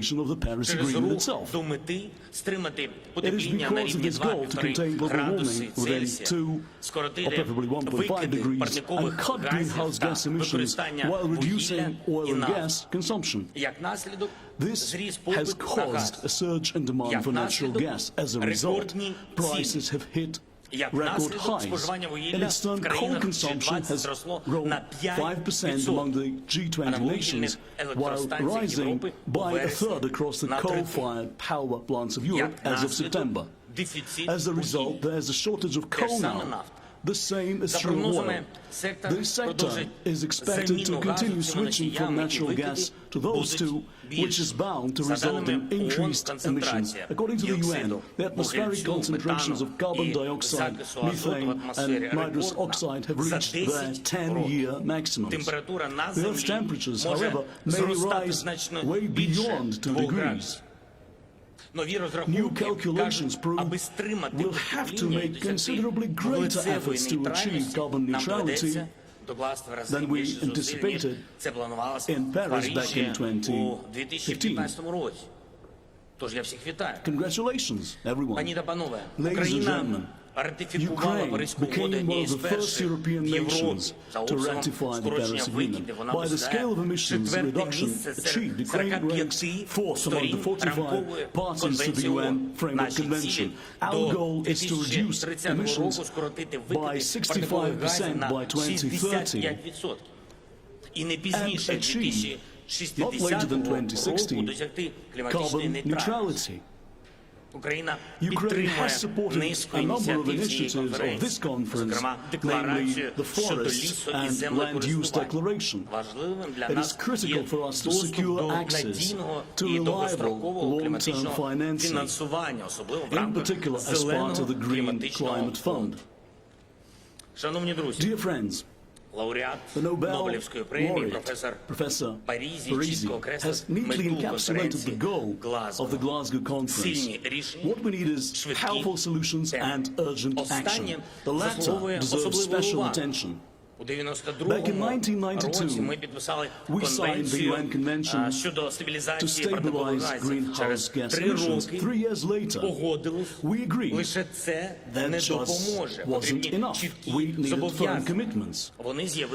Those were established by the 1997 Kyoto Protocol, capping emissions into the atmosphere. The protocol entered into force 8 years after it was adopted in 2005. 6 years later, we decided to replace it with a new agreement.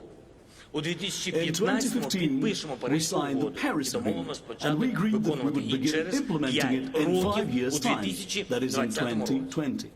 That is the pace at which we've been responding to environmental threats. The hurricanes Katrina and Sandy, the bleaching of the Great Barrier Reef, the earthquakes in Haiti and the Indian Ocean, the tsunamis, the floods, the wildfires, the droughts, all over the globe.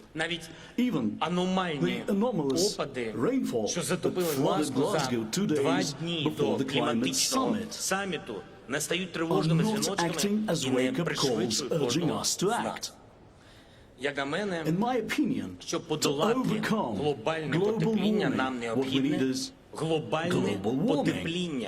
In relations between nations where trust is melting away with every passing year, agreements are worth nothing if for some people they're just empty words. This applies to both environmental treaties and other agreements unrelated to the environment. You know, back in 1994, Ukraine received security guarantees that unfortunately never complied with, and the planet ended up with 2 environmental time bombs in the center of Europe, an occupied Crimea and parts of the Ukrainian Donbass. A peninsula, Crimea, with unique flora and fauna, has been turned into a Russian Navy base, and in parts of Donbass we've seen mine flooding, soil erosion, and a dearth of potable water, and this is happening as we speak. This is a shared threat for the whole world. In these times, a disaster, wherever it may strike, I'm confident affects us all. This is best exemplified by the explosion in the Chernobyl nuclear plant, from which not only Ukraine suffered, but dozens of countries all over the globe. This tragedy proves yet another truth. Probably the single most effective action we can think of to help nature recover is for humans to not intervene. Nature in Chernobyl is recovering much faster, a lot faster than expected. As if to suggest that the best course of action that humans can take to help is just stay away. Well, we shouldn't, of course, take it literally and do nothing. We could give up, though. Then we'd have floods and fires every week.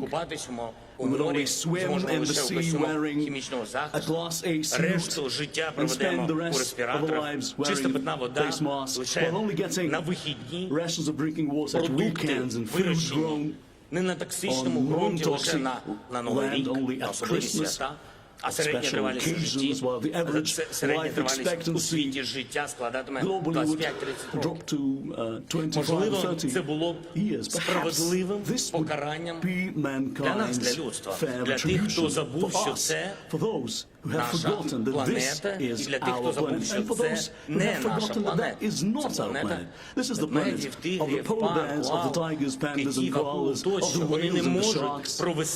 They cannot hold their own summit. They cannot decide to abandon plastics or reduce CO2 emissions.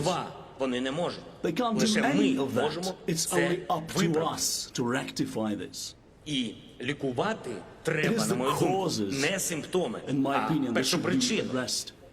змінювати не принципи виробництва і надрокористування, а глобального мислення, глобальної поведінки, пріоритети світової політики кожної держави.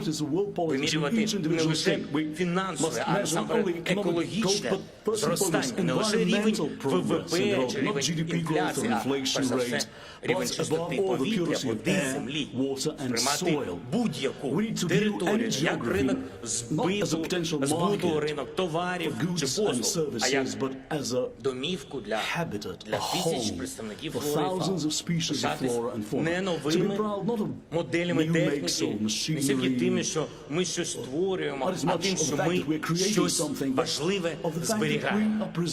Сказано багато слів, час їх виконувати швидко, спільно, без виключень. Дякую за увагу.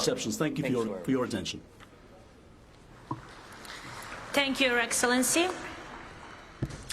It is my pleasure to welcome His Excellency Mr. Abdel El-Sisi, President of Egypt. Your Excellency, you have the floor.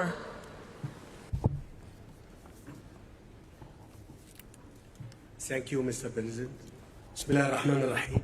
In the name of God, most gracious, most merciful, Your Excellencies, ladies and gentlemen, it is my pleasure to be with you here to deliberate on climate, the issue that affects us all. The most recent IPCC report indicated that enhancing climate action to reach the 1.5 degrees Celsius goal has become a necessity that cannot be delayed. In this context, I'll focus today on the following points. First, Egypt initiated several serious steps to implement a sustainable development model with addressing climate change and adapting to its negative impact at its start. With the goal of government-financed green projects reaching 50% of total projects by 2025 and 100% by 2030. For example, renewable energy constitutes today about 20% of Egypt's energy mix, with the aim of reaching 42% by 2035, in conjunction with rationalizing energy subsidies. In addition, Egypt is currently undergoing a shift to clean transport through expanding its metro network, laying out new electric railway network, incentivizing the use of electric cars, as well as laying the needed infrastructure. Furthermore, several new sustainable smart cities are currently being developed. Canals are being lined all over the country. To finance these projects, Egypt just recently issued green bonds worth $715 million. And to put all these efforts into their proper institutional framework, Egypt's new national climate change strategy 25 has just been finalized, paving the way to updating our NDCs in a manner that would make the policies, goals, and procedures therein supplementary to our development efforts and our COVID recovery plans, rather than hindering them. Second, as much as Egypt is cognizant of its commitments, it is also aware of the challenges faced by all developing countries. I would like here to emphasize on the fact that developing countries' ability to deliver on their climate change commitments is subject to the support these countries receive, especially with regards to climate finance, the cornerstone for our country's ability to raise their ambitions and enhance their action in the context of the delicate balance of the Paris Agreement. This balance must be preserved to allow for all mitigation and adaptation efforts to move forward on equal footing. We remain concerned over the gap between available finance and the actual needs of developing countries, added to the challenge faced by our countries to access this finance. فلا بد من وفاء الدول المتقدمة بتعهدها بتقديم 100 مليار دولار سنويا لصالح تمويل المناخ في الدول النامية، ونؤكد على دعمنا لما نادى به السكرتير العام للأمم المتحدة من ضرورة ألا يقل حجم التمويل الموجه إلى التكيف عن نصف التمويل المتاح، وعلى أهمية بدء المشاورات حول الهدف التمويلي الجديد لما بعد 2025. ثالثا، على الرغم من عدم مسؤوليتها عن أزمة المناخ، تواجه القارة الإفريقية التبعات الأكثر سلبية للظاهرة وما يترتب عليها من آثار اقتصادية واجتماعية وأمنية وسياسية. ومع ذلك تعد القارة نموذجا لعمل المناخ الجاد بقدر ما تسمح به إمكانياتها والدعم المتاح لها. من ثم تدعو مصر إلى ضرورة منح القارة الإفريقية معاملة خاصة في إطار تنفيذ اتفاق باريس بالنظر لوضعها الخاص وحجم التحديات التي تواجهه. السيدات والسادة، إنني واثق أن المداولات التي ستشهدها قمتنا والنتائج التي ستخرج بها ستعبر عن التزامنا السياسي بمواجهة تغير المناخ والتكيف مع آثاره السلبية. كما أثق أن ذلك سوف يصل إلى وفودنا التي تستعد الآن لبدء التفاوض حول الموضوعات المطروحة على جدول أعمال المؤتمر يكون دافعا ومحفزا لها للخروج بنتائج إيجابية. كما أود الإعراب عن ترحيبنا بلجنة اختراق جلاسكو وبالتقارير التي ستصدر عنها، وكذلك دعمنا للرئاسة البريطانية للمؤتمر التي سنعمل معها على مدار الأيام والأشهر القادمة، وصولا إلى الدورة القادمة للمؤتمر التي نتطلع إلى استضافتها في مصر باسم القارة الإفريقية، حيث سنسعى خلال رئاستنا إلى تعزيز عمل المناخ الدولي للوصول إلى أهداف اتفاق باريس تحقيقا لمصالح شعوب قارتنا وشعوب دول العالم كأجمع. شكرا لكم.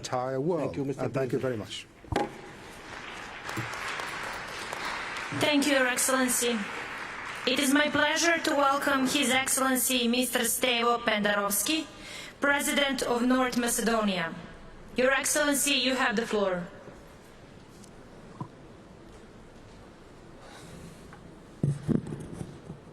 Thank you.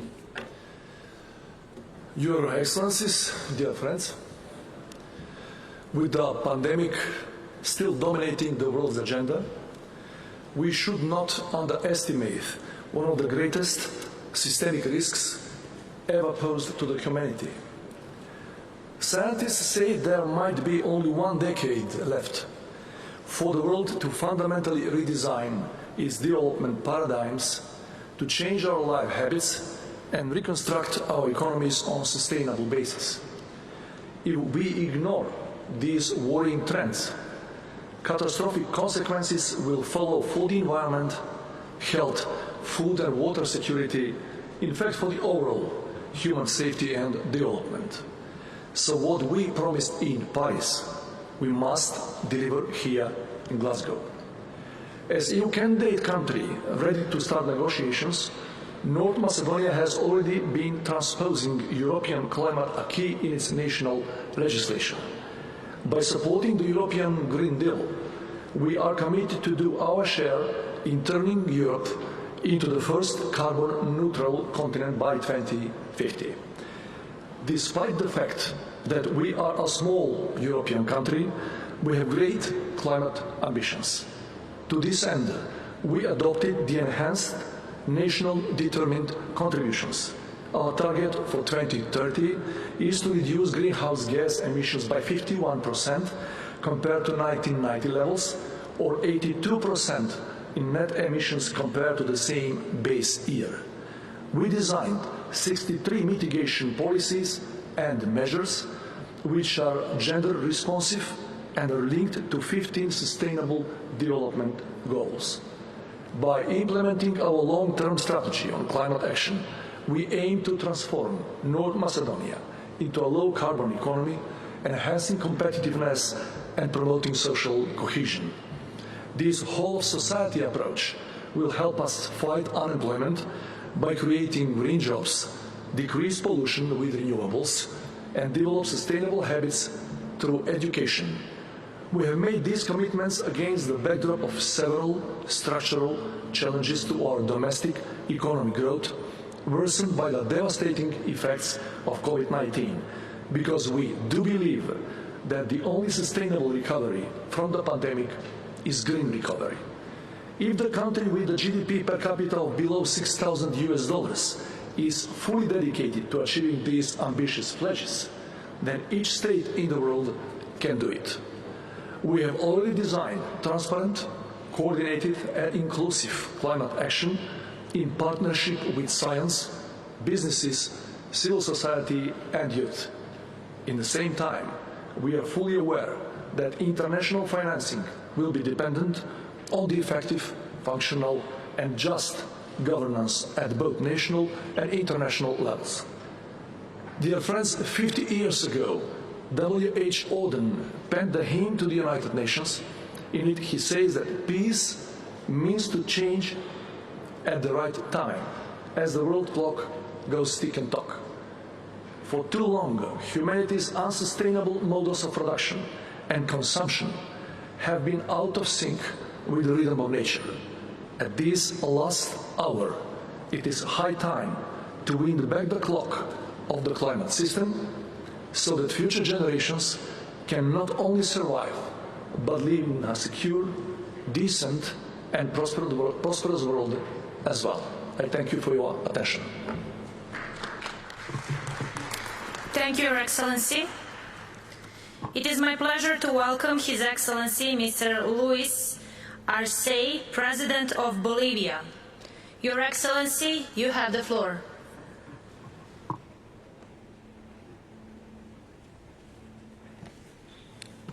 Muchas gracias. Thank you very much, Presidente. Madam President. Bolivia ha participado activamente durante los últimos años en el proceso de negociaciones para abordar una solución definitiva a la crisis climática global. Y en este marco ha suscrito el Acuerdo de París de 2015. Sin embargo, vemos con frustración que todavía existe un marco global que no termina de definir una solución global a la crisis climática que se ha convertido en el principal problema que tenemos que enfrentar por la defensa de la humanidad y de la vida en la madre tierra. Los estudios científicos y los reportes de la Secretaría de la Convención muestran que los países están muy lejos de las metas que se requieren alcanzar para enfrentar la crisis climática global. El sistema mundial capitalista, basado en un consumismo sin límites y explotación irracional de la naturaleza y el espacio atmosférico, no puede solucionar la crisis climática, a no ser que exista un fuerte cambio de timón en su sistema económico y social. Percibimos que los países desarrollados están simplemente ganando tiempo sin ningún sentido de responsabilidad con la humanidad y la madre tierra. Y su credibilidad está en riesgo. Desde los países desarrollados se están construyendo discursos donde aparecen como los campeones de la lucha contra la crisis climática con el discurso del balance neutral de emisiones hasta 2050. Pero se está muy lejos de la verdad. Si los países desarrollados quieren ser líderes en la lucha contra la crisis climática, tienen que promover una distribución del espacio atmosférico basado en la equidad con responsabilidades comunes, pero diferenciadas y en sus responsabilidades históricas. Los países desarrollados tienen que realizar reducciones en el marco del objetivo de los límites al incremento de la temperatura acordado en París. También tienen que cumplir con sus responsabilidades de transferir recursos financieros y medios de implementación a los países en desarrollo.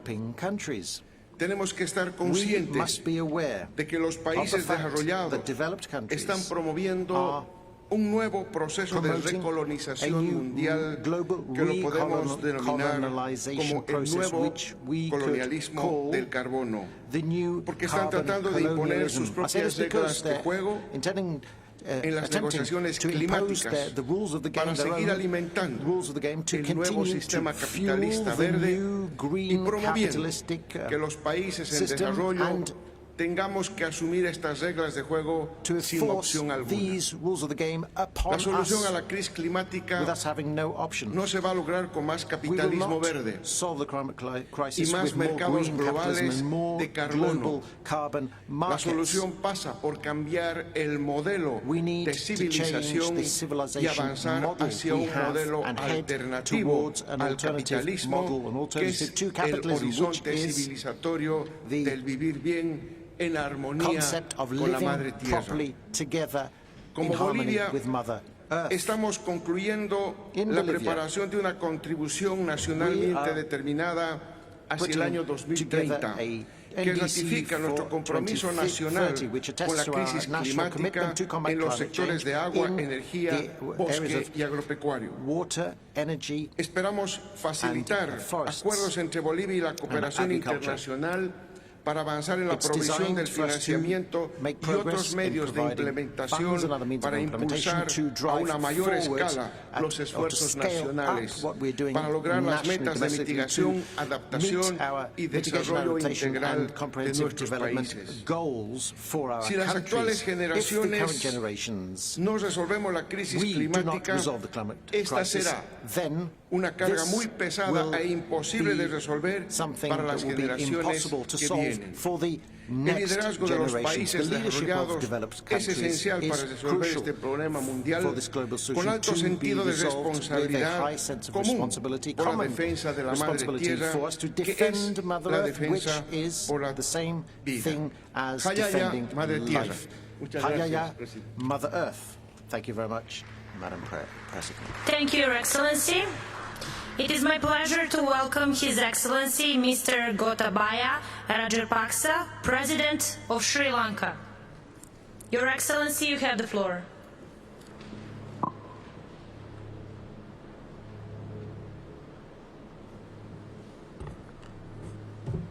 Chairperson, Excellencies, delegates.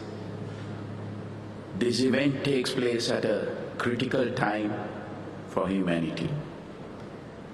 As a developing tropical island nation with abundant biodiversity, Sri Lanka is deeply aware of the impacts of climate change. Our rich philosophical heritage, shaped by Lord Buddha's teachings, places great value on environmental integrity. Sustainability is therefore at the heart of our national policy framework. Sri Lanka's updated nationally determined contributions aims to reduce emissions towards achieving carbon neutrality by 2050. We have prioritized enhancing national forest cover with initiatives underway to increase our carbon sequestration capacity by 7% by 2030.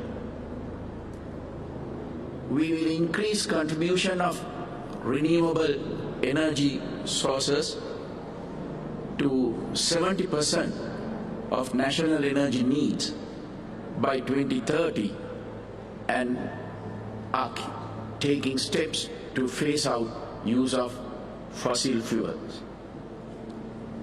Sri Lanka is also proud to be a co-lead of the Global Energy Compact for no new coal power.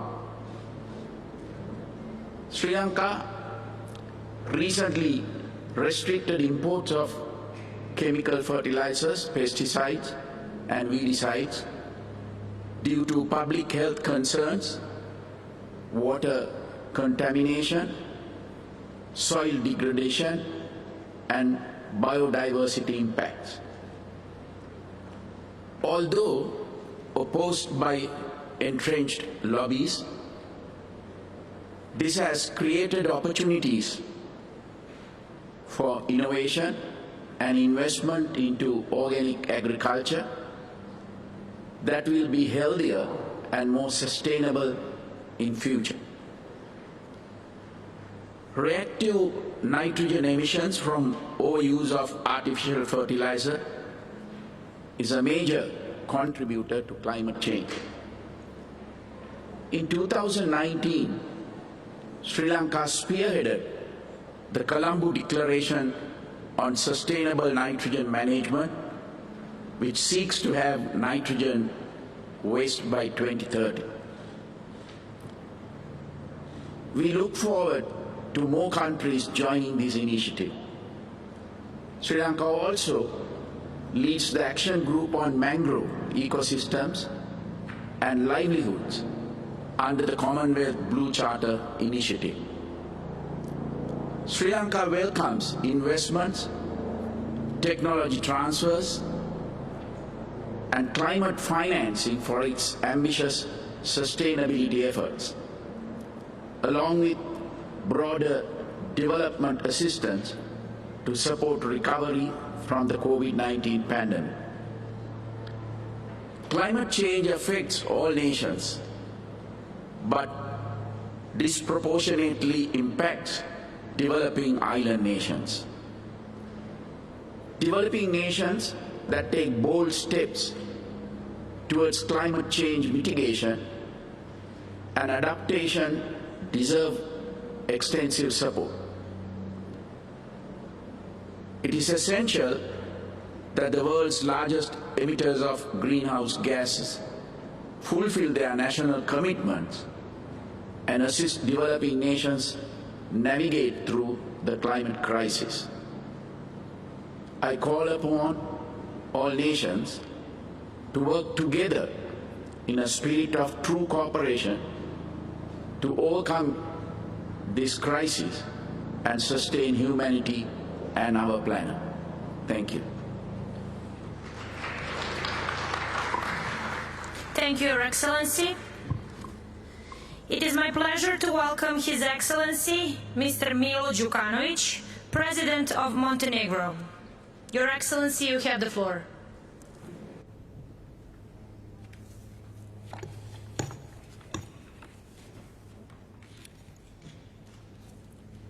Excellencije, Your Excellencies, čast mi je da vam se obratim u ime Crne Gore. Ovogodišnji COP26 uslovima pandemije veliki podvig. Hvala domaćim vladi Ujedinjenog Kraljevstva. I ovim potvrđujemo da kada poštujemo pravila i striktna ograničenja, kada smo spremni da se odreknemo komfora na koji smo navikli i to činimo zajedno i solidarno, možemo doći do cilja. Vjerujem da je to najbolji put za najdjelotvorniji odgovor i na klimatske promjene. Kroz zajedničku odgovornost i solidarnost i saradnju, kroz multilateralizam. Očekivanja međunarodne javnosti su velika. Sve ono što smo do sada radili nije dovoljno da spriječimo porast emisija. Klimatske promjene i gubitak biodiverziteta su egzistencijalna prijetnja. Devastirajući efekti pandemije čine stanje dodatno složeno. Svijet se zagrijava brže nego što smo se nadali, a jedino ljudska ruka može učiniti potez koji će proces usporiti. Nacionalna odgovornost i odgovornost prema globalnoj zajednici nas navode da učinimo ono što moramo i na što smo se već obavezali da bismo postigli cilj, sačuvali planetu i omogućili sigurniju, zeleniju i održiviju budućnost. Prošlogodišnju klimatsku ambiciju smo potvrdili. Crna Gora je podnijela ažurirani nacionalni utvrđeni doprinos smanjenja emisija od 35% do 2030. Ipak, danas smo ovdje da pokažemo spremnost da idemo i više od onog što znamo da možemo. Da potvrdimo volju i vjeru da možemo koračati i brže i zahtjevnije za opštu dobrobit. Crna Gora je preuzela obavezu da dijeli klimatsku ambiciju i da zajedno s Europskom unijom bude klimatski neutralna do 2050.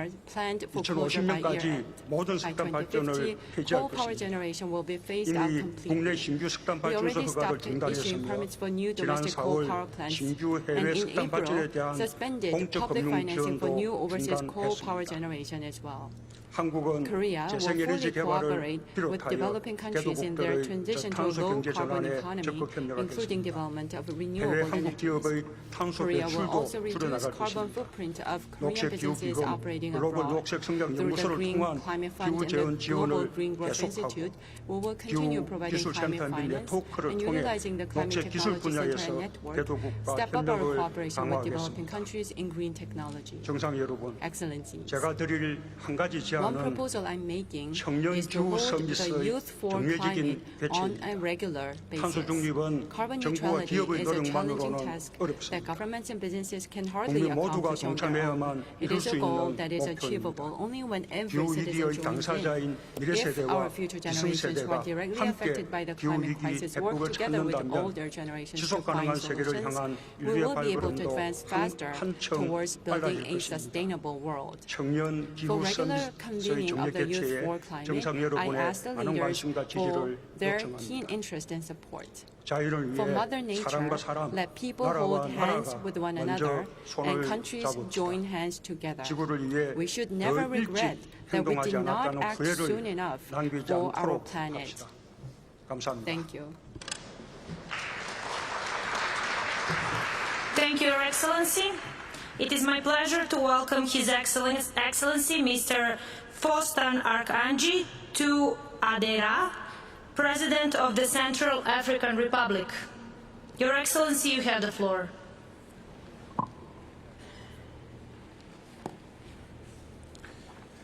Madame la Présidente, Excellences, Mesdames et Messieurs les chefs d'État et de gouvernement, Mesdames et Messieurs, la République centrafricaine, mon pays, est honoré de prendre part à cette rencontre mondiale de dernière chance qui nous permet de prendre conscience de la vulnérabilité de notre environnement et de la nécessité d'adopter des mesures très restrictives pour lutter contre le changement climatique.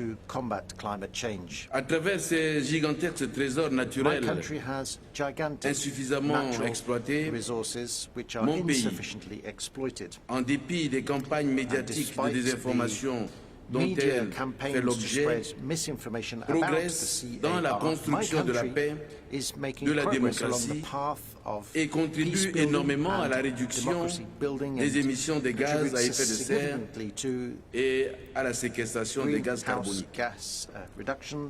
La République centrafricaine œuvre de concert avec les pays membres de la Commission des forêts d'Afrique centrale, COMIFAC, institution ambitieuse ayant pour mission la gestion rationnelle et la protection des forêts du bassin du Congo, deuxième massif forestier de la planète après celui de l'Amazonie, et a pris des engagements fermes dans ses contributions déterminées au niveau national. Mesdames et Messieurs, les changements climatiques et la pandémie du Covid-19 constituent aujourd'hui les grands défis mondiaux qui ne peuvent être surmontés que dans le cadre du multilatéralisme et d'une solidarité internationale agissante. La République centrafricaine souhaite que cette COP26 intègre dans ses décisions finales la nécessité pour les pays développés de fournir des ressources financières en soutien à la mise en œuvre effective et efficiente des contributions déterminées au niveau national par les pays en développement. L'opérationnalisation de l'objectif global en matière d'adaptation, y compris le développement d'indicateurs visant à l'atteindre, tels que l'amélioration de la capacité d'adaptation, le renforcement de la climato-résilience et la réduction de la vulnérabilité afin d'assurer une réponse adéquate et urgente au changement climatique dans le contexte de l'objectif de température. La nécessité de finaliser les mandats en suspens relatifs au règlement de Paris, à la COP26, afin de permettre la pleine mise en œuvre de l'accord de Paris. Ensemble, nous gagnerons le pari de la réduction des émissions de gaz à effet de serre et de la stabilisation de la température à 1,5 degrés Celsius. Je vous remercie.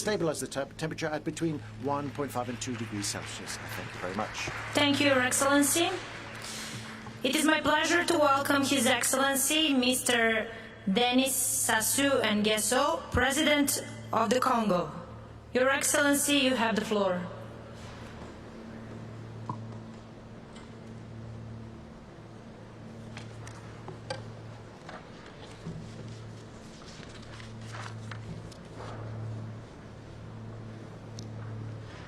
Madame la Présidente, Excellences, Excellencies, Mesdames et Messieurs les chefs d'État et de gouvernement, heads of state and government, permettez-moi, avant tout propos, allow me at the outset d'exprimer mes sincères to express my remerciements sincere thanks à Sa Majesté to Her la Majesty Reine Elisabeth II, Queen Elizabeth II au gouvernement et au and to the peuple government du and the Royaume-Uni people of the United Kingdom pour l'hospitalité et for the l'accueil chaleureux hospitality and the warm qui ont welcome été réservés that they have shown à ma my délégation et à delegation moi-même. and me personally. Permettez-moi aussi, Allow me also, en ma qualité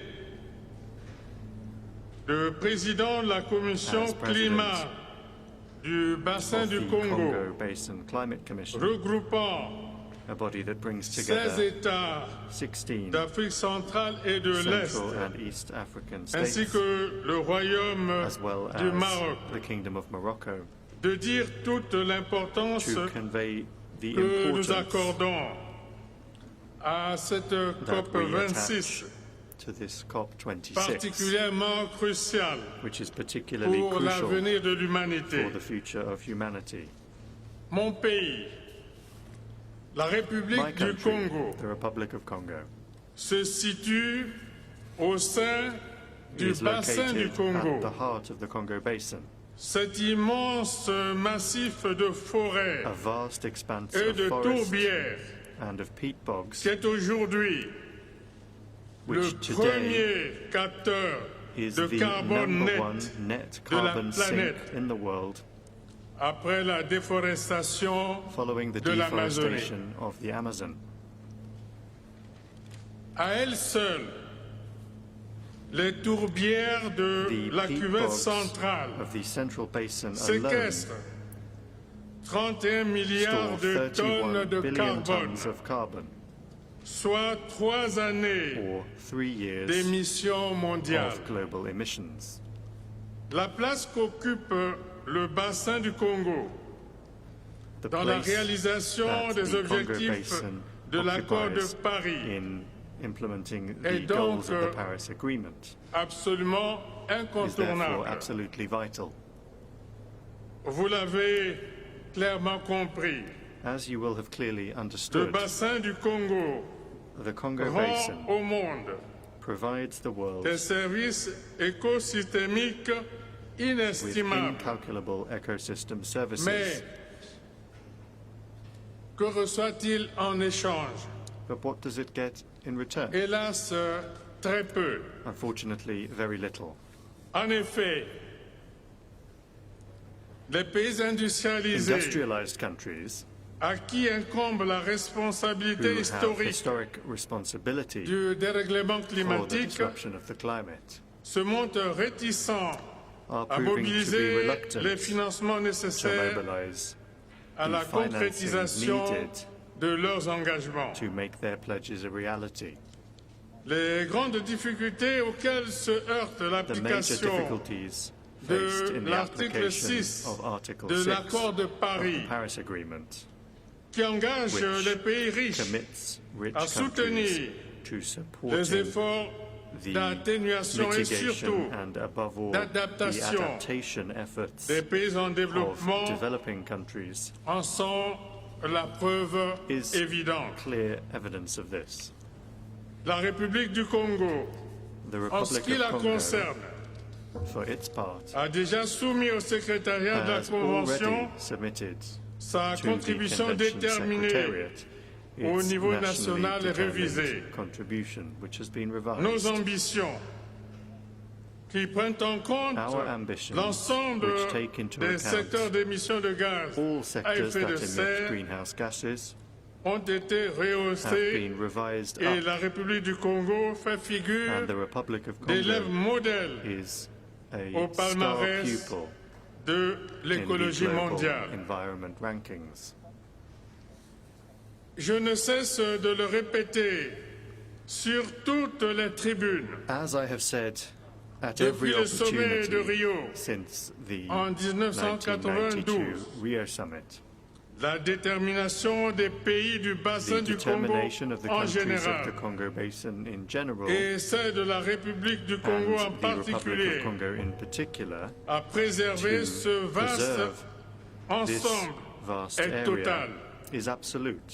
Toutefois, cet engagement va de pair avec la volonté tout aussi inexorable de poursuivre notre développement économique et social pour le bien-être de nos populations. Ces deux objectifs ne s'excluent pas, ils se complètent. Exiger de nous un ralentissement de notre développement pour que la planète respire mieux serait en effet profondément injuste et même immoral. C'est pourquoi vous me permettrez de faire ici, une fois de plus, le plaidoyer du Fonds bleu, initiative commune des pays membres de la Commission climat du bassin du Congo, auquel s'est joint le Royaume du Maroc et qui n'attend plus qu'à être abondé avec l'engagement de tous nos partenaires. En prenant la décision de protéger et de conserver le bassin du Congo pour le bien de l'humanité, nous avons su prendre nos responsabilités. À chacun, désormais, d'assumer les siennes. Je vous remercie. Thank you, Your Excellency. It is my pleasure to welcome His Excellency Mr. Charles Michel, President of the European Council, and Her Excellency Ms. Ursula von der Leyen, President of the European Commission, European Union. Your Excellencies, you have the floor. Madame la Présidente, Excellences, Mesdames et Messieurs, Madam President, Excellencies, ladies and gentlemen, c'est nous, l'espèce humaine, qui avons déclenché une guerre contre la nature. C'est nous, l'espèce humaine, qui avons provoqué ces changements climatiques qui menacent gravement notre sécurité et la sécurité des générations futures. Et c'est à nous, l'espèce humaine, qu'il appartient de stopper cette menace, d'inverser la courbe et de rendre de l'espoir pour les futures générations. Et cela suppose, nous mesurons bien, de changer radicalement le paradigme pour notre prospérité, de changer radicalement le paradigme pour la coopération entre nous. La science l'indique avec force et avec clarté, et en Europe, comme ailleurs, les jeunes générations ont réveillé nos consciences. Les jeunes activistes, engagés, informés, ont raison d'être mobilisés, ont raison d'exiger plus de nous, et c'est notre devoir et notre responsabilité d'être à la hauteur. L'Union européenne entend cet appel et souhaite être pleinement mobilisée, d'abord en fixant des objectifs ambitieux. Nous avons été les premiers, il y a 2 ans, à affirmer cette ambition de la neutralité climat à l'horizon 2005. Nous avons été les premiers à renforcer les engagements engagements pour 2030 et nous avons décidé de mettre en place des cadres juridiquement contraignants qui enracinent ces objectifs dans le cadre légal. Le package du Green Deal, la mobilisation des financements publics, l'importance de canaliser les investissements privés doivent aussi nous mobiliser pleinement. Mesdames et messieurs, cette transition climatique, cet engagement, il ne doit pas conduire au sacrifice des plus vulnérables et des plus fragiles. C'est vrai dans nos sociétés. Il convient de mettre en place des mesures d'accompagnement pour avoir tout le monde avec nous, tourner vers cet objectif. C'est vrai aussi sur le plan international, et c'est la raison pour laquelle nous sommes fiers, comme Européens, d'honorer cet engagement des 100 milliards en faveur des pays qui en ont le plus besoin, et nous encourageons l'ensemble des partenaires dans les pays développés à suivre cet exemple qui nous semble tout à fait essentiel. Je conclus, Madame la Présidente. Jacques Chirac, en 2002, utilisait ces mots justes. La maison brûle et nous détournons les yeux. Plus que jamais, il convient de ne pas baisser les yeux. Il convient d'agir pour créer de la confiance et pour relever ensemble ce défi. Je vous remercie.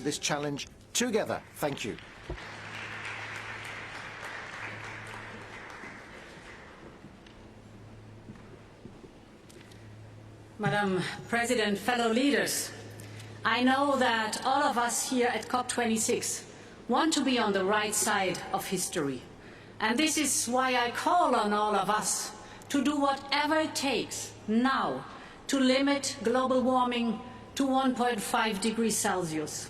And we can do it, because climate change is man-made. Science tells us, so we can do something about it. It's our opportunity to write history.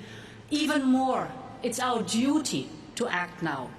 Europe, with its European Green Deal, will spare no effort to become the first climate-neutral continent. But at this COP, we all must speed up our race to net zero. We're running out of time, and therefore, 4 points in 1 minute. First of all, we have to give strong commitments to reduce emissions by 2030. Net zero by 2050 is good, but it's not enough. We need real action during this decade now. For Europe's this minus 55% at least, implemented and delivered.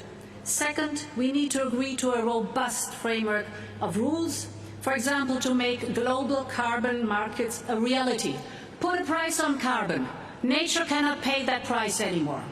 Number 3, we must mobilize climate finance for supporting vulnerable countries to adapt and leapfrog to clean growth.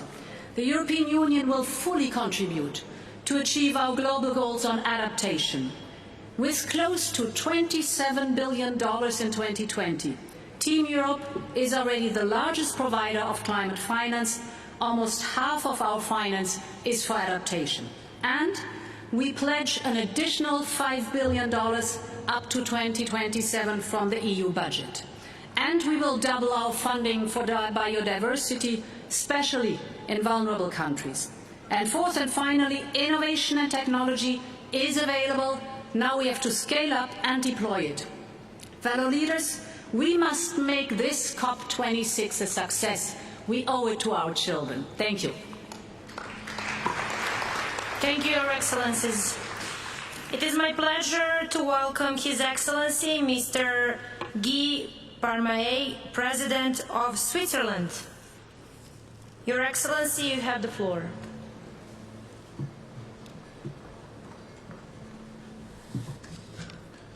Merci Madame la Présidente, Mesdames et Messieurs les chefs d'État et de gouvernement, Excellences, Mesdames et Messieurs, un enfant né aujourd'hui dans mon pays devra faire face à 4 fois plus de phénomènes extrêmes au cours de son existence que ses grands-parents. Cet enfant verra 5 fois plus de canicules que je n'en ai connues. Et en tant que président de la Suisse, je m'engage pour que mon pays et ses habitants aient les meilleures perspectives possibles. En tant que pays alpin, la Suisse est particulièrement touchée par le changement climatique. Il est de notre responsabilité d'utiliser chaque opportunité pour limiter ce changement climatique et c'est cette responsabilité qui nous réunit ici à Glasgow. À mon sens, la COP26 doit au minimum parvenir aux 3 résultats suivants. Nous remettre en chemin pour limiter le réchauffement global à 1,5 degré, fixer des règles robustes pour mettre en œuvre l'accord de Paris et enfin mobiliser les moyens financiers pour faire de notre ambition commune une réalité.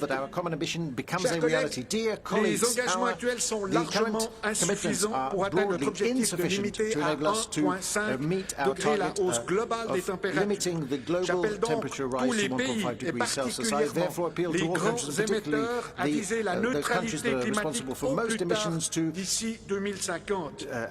Mais cela ne suffit pas. Il faut traduire ces objectifs à long terme en action à court terme. J'appelle ainsi tous les pays à soumettre des objectifs climatiques ambitieux pour 2030 compatibles avec l'objectif de 1,5 degré. La Suisse doit et veut, elle aussi, faire sa part. La Suisse réitère aujourd'hui son engagement à réduire de moitié ses émissions de gaz à effet de serre d'ici 2030, conformément aux recommandations scientifiques. La Suisse s'est aussi engagée à la neutralité climatique d'ici 2050. Et notre stratégie climatique 2050 détaille cet objectif secteur par secteur. La Suisse met en œuvre des initiatives concrètes avec, par exemple, la réalisation de projets d'infrastructures favorisant le transfert de la route au rail. La place financière, elle aussi, a un rôle à jouer. La Suisse s'est fixée pour objectif de rendre tous les flux financiers compatibles avec les objectifs de l'accord de Paris d'ici 2050. Et pour concrétiser cette ambition, il est impératif que la COP26 adopte les règles nécessaires pour assurer la mise en œuvre de l'accord de Paris. Ces règles doivent prévenir le double comptage des réductions des émissions ainsi que la prise en compte des réductions d'émissions déjà réalisées dans le passé. Ces règles doivent assurer la transparence, qui est la colonne vertébrale de l'accord de Paris. Enfin, nous devons mobiliser les moyens financiers nécessaires pour concrétiser notre ambition. La COP26 doit lancer un processus visant à définir un nouvel objectif de financement collectif pour la période postérieure à 2025 et doit nous amener vers un financement efficace et équitable. Tous les pays qui ont aujourd'hui la capacité de le faire doivent soutenir ceux qui ont besoin du soutien. Chers collègues, je suis heureux à ce titre d'annoncer une nouvelle contribution volontaire de la Suisse d'environ 11 millions de dollars destinés au fonds d'adaptation. La Suisse contribue également au fonds pour les pays les moins avancés à hauteur d'environ 9 millions de dollars. 16 millions de dollars sont dédiés au fonds d'investissement climatique et la Suisse engagera encore environ 11 millions de dollars dans le programme High Impact Partnership for Climate Action de la Banque européenne de reconstruction et de développement. Enfin, je me réjouis d'annoncer une contribution d'environ 8 millions de dollars à la coalition pour le climat et l'air pur. Mesdames et messieurs, Excellences, nos enfants et nos concitoyens nous regardent et ils attendent de nous un engagement concret. Donnons-leur une raison de croire en un avenir viable et vivable. Merci de votre attention. Thank you, Your Excellency. It is my pleasure to welcome His Excellency Mr. Lazarus Chakwera, President of Malawi. Your Excellency, you have the floor.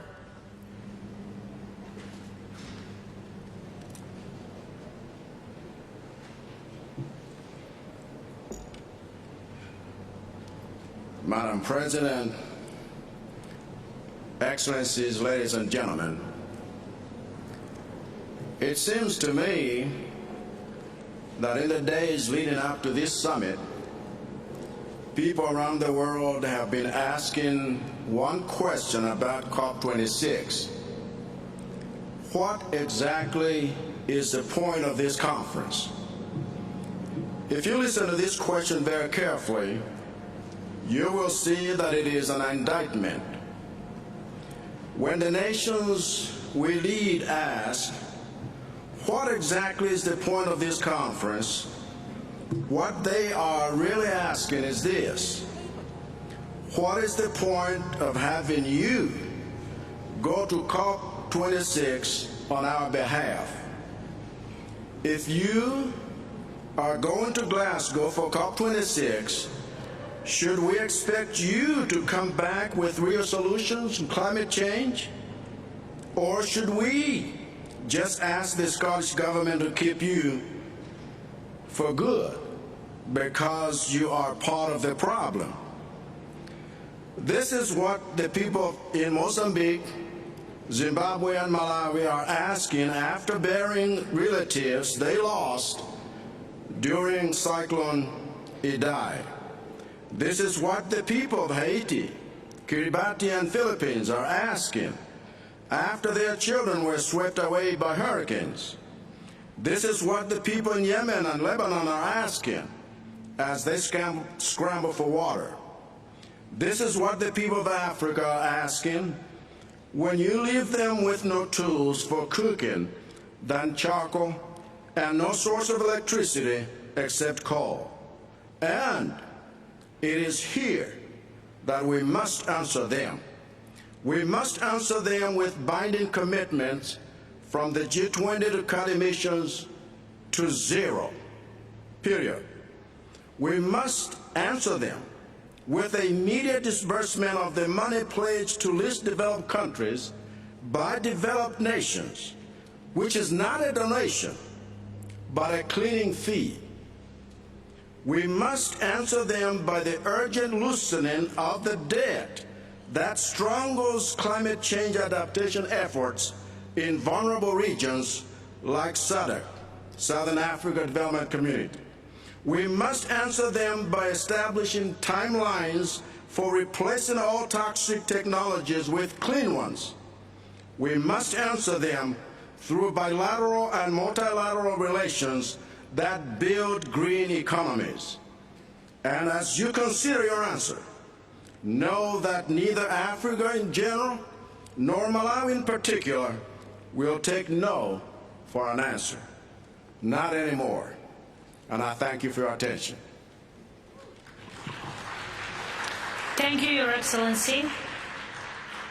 It is my pleasure to welcome His Excellency Mr. Hurel Suuna, President of Mongolia. Your Excellency, you have the floor.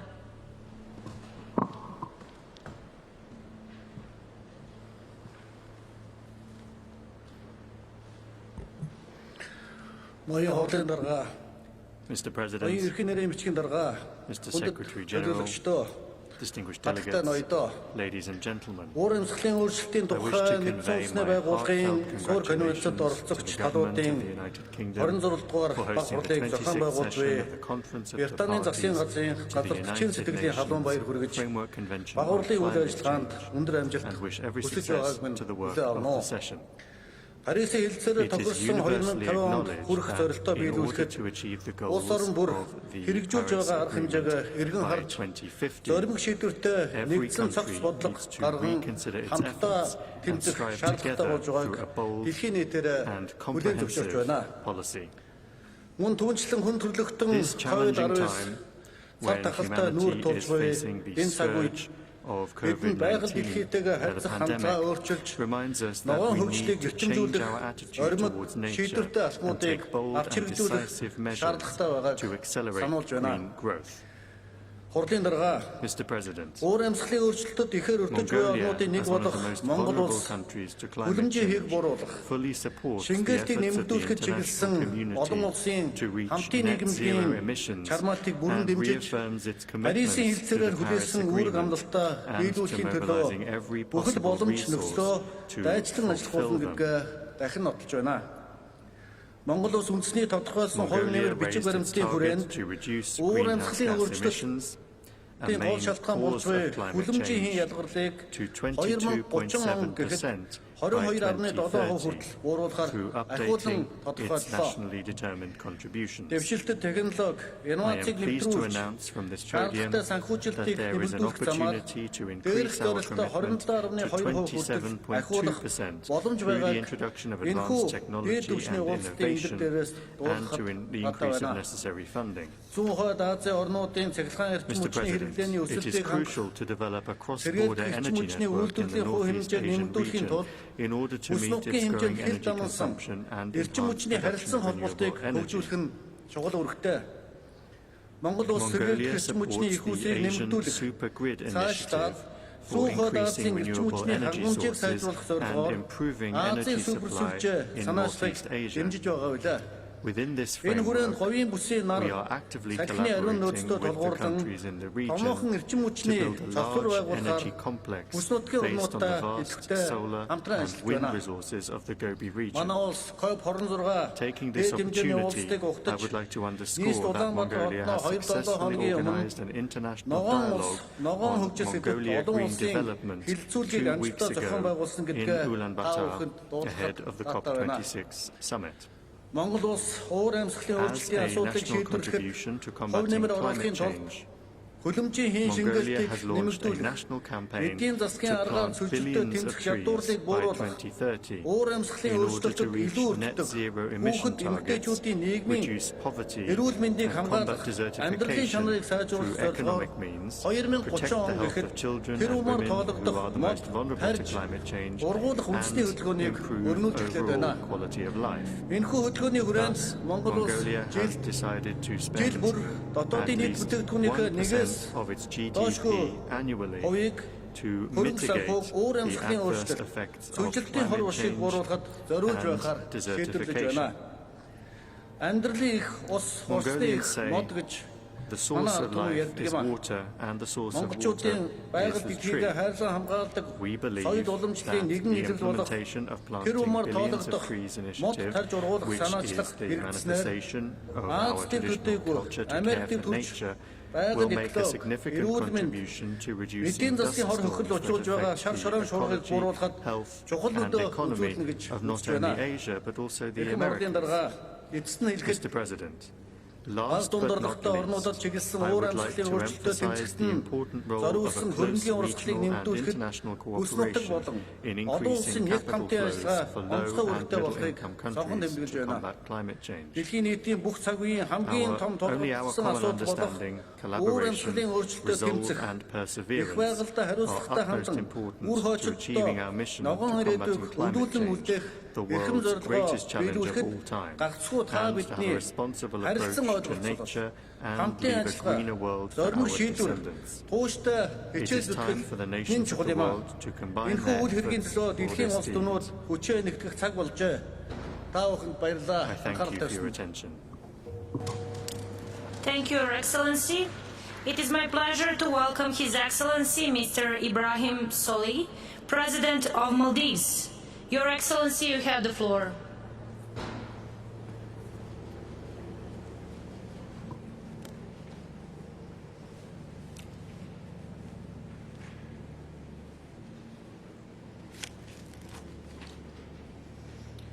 Bismillahirrahmanirrahim. Madam President, His Excellencies, ladies and gentlemen.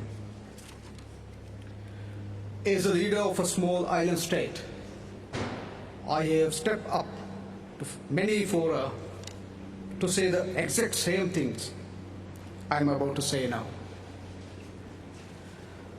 But because of the gravity of the situation, because our existence is at stake, I have no choice but to keep on repeating it. What will it take for you to listen to us? The Maldives is often cited as one of those low-lying countries that could disappear off the map because of the climate crisis.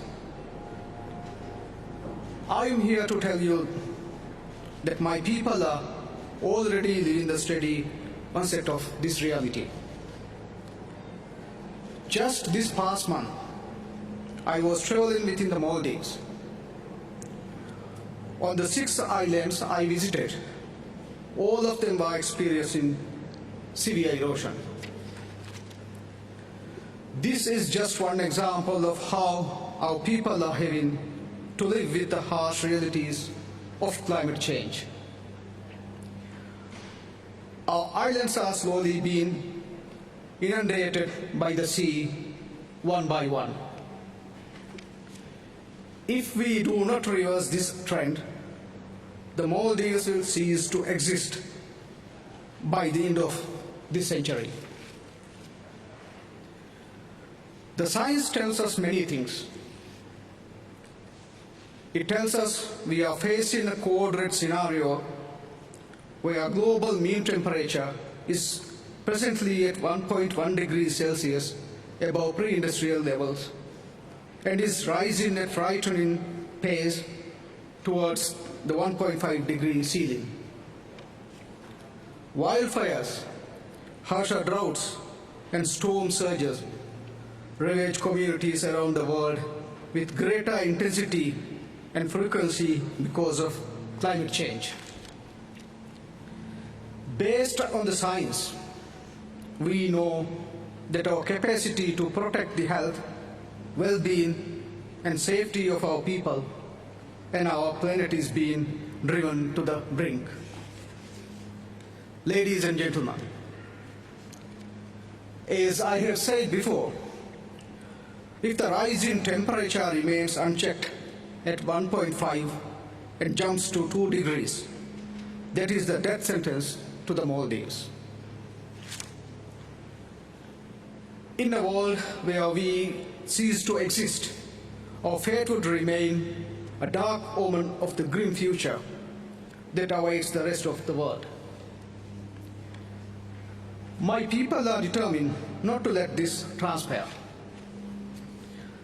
We are determined to be part of the global solution to reverse these trends, to change the status quo. We are determined to lead by example by taking the most ambitious climate actions and committing to achieve a low-emission development and a climate-resilient future. The climate emergency cannot be solved by the actions of individual nations alone. Major emitters must step up their nationally determined contributions and make even more ambitious commitments to achieving net zero. Countries must band together and assist the most climate vulnerable states to adapt to climate change. Commitments alone are not enough. At Paris, this assembly reaffirmed its previous pledge to provide $100 billion annually to developing vulnerable states. I am disappointed that we are nowhere near to realizing this. Even when a project gets green light for financing under these commitments, we are mired in red tape and a myriad of reports, studies, and other assorted paperwork that render ineffective these projects mean to address the urgency imparted on our communities by climate change. We need to agree on stringent accountability measures to ensure that all commitments on climate finance are met if vulnerable states are to stand a chance. We have all decided to come to Glasgow, despite the pandemic, with common purpose. We all know that this might, in fact, be the last chance we have to get ahead of climate change. Please do not let this opportunity go to waste. I thank you. Thank you, Your Excellency. It is my pleasure to welcome His Excellency Mr. Laurentino Cortizo, President of Panama. Your Excellency, you have the floor.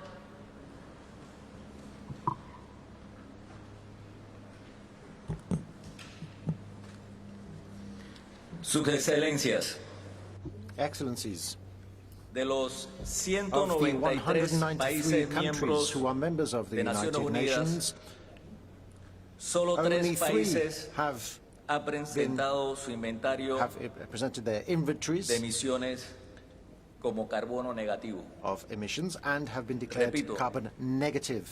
De los 193 once países again, of the miembros de 193 Naciones Unidas, solo member 3 states, países only han 3 presentado su countries inventario have de been emisiones declared como carbono negativo. carbon negative. Panamá And Panama es uno de is esos one 3 of those países. 3 countries.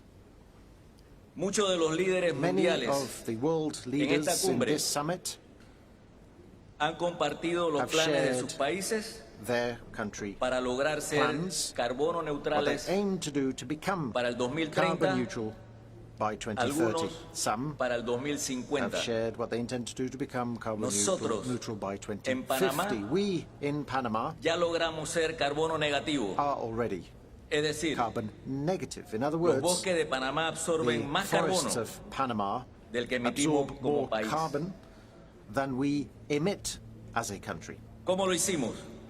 How did we do it? Los panameños We, the Panamanians, entendimos understood que lo que es bueno para Panamá that what is good for también Panama es bueno para el planeta. is also good for the planet.